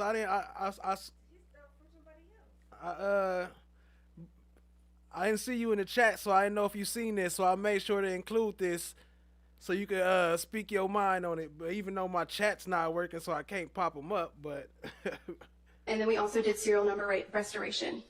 Additionally, once we identified that a firearm was involved in an incident, then I would do a check function test on that firearm, making sure all the safeties worked, making sure the firearm was healthy, testing for trigger pulls, and so on, like the value of the trigger pull. What up, Ash Bay? I see you. Appreciate you, family. She is a ex-GBI. Now she's a high school teacher. What up, Pink Slime? I see you. Odale. Appreciate you joining, family. I want to direct your attention to case number, DOFS case number 2022-1007212 and 2022-1008-698. Have you had opportunity to review those cases? I have reviewed them. I don't have copies with me now.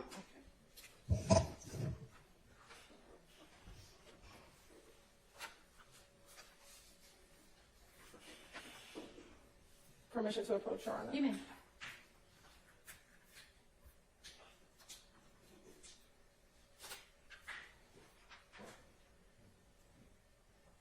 I'm going to hand you what I'm going to mark as 500 VVA and 500 VVB. Failing? Shoot, Steph JK, I would be getting all A's in that class. I'm lying. I still wouldn't go. First, do you recognize those two items? Yes, I do. And how do you recognize those two items?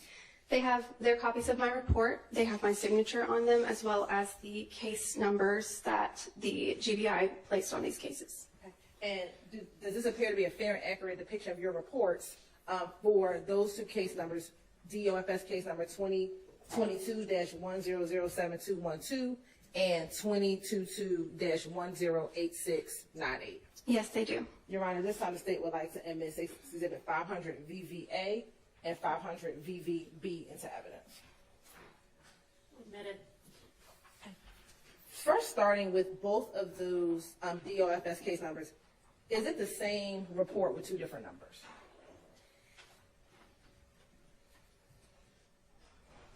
Yes, it is. Okay.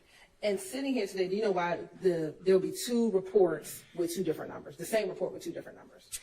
Sometimes when evidence gets submitted, they're not related initially, and so GBI will give the evidence its own case number, and then once it's related later, the evidence will be intercompared, and each one will just have its own case number, but they will be compared to each other.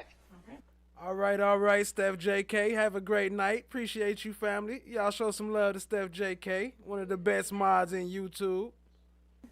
And we will operate then off of 5. Good afternoon, Ms. Camp. Good afternoon. Max Shard is my name. I represent Shannon Stillwell, okay? All right, thank you. Just want to back up before we get into specifics. Seems like... Oh, my bad. I thought that was ice cream. Let me type that again. You did two different types of tests in this case. You had one situation where you had a firearm and you were comparing the firearm with shell casings, correct? Correct. Okay, now in your line of work, that matchup, what's that called? Firearms identification. Firearms identification. Okay, and then it seems like also in a separate report, you had two, not shell casings now, not a firearm, but you had two bullets, correct? Correct. And you were trying to determine if those bullets were fired by the same gun, correct? Correct. Okay, what is that test called? That's also firearms identification. Okay, I didn't get very far with parsing those out if they had the same name. Okay. Let's talk about your work on February 3rd, which involved the shell casings and the gun, okay? Mm-hmm. All right. Now, you receive 11 shell casings, correct? Yes. Child Diggy, yeah, you could post Empress Fox link, of course. Okay, and those shell casings, what caliber of shell casings were those?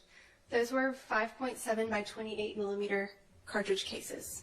Okay, and that was in case number...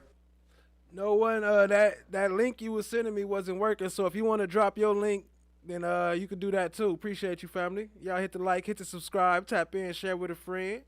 Show some love to Empress Fox and No One.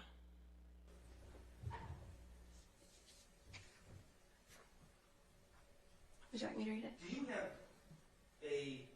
what I'm trying to figure out is, do you have a cross-reference number so we could compare this to actual incidents to know where those shell casings came from? No, I do not. As far as on the scene where they were collected, yes. I do not. You received them from APD? Or from the Fulton County District Attorney's Office? Yes, Fulton County DA. Okay. And they gave those to you on January 17, 2023? Correct. All right. And it was 11 of them? Yes. Okay. And then you're also given a firearm, a 5.7 by 28 firearm, correct? Yes. FN. Correct. All right. And you're given those by the district attorney on December 15, 2022? Correct. Okay. And then additionally, you're given 19 unspent rounds. Yes. Okay. So your work on this case, you got 11 spent rounds that were collected. Lady Justice is blind. Everybody can get it. Your Honor, I think we have a stipulation. Okay. You're right, we're going to stipulate that the shell casings referenced in her report come from the March 16, 2022 shooting at 2830 Waters Road. All right. Okay. Thank you. Thank you. Y'all write that up for me at some point, okay? Okay. So, based on that stipulation, you have 11 shell casings collected from 2830 Waters Road incident on March 16, okay? You're saying, okay, wasn't part of that stipulation. Okay. I don't know where they came from, where they Fair were enough. collected. Okay. But they also provide you with the unfired cartridges, and you use those unfired cartridges that came with the gun to test fire the gun, correct? Yes, I used 3 cartridges from the 19 that were unfired to test fire the firearm. And then because you test fired using that FN 5.7 handgun, you now have the markings from that firearm, and you can compare them to the shell casings collected from 2830 Waters Road. Cat Williams said, this is the crazy part right here. Facts. If y'all listen, pay attention to the bullets. What they talking about, it's all mixed up. On March 16th of 2022. What I can testify to Okay. is that I did create those test fires, so I have the data from the gun, and I compared them to the 11 cartridge cases submitted to me. But I wasn't there when they were collected, so just to clarify that part. Understood. And you determined that the FN firearm, the 5.7, that you were given was the firearm, to a reasonable degree of scientific certainty, was the firearm that fired those shell casings that were collected and provided to you by the Fulton County District Attorney's Office. Yes, it was the firearm that. Okay, perfect. Now, the other work that you did on this case, and this is, I'm going to your other report. Okay. Okay, you were provided a I'm referring to 389 VV and 390 VV. Do you have them up there with you? I believe so, the 40 caliber report? Yes. No, the exhibits. May I approach? You may. Sorry. Oops. 390 and 389. This is 389 and 390 VV. Yes. Okay. In this report, when you had 2 bullets and you were trying to determine if they were fired by the same gun, right? Correct. Okay. Even though this was provided by the ME's office, correct? Fulton County ME's office? Yes. Okay. And the ME is the people that perform autopsies. Right, the medical examiners. Okay. Do you have any notes or knowledge of are there 1 or 2 projectiles in this package? There's only one. The other one contained fibrous material. Okay, so you got a projectile and fibrous material in here. And do you know where these came from, other than the ME's office? I know they're from which victim it's from. What's that? Chamel drinks. Chamel drinks, okay. And then here is another projectile with victim Chamel drinks. Correct? Yes. On the same report. That was the victim listed on the report. Okay. And so what you were tasked with, you were given something from the ME's office, a projectile from the ME's, collected by the ME's office and given to you.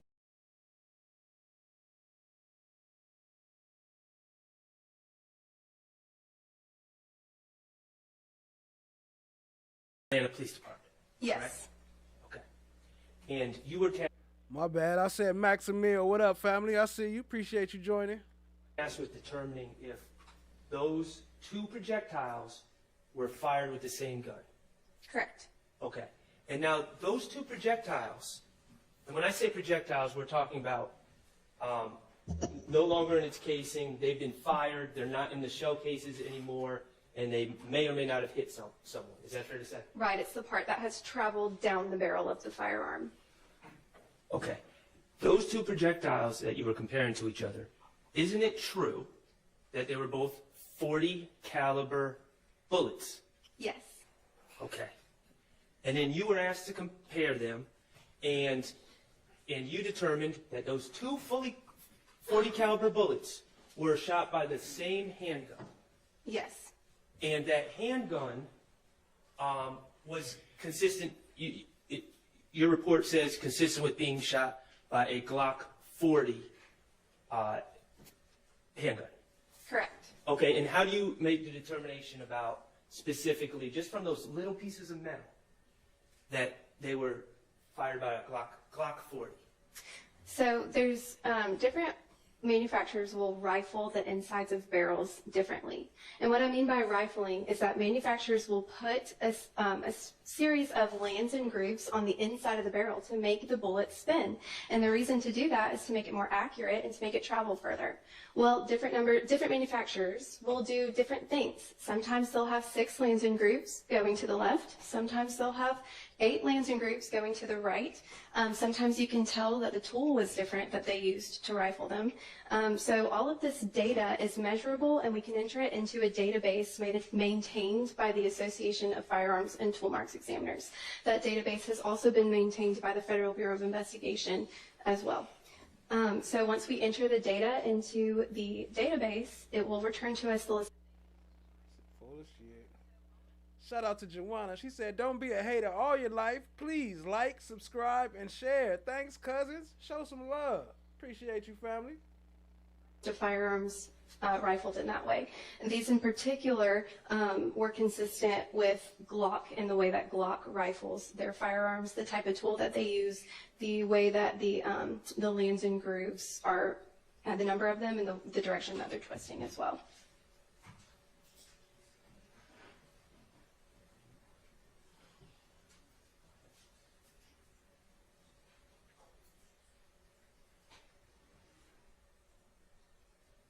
Your Honor, I think we have another stipulation All right. in fact, to try to ease this along.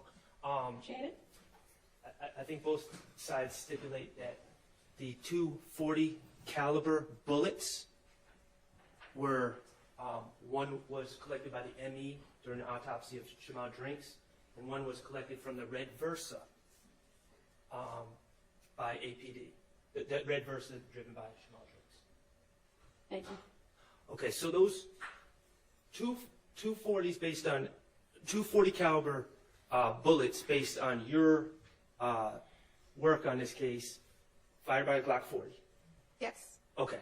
Now, going back to 221 VV, the handgun in front.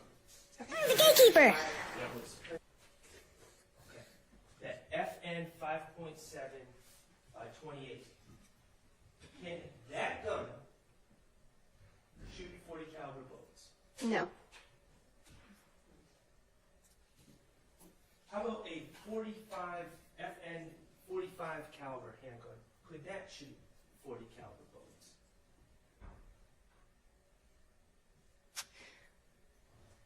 The diameter is larger, however, the head spacing would likely not work correctly. And it would also leave different lanes and grooves. Yes. than a Glock 40 It would caliber leave handgun. different lands and grooves than a Glock 40 caliber handgun. Thank you so much. Anything, Ms. Weinstein? Redirect? All right, thank you for your time. You may step down. Do you have another witness that's... When you were being questioned by Ms. Love, you said that she had a cell phone with her. You remember that? Yes. Either a laptop, an iPad, or some sort of device. Yes. And was she taking notes? Do you remember? I think she wrote something on her notepad. I don't know what she wrote, but I know she wrote something on her notepad. And I want to go over with you a couple things that you tell the jurors, whether it's true. And then my second question is going to be whether you told District Attorney Love that, okay? Yes. When I say that, I'm talking about Sunday, June 9th, 2024 at Starbucks, okay? Yes. Do you remember telling, with your lawyer there and the investigator, You District went Attorney's Office, and multiple District times. Attorney Love, that shortly before, days before, the God forbid death of Donovan Thomas, Yes. you and a gentleman named Brian Williams, known as Birdman, do you know who I'm talking about? Yes. Hey, Sapphire News, Sapphire Ridge News. What up, family? I see you. Appreciate you joining. And others, including Jeffrey, Yes. were all together. Yes. And you were outside in the parking lot of TIG Studios. If I'm mistaken, I want to say it was T.I. Studio, not TIG. That's fine. Yes. And you were having a good time. Yes. When you told District Attorney Love that you were with Donovan Thomas and Jeffrey, did you make it known that there was no animosity? That's a bad word. Let me change it. Let me ask a different question, okay? Did you make it known that everyone was having a good time? Yes. Did you see any type of argument or spat or anger from Jeffrey towards Mr. Thomas? No, Did you see any anger or spat or argument from Mr. Thomas towards Jeffrey? no, In fact, you observed that they were friendly, right? yes, You knew they were good friends, right? yes, You knew that Jeffrey really cared for Donovan Thomas. Is that fair to say? yes. Objection, Your Honor, as to this witness's ability to know. That would be speculation. You can ask something foundational. Okay. Did you observe, from your observations, did you observe that Jeffrey liked Donovan Thomas? Yeah, Sustained. Did you observe, from your observations, the demeanor is a bad word too. Did you observe that there was friendship between the two of them? Objection, Your Honor, that's still speculation. There, rephrase, please, sustained. Let me ask you this. When you told that to District Attorney Love, was your lawyer right there at the same Starbucks? yes, Was he there at the same table? yes, Do you remember sitting outside the Starbucks? yes, Okay. Did you see District Attorney Love make any notes when you told her that? no, I noticed she didn't ask you about that. Do you remember her asking? Maybe I missed it. Did she ask you about that when her 3 days of questioning you? no, Let me ask you this.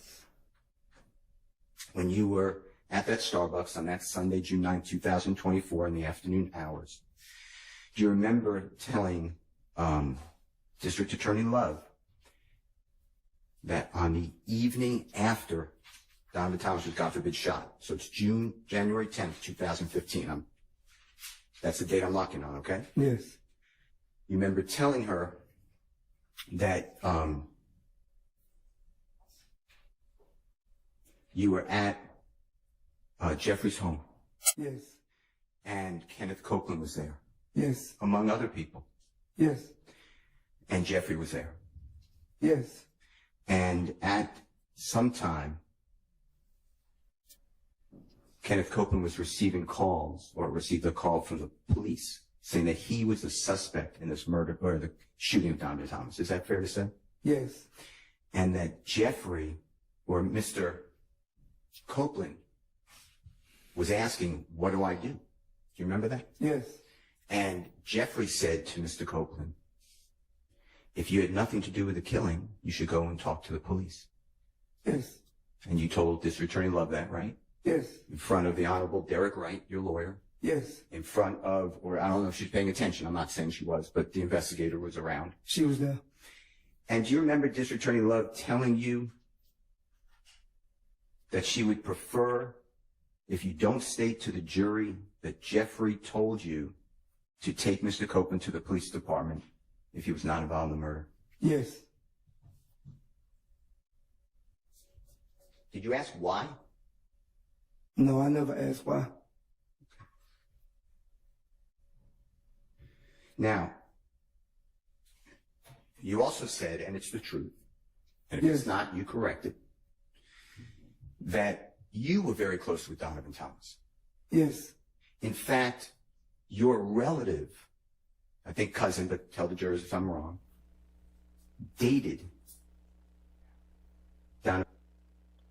If everybody kept asking about that, like wasn't one of his relatives dating Nut, or wasn't one of them related or something? Thomas's relative. yes, And Donovan Thomas was close with your mother. yes, And you told District Attorney Love that. yes,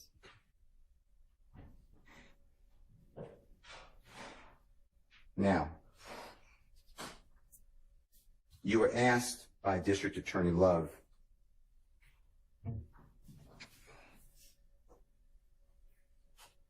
whether you remember anything else anyone said regarding the murder of Donovan Thomas on the night of January 10, 2015, going into January 11, 2015. Do you remember that question by any chance?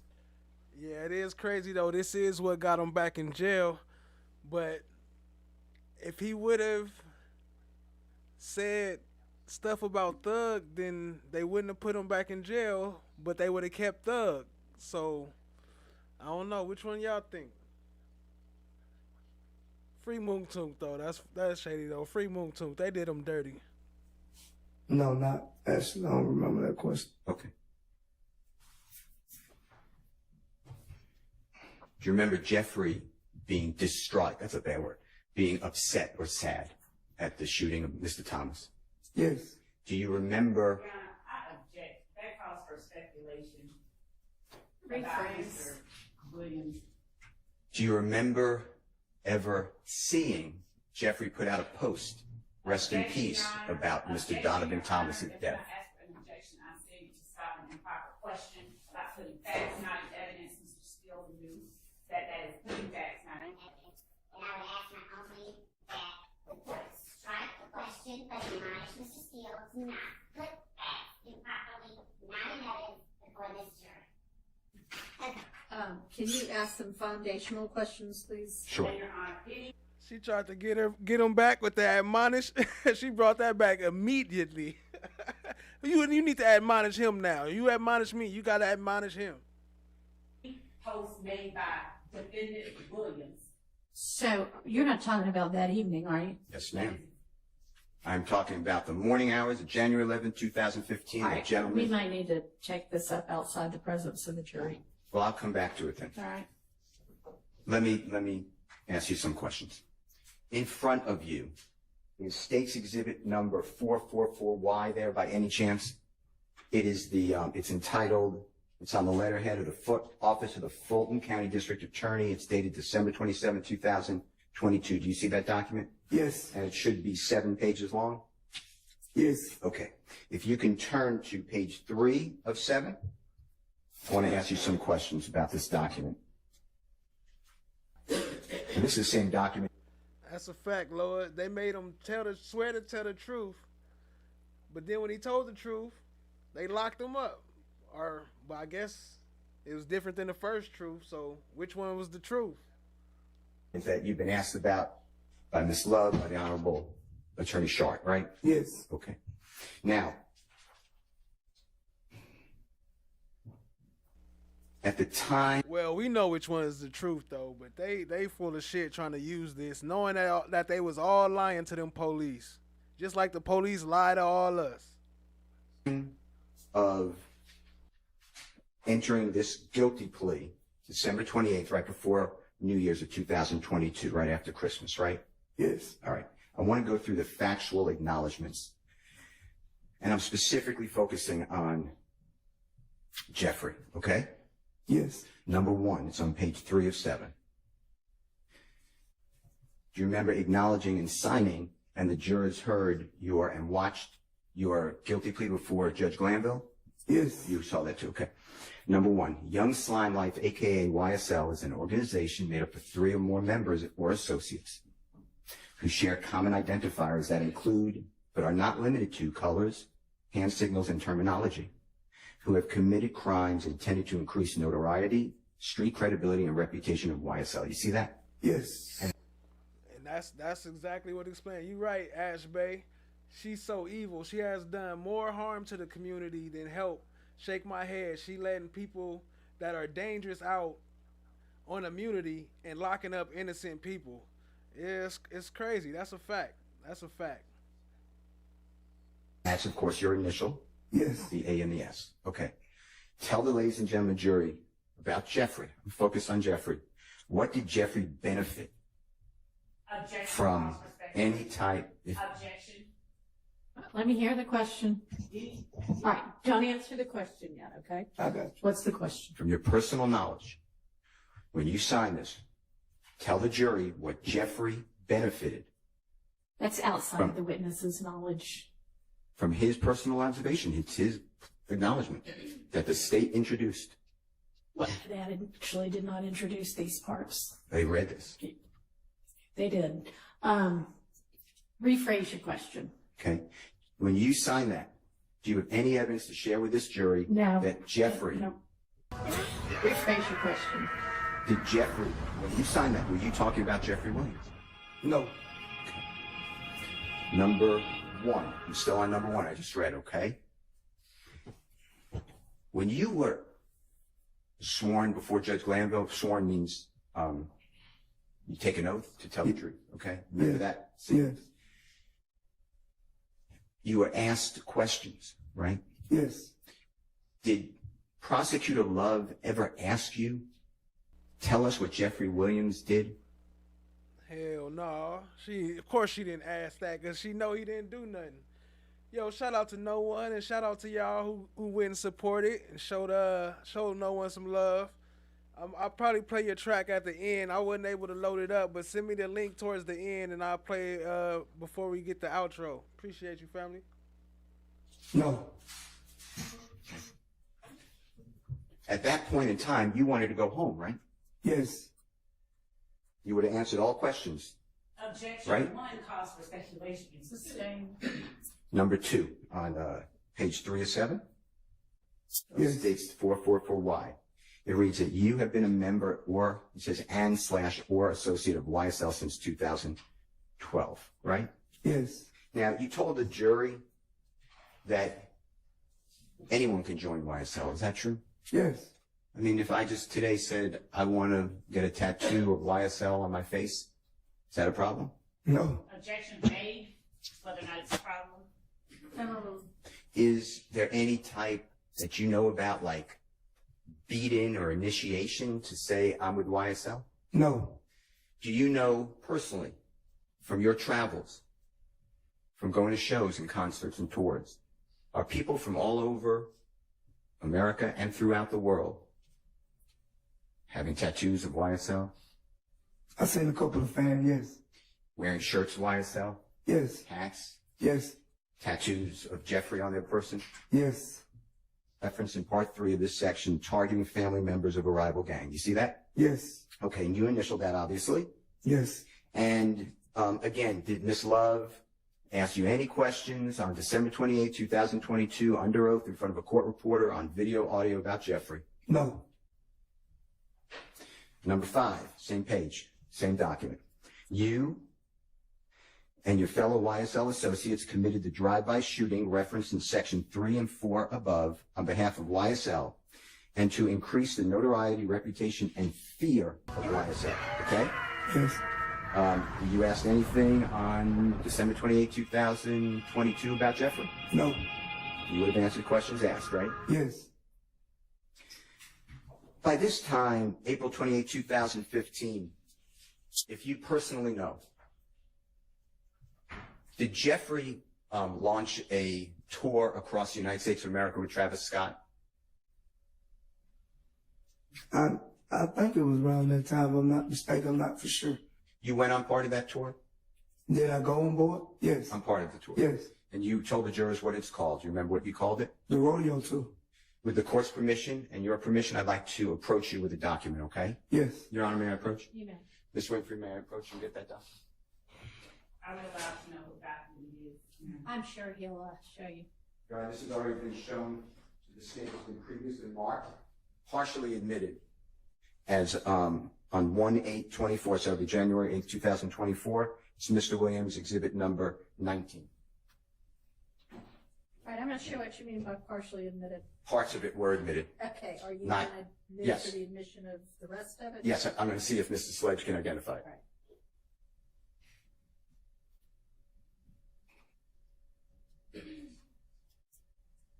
So that's just called an exhibit sticker. Yeah. But if you can look at that, you can open it up. Just tell me if you recognize it and if it is accurate. If you don't recognize it, that's fine, and we will, we're going to put it aside, okay?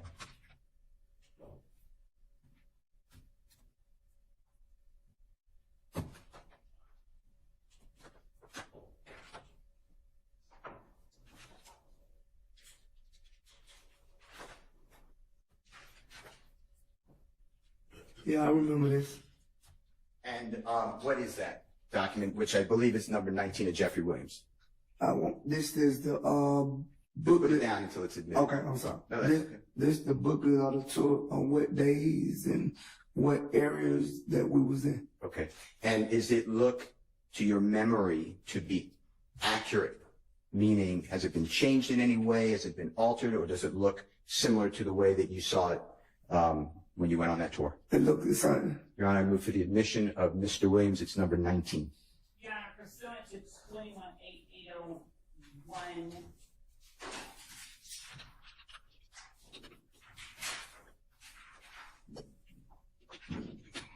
on the grounds of hearsay. Look, she don't even know what she want to For what argue. purpose is this being offered? The purpose of showing. Pursuant to, hold on, let me read some papers and see if I could, let me ask ChatGPT real quick. The cities and the states for the certain tour. And the dates? That's what it is. That's all it is. Uh-huh. It's there. That's the official tour guide to that tour. The testifying, but there is a portion we can show the court. Okay, well, I may need to see it myself then, because I don't know what Can I might approach? be problematic, yes. Yes.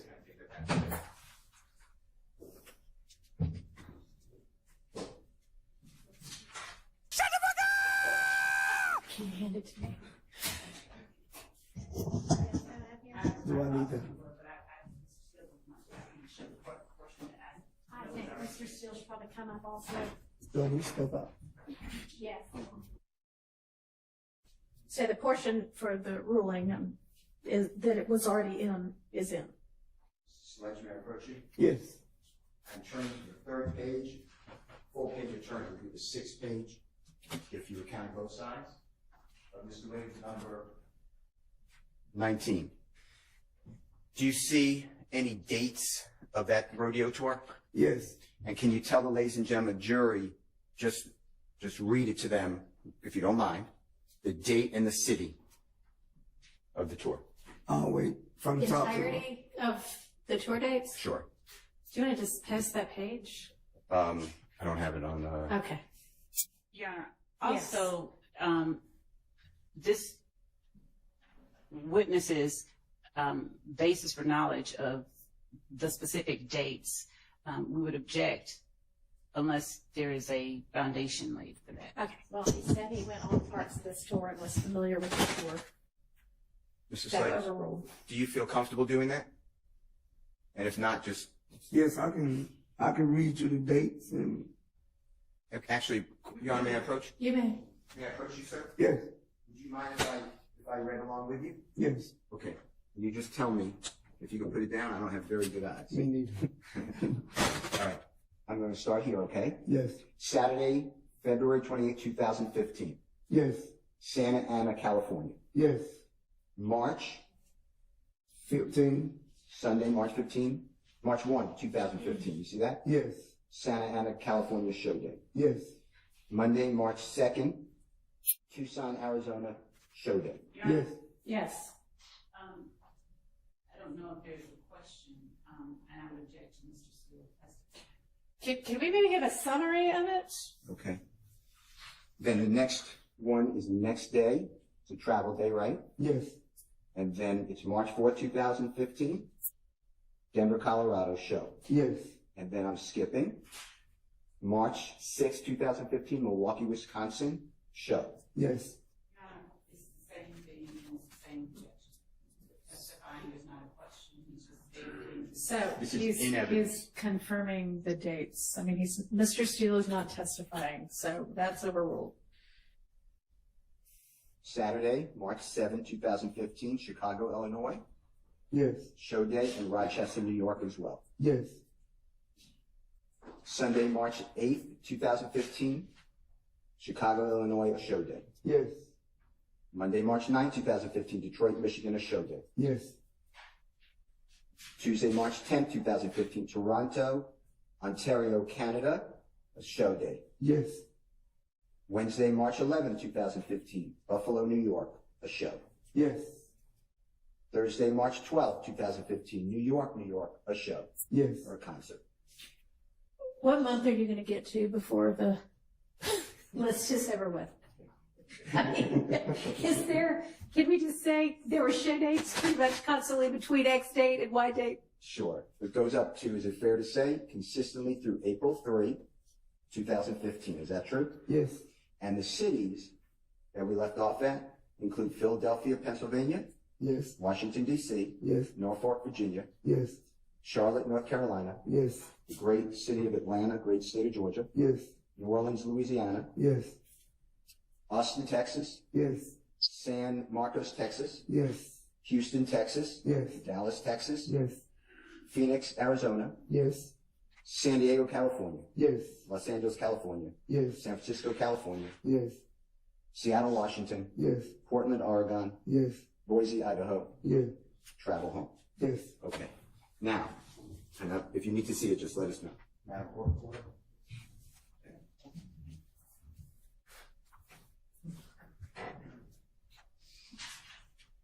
Knowing Jeffrey Williams since about 2009 when you were released from prison, Yes. and seeing him on tour throughout our country,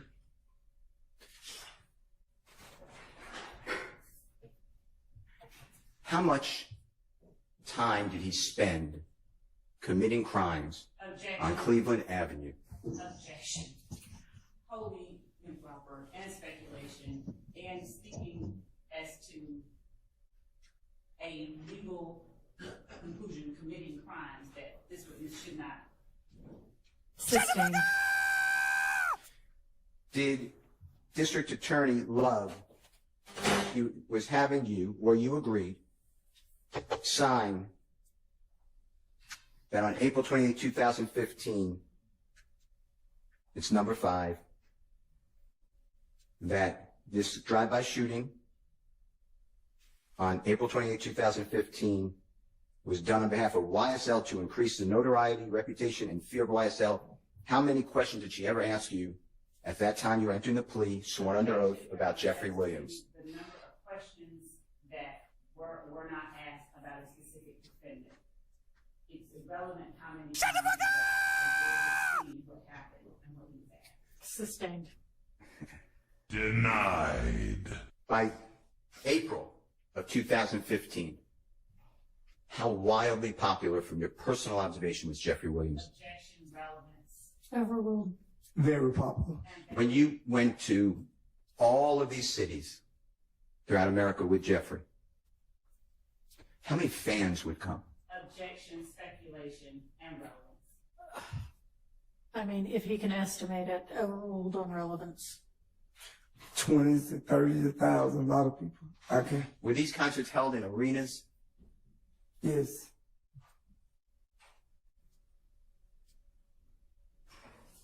Number 6, it's on page 3, it goes into page 4, okay?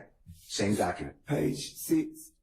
Going into, it's number 6, it's on the bottom of page 3, Okay, yeah. same document. It's Yes. going to go into the next page, okay? Yes. You admitted committing and was convicted of aggravated assault and participation in criminal street gang activity, among other charges, and it goes on to the next page, for your participation in the drive-by shooting, and it says reference in 3, 4, and 5 above, meaning the April 28, 2015, right? Yes. Okay. Number 7, it says that you were told by another YSL associate that immediately after the murder of Donovan Thomas Jr., YSL associates met at the McDonald's on Cleveland Avenue in Atlanta, Georgia to discuss the murder, right? Yes. Anyone ever ask you any evidence that Jeffrey was at the McDonald's? Objection, improper question as to evidence. Did anyone ever ask? Sustained. Did Miss Love on December 28th of 2022 ask you, was Jeffrey at the McDonald's? You're like, okay, we could be more specific. Did Miss Love ask you? This one right here. Don't you see the one with the hot marker pink? Objection, again. Hot one pink relevance. marker. The jury has heard and seen what was asked and it's not relevant and improper. Assistència de Xavi, més capradeta per Messi, Messi, Messi, Messi, Messi, Messi, Messi, Messi, immens Messi, Okay, so encara the Messi, encara entire Messi, open encara Messi, encara Messi, encara Messi, encara Messi, encara Messi, encara Messi, encara Messi, What encara Messi, number are we encara on right Messi, now? encara Messi, 6? gol, gol, gol, gol. 7? Yes. So, 7 is. 7 is in there. okay, but we don't have the entirety of it. Overruled. Did District Attorney Love ask you on December 28th of 2002, was Jeffrey at the McDonald's? No. You have any evidence that Jeffrey was at this McDonald's? Objection as to that question. Sustained. Do you know personally, or what you were told is reference in number 7, was Jeffrey at this McDonald's? No. Number 8, You personally know that one or more YSL associates committed the murder of Donovan Thomas on behalf of Jeffrey. That's what you signed, right? Yes. Okay.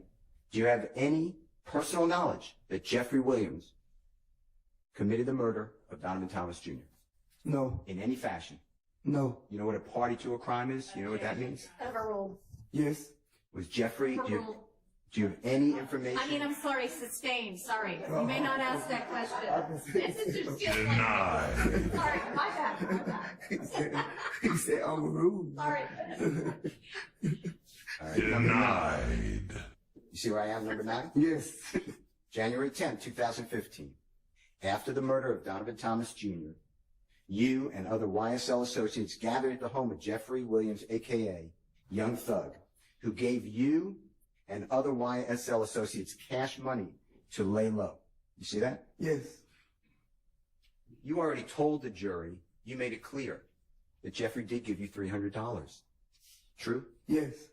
Because you feared for the safety of yourself and your family, right? Yes. Did anybody fire weapons, bullets into your home where you were living on June 10th, 2015, or the 11th, or the 12th, or the 13th? No. And then even after you received these, I think you called it anonymous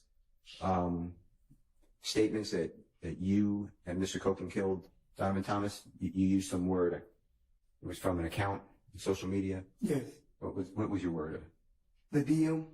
Yeah. Was it from what'd you say? A fake page. Fake page. Okay. When you got that though, you made it clear that bothered you because you didn't want anything. Who y'all think was making them fake pages? Y'all think that was part of that 25-something thousand that Fanny was spending on social media? I'm just wondering, just a question. Let me know, family. Everybody. Lady Justice is blind. Everybody can get it. Your significant other or your child or anybody, right? Yes. Including yourself. Yes. And you didn't have money at that time because you lost money gambling. Is that true? Yes. And you asked Jeffrey and he gave you money for a hotel, right? Yes. And the expression lay low, I know you said it was to get your family members out of harm's way. I think that's what you said. Yes. But lay low could mean the same, doesn't it? Yes. It wasn't any type of lay low from the police or anything, right? No. It was be safe. Yes.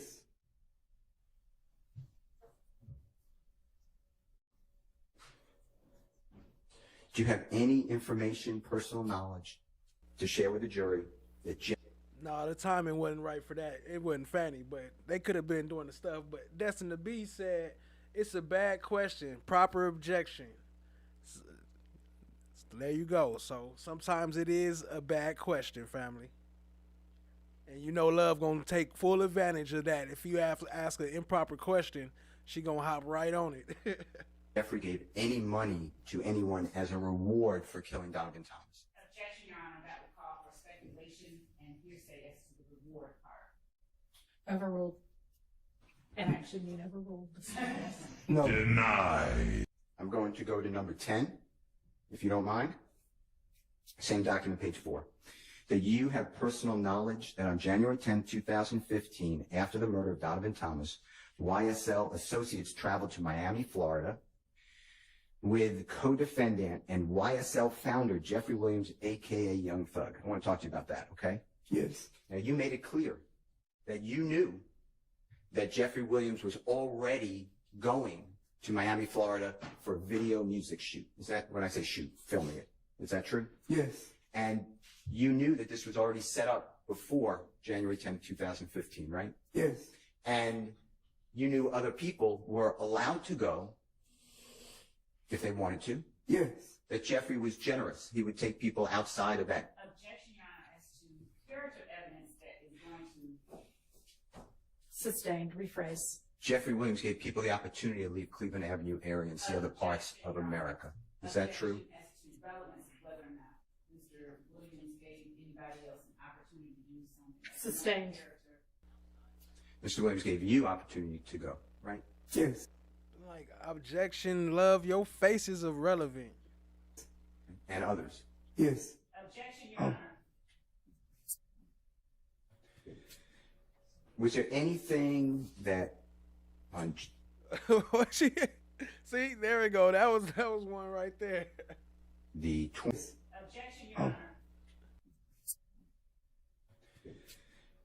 Was there anything that on the 28th day of December 2022 that you were asked as to why this was somehow criminal, that Jeffrey had this meeting, this work in Miami, Florida? Sustained. Were you asked?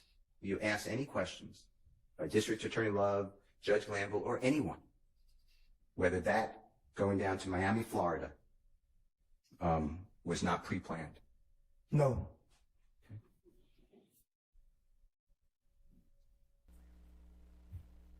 Yo, Joanna, I mentioned that earlier about that tape or the marriage certificate. I mean, like that was a perfect timing for them to leak that right before our old girl was coming up on the stand, his ex-girl, or I don't know if it's his ex or not, because she said she don't know, so I don't know either.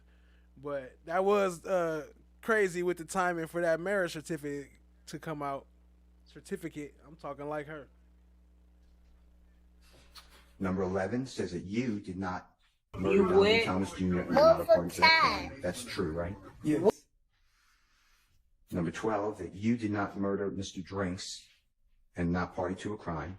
True? Yes. Okay. Number 13, on the bottom of that page, it says, you cannot truthfully assert that the persons charged in this indictment with the murder of Donovan Thomas Jr. are not guilty of murder, and you will make no attempt at trial, prior to trial or after trial, to exonerate the persons charged in this indictment with the murder of Donovan Thomas Jr. You see that? Yes. Okay. Now you've read this indictment. You've had it because you were charged in this case. Is that true? Yes. Are you familiar still with this indictment? Yes. Okay.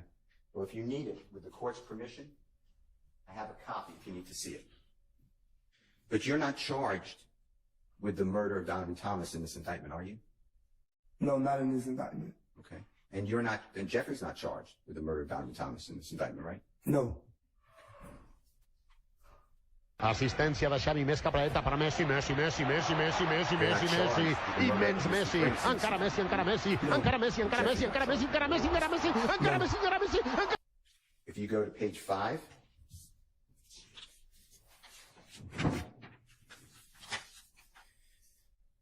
it's the top of page number 14. The gas station at 151 Cleveland Avenue, Atlanta, Georgia, is one of multiple locations where YSL associates sell drugs and do not allow other gangs to operate. You see that? Yes. And then I'm just grouping it together because they look similar to me. So if they're not, you just correct me.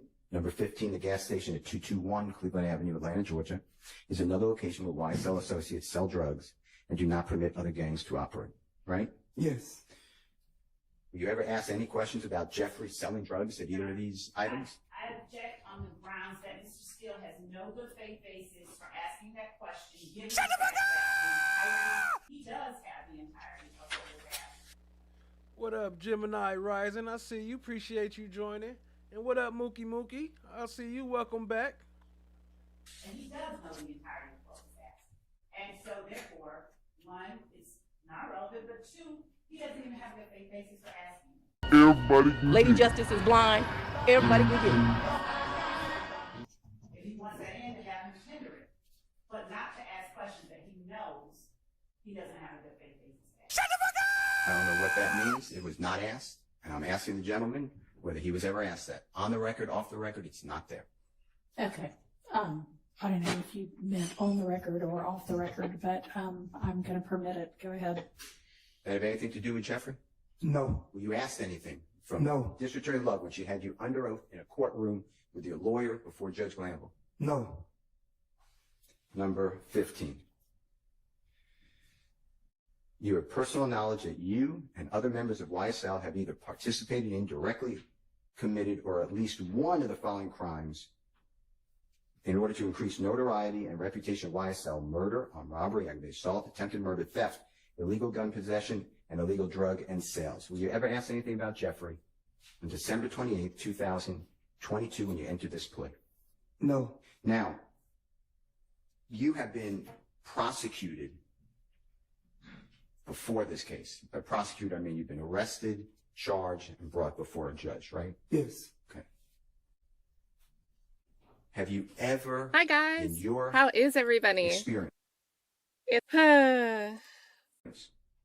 have you ever been told that your plea agreement is conditioned on what you say at a trial? No. Have you ever been told by a prosecutor that she'd prefer you not say things in front of a jury? Your Honor, I object on the basis of relevance and Relevance in what? I'm sorry, did you say something else? Yes, the question was, have you ever been told by a prosecutor something? So I object on the basis of relevance.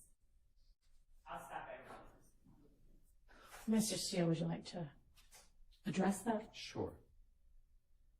Goes to the motivation, interest, and bias of the district attorney in this case. Well, that's not an issue. It always is an issue. Telling a witness The not bias to of do this something. witness, maybe. Is that what you need to say? It's a party opponent.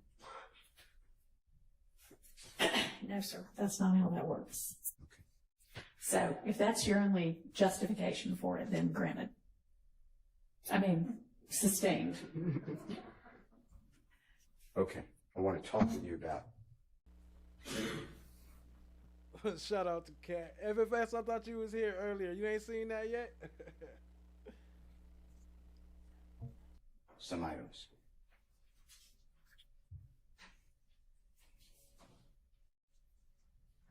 When you met Jeffrey, he was approximately 17 years of age. Is that fair to say? Yes. And it's about 2009. Yes. And the way you remember 2009 is because you were in prison and then was released in about 2009. Is that true? Yes. And then you went over and found a place to live. Jeffrey Williams, 46, 47, 49. Your Honor, with the court, I apologize. Would the court permit an inquiry into foundation? Because I heard the witness say, I think I've seen them. And then when Mr. Steele said, are you confident that you've seen them? He then said, because at first he said, I think I've seen them somewhere on the internet, Instagram. And then Mr. Steele said, are you confident? He said, shut the fuck up! Yeah, I've seen them. So I would ask permission to inquire where it is or in what to further inquire as to his foundation. No, because he's now said he's confident he's seen them. Yes, Your Honor, thank you. They're admitted. Mr. Sledge, now, there may be something on the screen, sounds like, that's not anyone's doing. So, Mr. Sledge. Yes. Do you remember the prosecutor asked you a lot of questions, or a number of questions, whatever they were, about if you know and if you've done the finger to the nose? You remember that? Yes. And she asked you to do it. Hi for the jurors, guys, finger to the how nose, is right? everybody? It's Do you know who started? Do you personally know who started the finger across the nose, if anyone? No. God bless you. Is there anything about an individual taking their finger, like I'm doing, going across my nose, that means that the person is committing crime? Objection, Your Honor.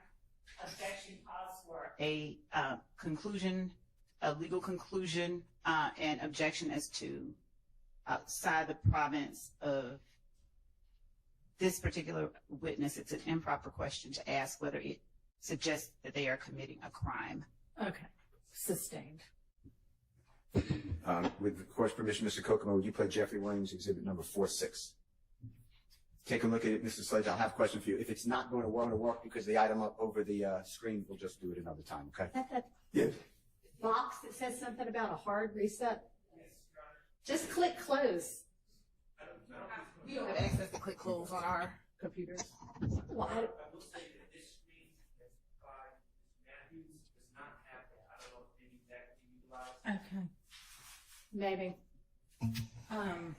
So what, it's on the screen up here? It's on all the other screens. We can rotate this. I don't know if this. Okay, I mean, because, IT.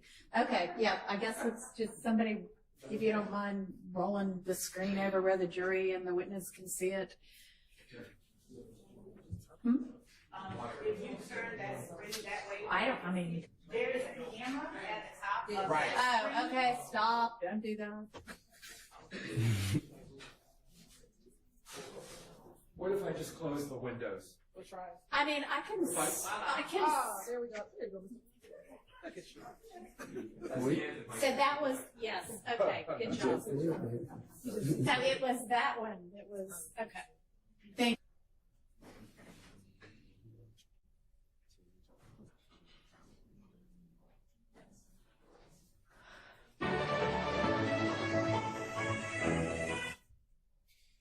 Mr. Sledge, did you note the two basketball players in that screenshot? Yes. And do you know them to be professional players? Yes. And were they doing something similar to what you were asked to show the jurors? Yes. I'd like to show you Mr. Williams' number 47. You know who that person is? Can you tell the jurors, please, into the microphone? Hi, guys. How is everybody? And who is Mr. Wave? He's It's a rapper. I am a time. And that's W-A-V-E.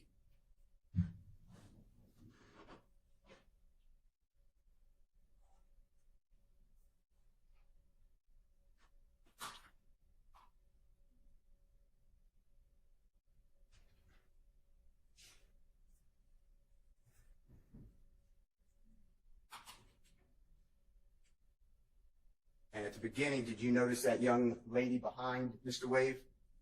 No. Okay.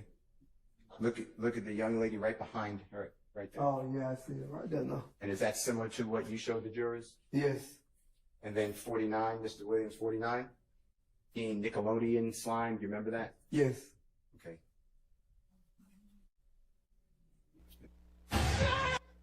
Hey, that's why I haven't connected the prompt yet, FFS, because then it's gonna be cat popping up every 5 seconds.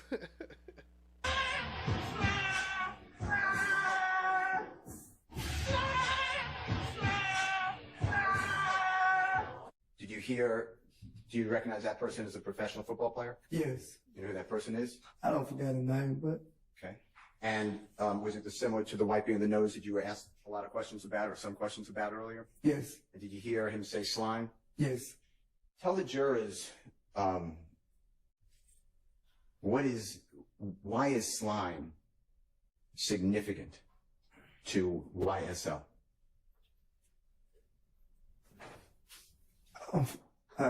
Could you? Is it evil? No. Okay. And the wiping of the nose, is that evil? No. I'd like to talk with you about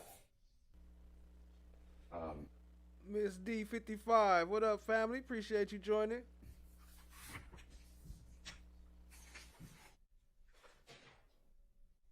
Is you lie to your mama, but you get in the courtroom and in the investigation room and tell them punk ass people the God honest motherfucking truth.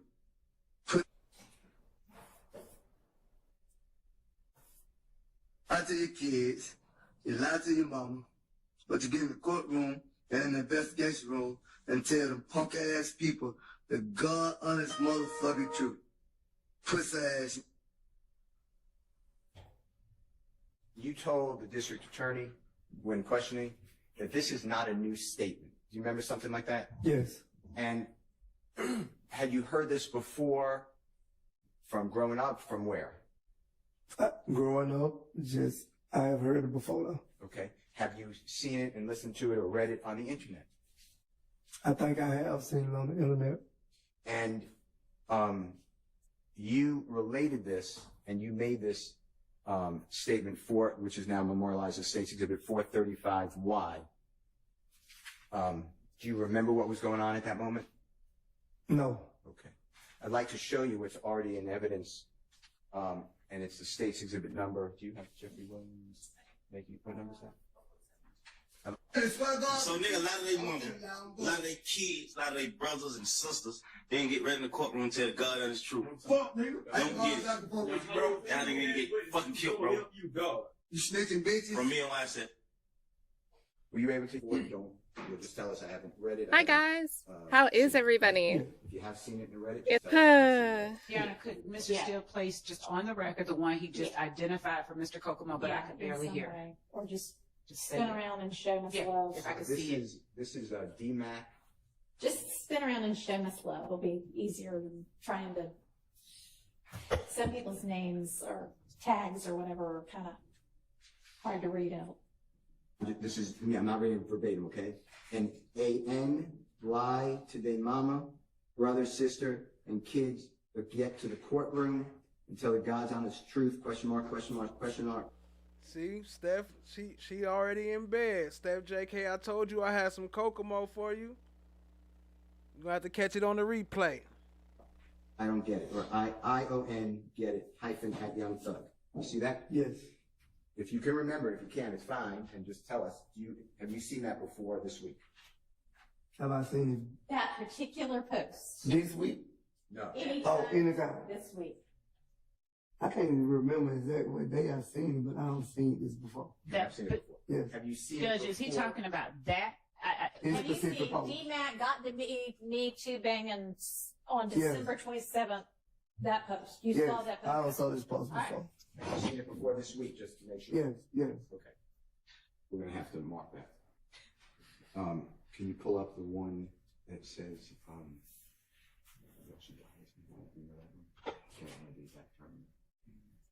if you don't know. Does APD stand for the Atlanta Police Department? At which capacity? Okay, was there ever a time that you served as a crime scene technician? Yes. And can you Shout out to Kat, still rocking with us. Appreciate you, family. She said she hoped they play that video of them MOUNK and them on the outro, on the closing statements, just one more time, just to hit them with it. That would be comedy. describe for the jury what your duties and responsibilities were in that role? Hyphen at YOUNGTHUG. You see that? Yes. If you can remember, if you can, it's fine, and just tell us. Have you seen that before this week? Have I seen That particular post. it this week? No. Anytime. This week. I can't even remember exactly what day I seen it, but I don't seen this before. I've seen it before. Yes. Have you seen Judge, it is he before? talking about that? In Have you seen specific post. DMAC got to me too banging on Yes. December 27th? That post. You Yes. saw that post? I also saw this post All right. before. Have you seen it before this week, just to make sure? Yes, yes, September 27, 2014? yes. And this is me, I'm not reading it verbatim, okay? And AN lie to their mama, brother, sister, and kids, but get to the courtroom and tell the God's honest truth? Question mark, question mark, question mark. I don't get it. Or ION get it hyphen at YOUNGTHUG. You see that? Yes. If you can remember, if you can, it's fine, and just tell us. Have you seen that before this week? Have I seen That particular post. it this week? No. Anytime. This week. I can't even remember exactly what day I seen it, but I don't seen this before. I've seen it before. Yes. Have you seen Judge, it is he before? talking about that? In Have you seen specific post. DMAC got to me too banging on Yes. December 27th? That post. You Yes. All right, Loa, appreciate you, family. Have a great night. We almost up out of here, fam. saw that I post? also saw this post All right. before. Have you seen it before this week, just to make sure? Yes, yes. Okay. We're gonna have to mark that. Can you pull up the one that says,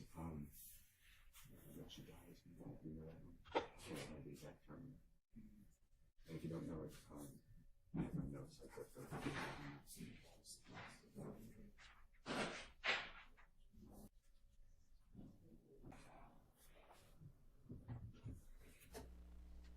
Let's skip through some of that sitting part since Steph not here to Can look do at that too. Kokomo. We can go. Oh well, y'all like Kokomo too, huh? My bad. I could have played them for y'all, but I skipped I them. don't know. Is this like a schedule?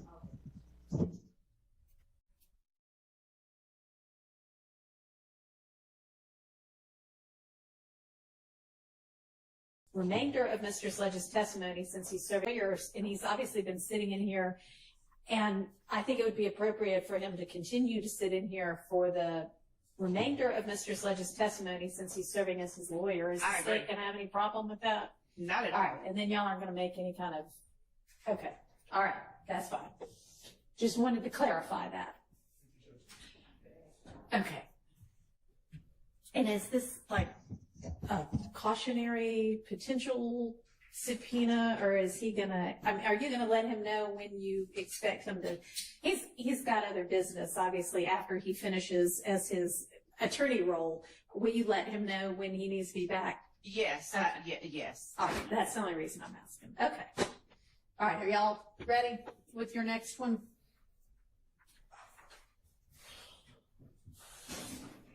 We'll just do the one, Your Honor. Okay. Well, We're great. gonna call it 225. Okay, and it'll just be that No, one. I said it wrong. Now that is that. I am finished with him. You could say I don't, whatever the court wants, but yes, I'm not asking any questions. You may step out, and we'll see you at 9 on Monday. Okay, thank you. And I'm sure Mr. Wright will be out in a minute if you want to wait for it.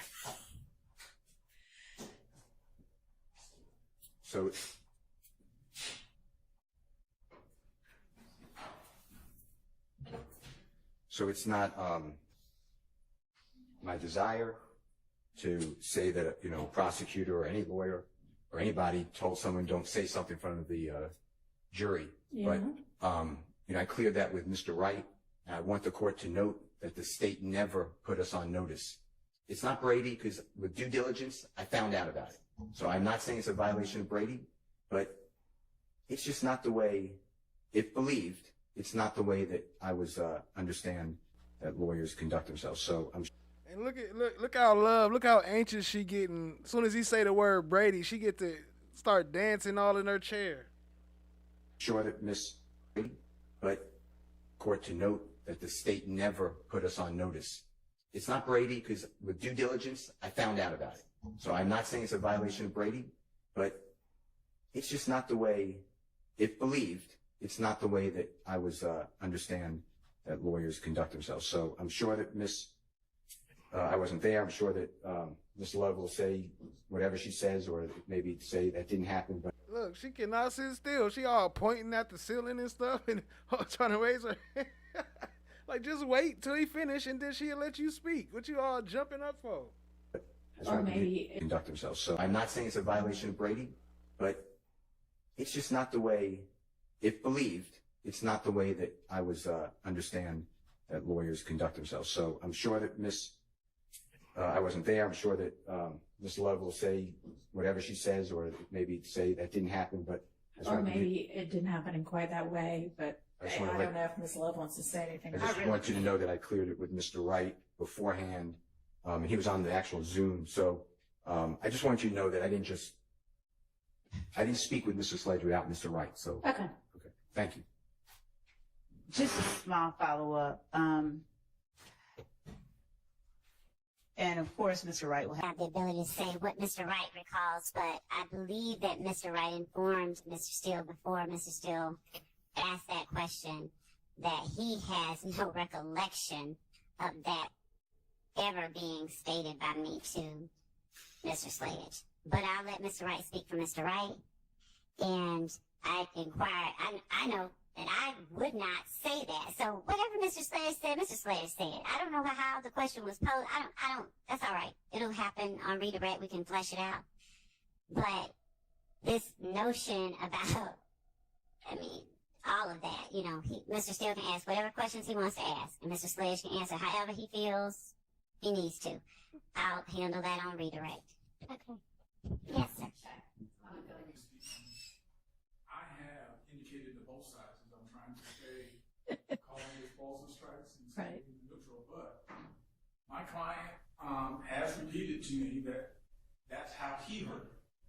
I indicated to both sides that I heard her indicate that she was not going to be asking him, as in she clearly didn't like the subject matter, but I did not hear her affirmatively try to tell him not to disclose. I got it turned up so it might get a little loud after he stopped talking when she talks. So don't turn your TVs up too loud. Say or secreted. So it's a slightly different interpretation of the non-lawyer and lawyer. Sure. And I think everyone knows I'm defense through and through. I would have no problem being able to say that, oh, that's exactly what she said. But I will not simply say it because it would be helpful. Of course not. I would never expect, of course, our sounds again. But It was at least a hot topic that it wasn't something that I thought the state was going to go into, but I can't say I have a memory of her saying the specific instruction to sledge that he remembers. But my client does, that's how he recalls it. So my client's not being untruthful in terms of. well, we're not gonna get into whether you think he's truthful or not, because that wouldn't be appropriate. But you can say whatever you need to say when asked. I appreciate you letting the court know and letting both sides know what it is that your recollection is. Yes, ma'am. All right. So, do you think that Mr. Wright will be shortly on the heels of Mr. Sledge? Right on the heel. All right. So you should just plan to stick around then, and then hopefully we'll be able to release you after that. I will not lose right on. Okay. Hopefully I'm not here for you. All right. Anything else? Sounds again.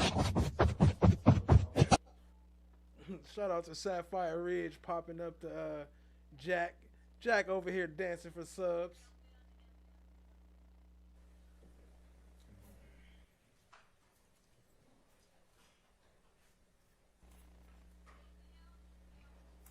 I was looking at this video. It looked like the gun was on the left, but I was looking at the wrong spot when I saw that, I guess. Is it playing? That wasn't it. Was it? Oh, there you go. But it looked like it was on the left earlier at the other video. And if we can pause. But I don't know. Right I here. guess that wasn't it. Is this where we can stop it? And what did you do with the gun after you collected it? Placed in my vehicle and drove it back to And Trooper Campbell, is this you the actual recovering the final item? destination of the Yes, sir. search. Yes. Okay. Which was? It's just past Metal Art Drive and Metal Art. That I do not know. Okay, let me rephrase it then. I can word it a different way.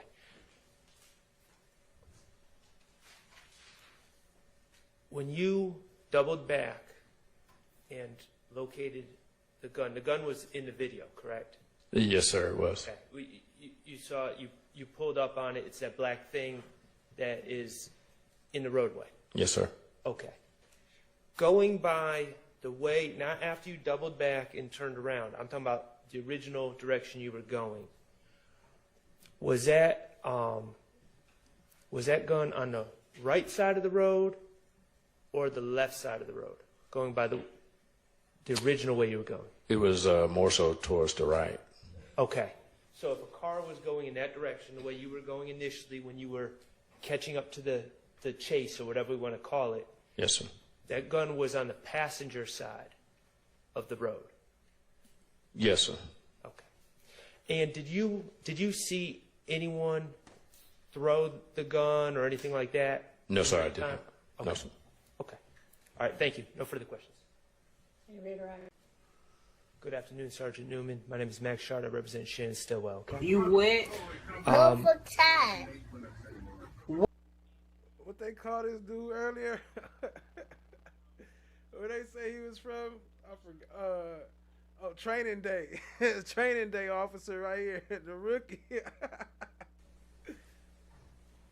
There's a lot of voices on that video, so correct me if I'm wrong. I believe your voice can be heard saying that you saw someone throw something in the bushes or throw a bag in the bushes. Correct. All right. Your Honor, I'll ask permission to publish what was just shown, just beginning at 14:04. Yes, please.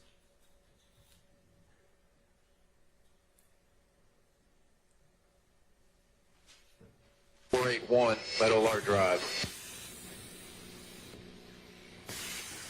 Tower Airline pursuit over on station. You got 284 on the highway.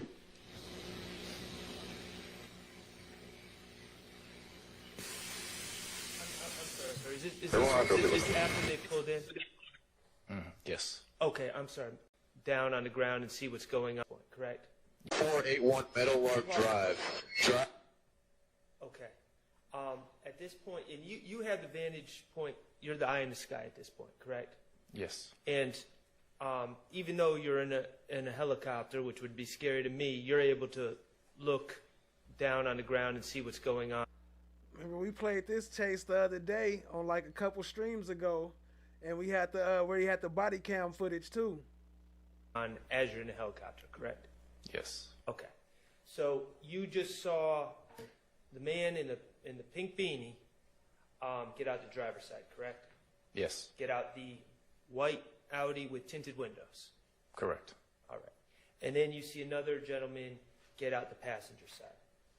Yes. Okay. Mr. Bate, could you just play? Driver is he got two running. Driver has a maroon colored. It's okay. It's not your fault. You were able to see who had the book bag, correct? Yes. Was it the driver or the passenger? Passenger. Okay. And it's the passenger that you saw discard the book bag into the bushes, correct? Yes. All right. And, that's all I have. Thank you. That's occurred. That is correct. I do not know the order. Okay, so Mr. Drinks could have been shot in the arm first or in the neck first. That's correct. Okay. And I want to talk specifically about the lethal wound to the neck. Okay. You talked and used medical terms, and it sounds like there was massive injury to the base of the brain, among other things. The skull and the brain, yes, sir. Okay. And you testified, to my understanding, that the ability to consciously control one's body would be immediately lost. That's correct. Okay. Death. Her right here. She proved that Shannon needs to be going free. Her right here. She proved that Shannon needs to go home. May not be immediate, but the ability to move body parts, to open a door, to move your feet up and down, things of that nature would be immediately lost. Yes, conscious movement would have been immediately lost. Yes. Okay, and we're not talking about within a minute, we're talking about immediate because of the severance of the, because the base of the brain was Because of the severed. massive damage to the skull and the brain, yes. Okay. All right. Thank you. I have no further questions. Anything else?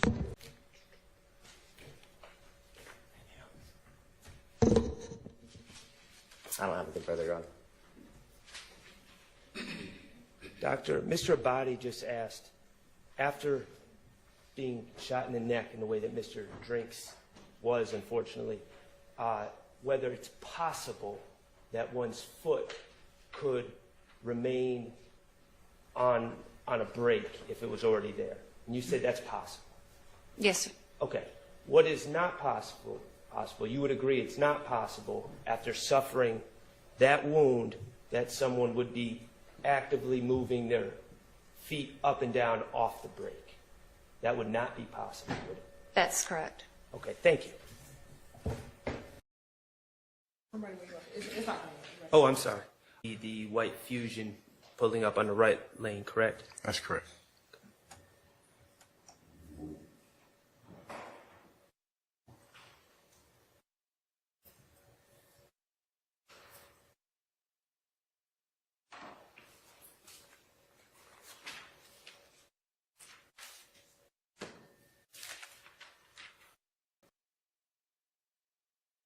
Now this car pulls up.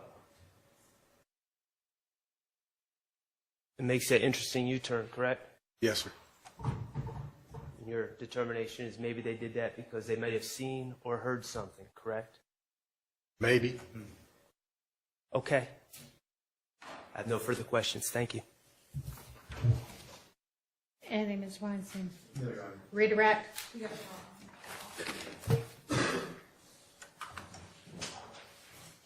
And that would be the white Audi. Yes. And that would be the white Fusion pulling up on the right lane, correct? That's correct.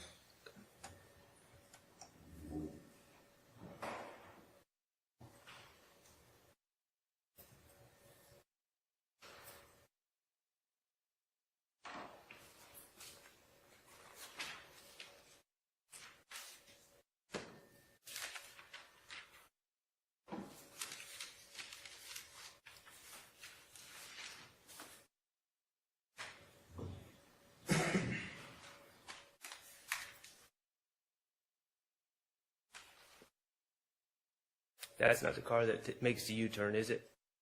No, sir, I don't believe so. Okay. And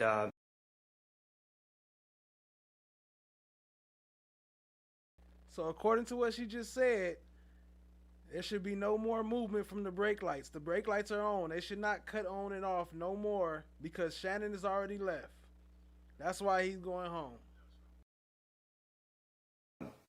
Mr. Stillwell is now running the light. He's no longer there, correct? That's correct.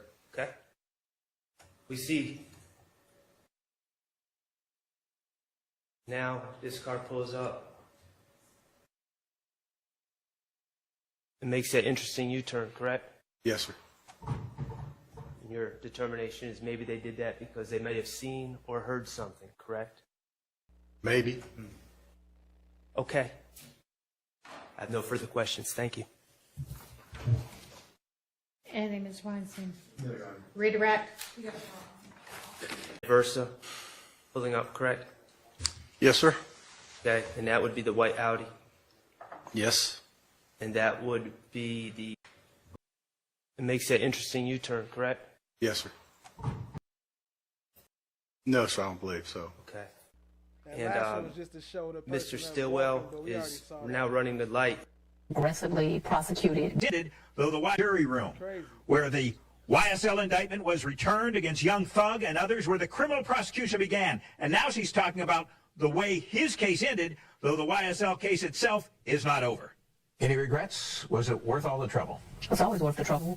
The reality is, as you know, I have aggressively prosecuted gang violence, and there is no one above or below the law. Fulton County District Attorney Fonnie Willis says though she did not agree on a deal for a plea with attorneys for Jeffrey Williams, better known as megastar hip-hop artist Young Thug, she's choosing not to publicly voice whether she agrees or disagrees with the sentence. Fulton Superior Court Judge Paige Reese Whitaker. Sentencing was in the hands of Judge Whitaker. Handed down after Williams entered a non-negotiated plea in which he pled guilty to every charge he faced in the YSL case, except for two to which he pled nolo contendere, or no contest, which he says is similar to a guilty plea, except when it comes to civil lawsuits. You poured a lot of resources, took a lot of flack on this case.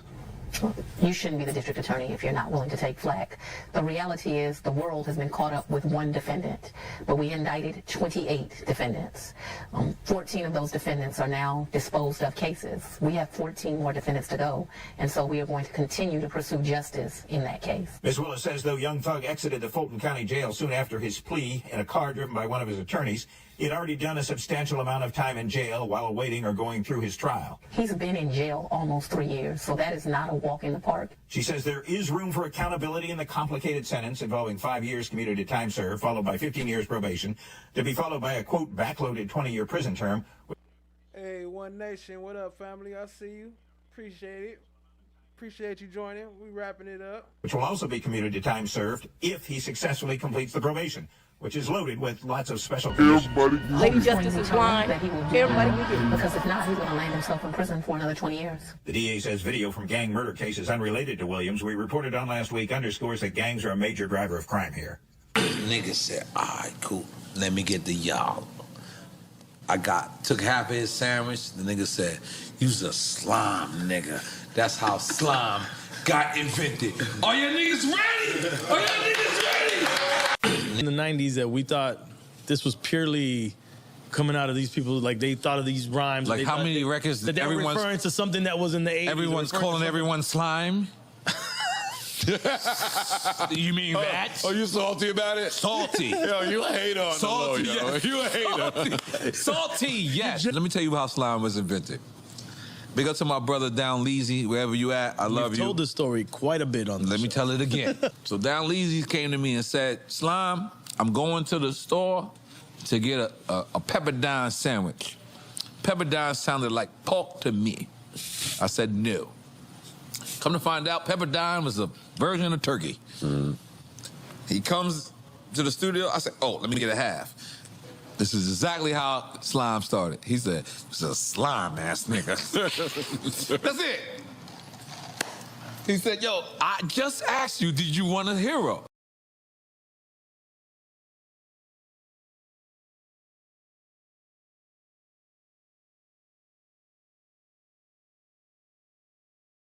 I'm the gatekeeper. business. Mind your business. Mind your business. Mind your business. Mind your business. Mind your business. Appreciate everybody. Appreciate the good times, family. You need to mind your business. You need to mind your business. Stay out of sight, stay out of mind. Mind you mind your business. You need to mind your business. You need to mind your business. If I'm on your neck and I make a mess, and then they gon' find you. Mind your business. Mind your business. You need to mind your business. You need to mind your business. You need to mind your business. You need to mind your business. Stay out of sight, stay out of mind. Mind you mind your business. You need to mind your business. You need to mind your business. If I'm on your neck, then I make a mess, and then they gon' find you. We're not a part of this, involved in this. You all this, now get up and gone. And if you piss, then pick up your phone and call it quits. My inner circle, keep it in the circle. They never repeat what's spoken. If you outside with the doors closed, then you not a part of the chosen. To the oath that's never been broken. I abide by the code, no conflict. My pride won't allow no nonsense. No signs to the day I can't function. A lot of fire come behind one gun click, so I gotta stay away from the dumb shit. Bye bye, you ain't gotta lock in, link on my side. Y'all wanna look and peek from the outside. I'ma switch this spot up to your cross-eyed. Put up a sign, say keep by, don't drop by. Cause you not allowed, and I don't do crowds. And bitches too proud, be in my kingdom, this in the crown. Not on my team, you kissing the ground. Hey, what they see, now tell them look down. Fuck what you mean and fuck what you found. Mind your business, mind your business, mind your business. You need to mind your business. You need to mind your business. Stay out of sight, stay out of mind. Mind your business. You need to mind your business. You need to mind your business. If I'm on your neck, then I make a mess, and then they gon' find you. No. Why didn't you, as an officer of this court, tell me? And that's not what the point is. The point is, you as an advocate, is you should have told me. I got a problem with you now. I got a problem with you now. I would suggest you don't say any more. Shout out to No One with the fire track. Y'all go show him some love. That was No One right there. Drop your link in the chat so they can go and check that out. Appreciate y'all. Appreciate the love, family. Now you want to have it both ways. You can't do it. Both sides have an equal responsibility under the rules of professional responsibility. All right, have a seat, sir. Thank you. How fast things have changed. How fast things have changed. How fast things have changed. Now I see you running, coming for my come up. Broke out all your shackles, turned it to some armor. Used to be the judge, but now you have no honor. To die with your pride is to live with all your karma. Now you understand. Now you understand. Another night of fun. There's a lot of fun talking about. All right. Anybody else have any other issues as to? Uh-oh. Fulton County has no problem coming in here and cuffing all of us, okay? Don't be an idiot. Are you trying to tell me about myself? You homeless, Ern. You don't even have a mirror to look at yourself. Here. So I know you all about your principles.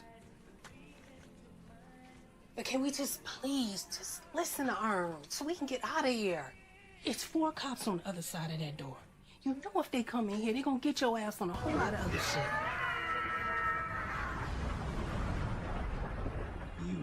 Lying ass bitch. You knew it. Mama, I hate you. Don't you never come back to my house, no. And I hope they blow your motherfucking ass to smithereens. You better hope they do, bitch. You better hope they do. This nigga kidnapped me. I think I'm entitled. You want answers? I want the truth. You can't handle the truth. What are you, fucking nuts? You thought?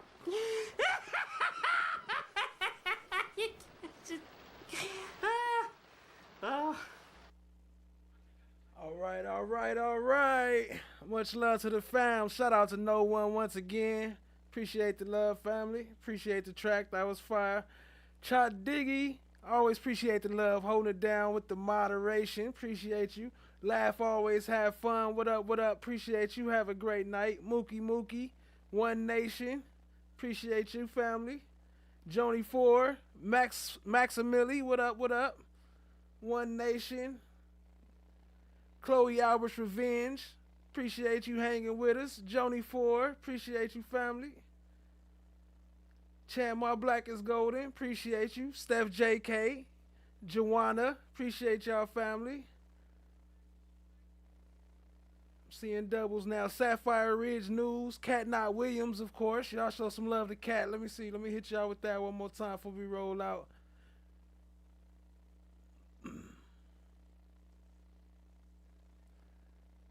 Who else up in here? Hi guys, how is everybody?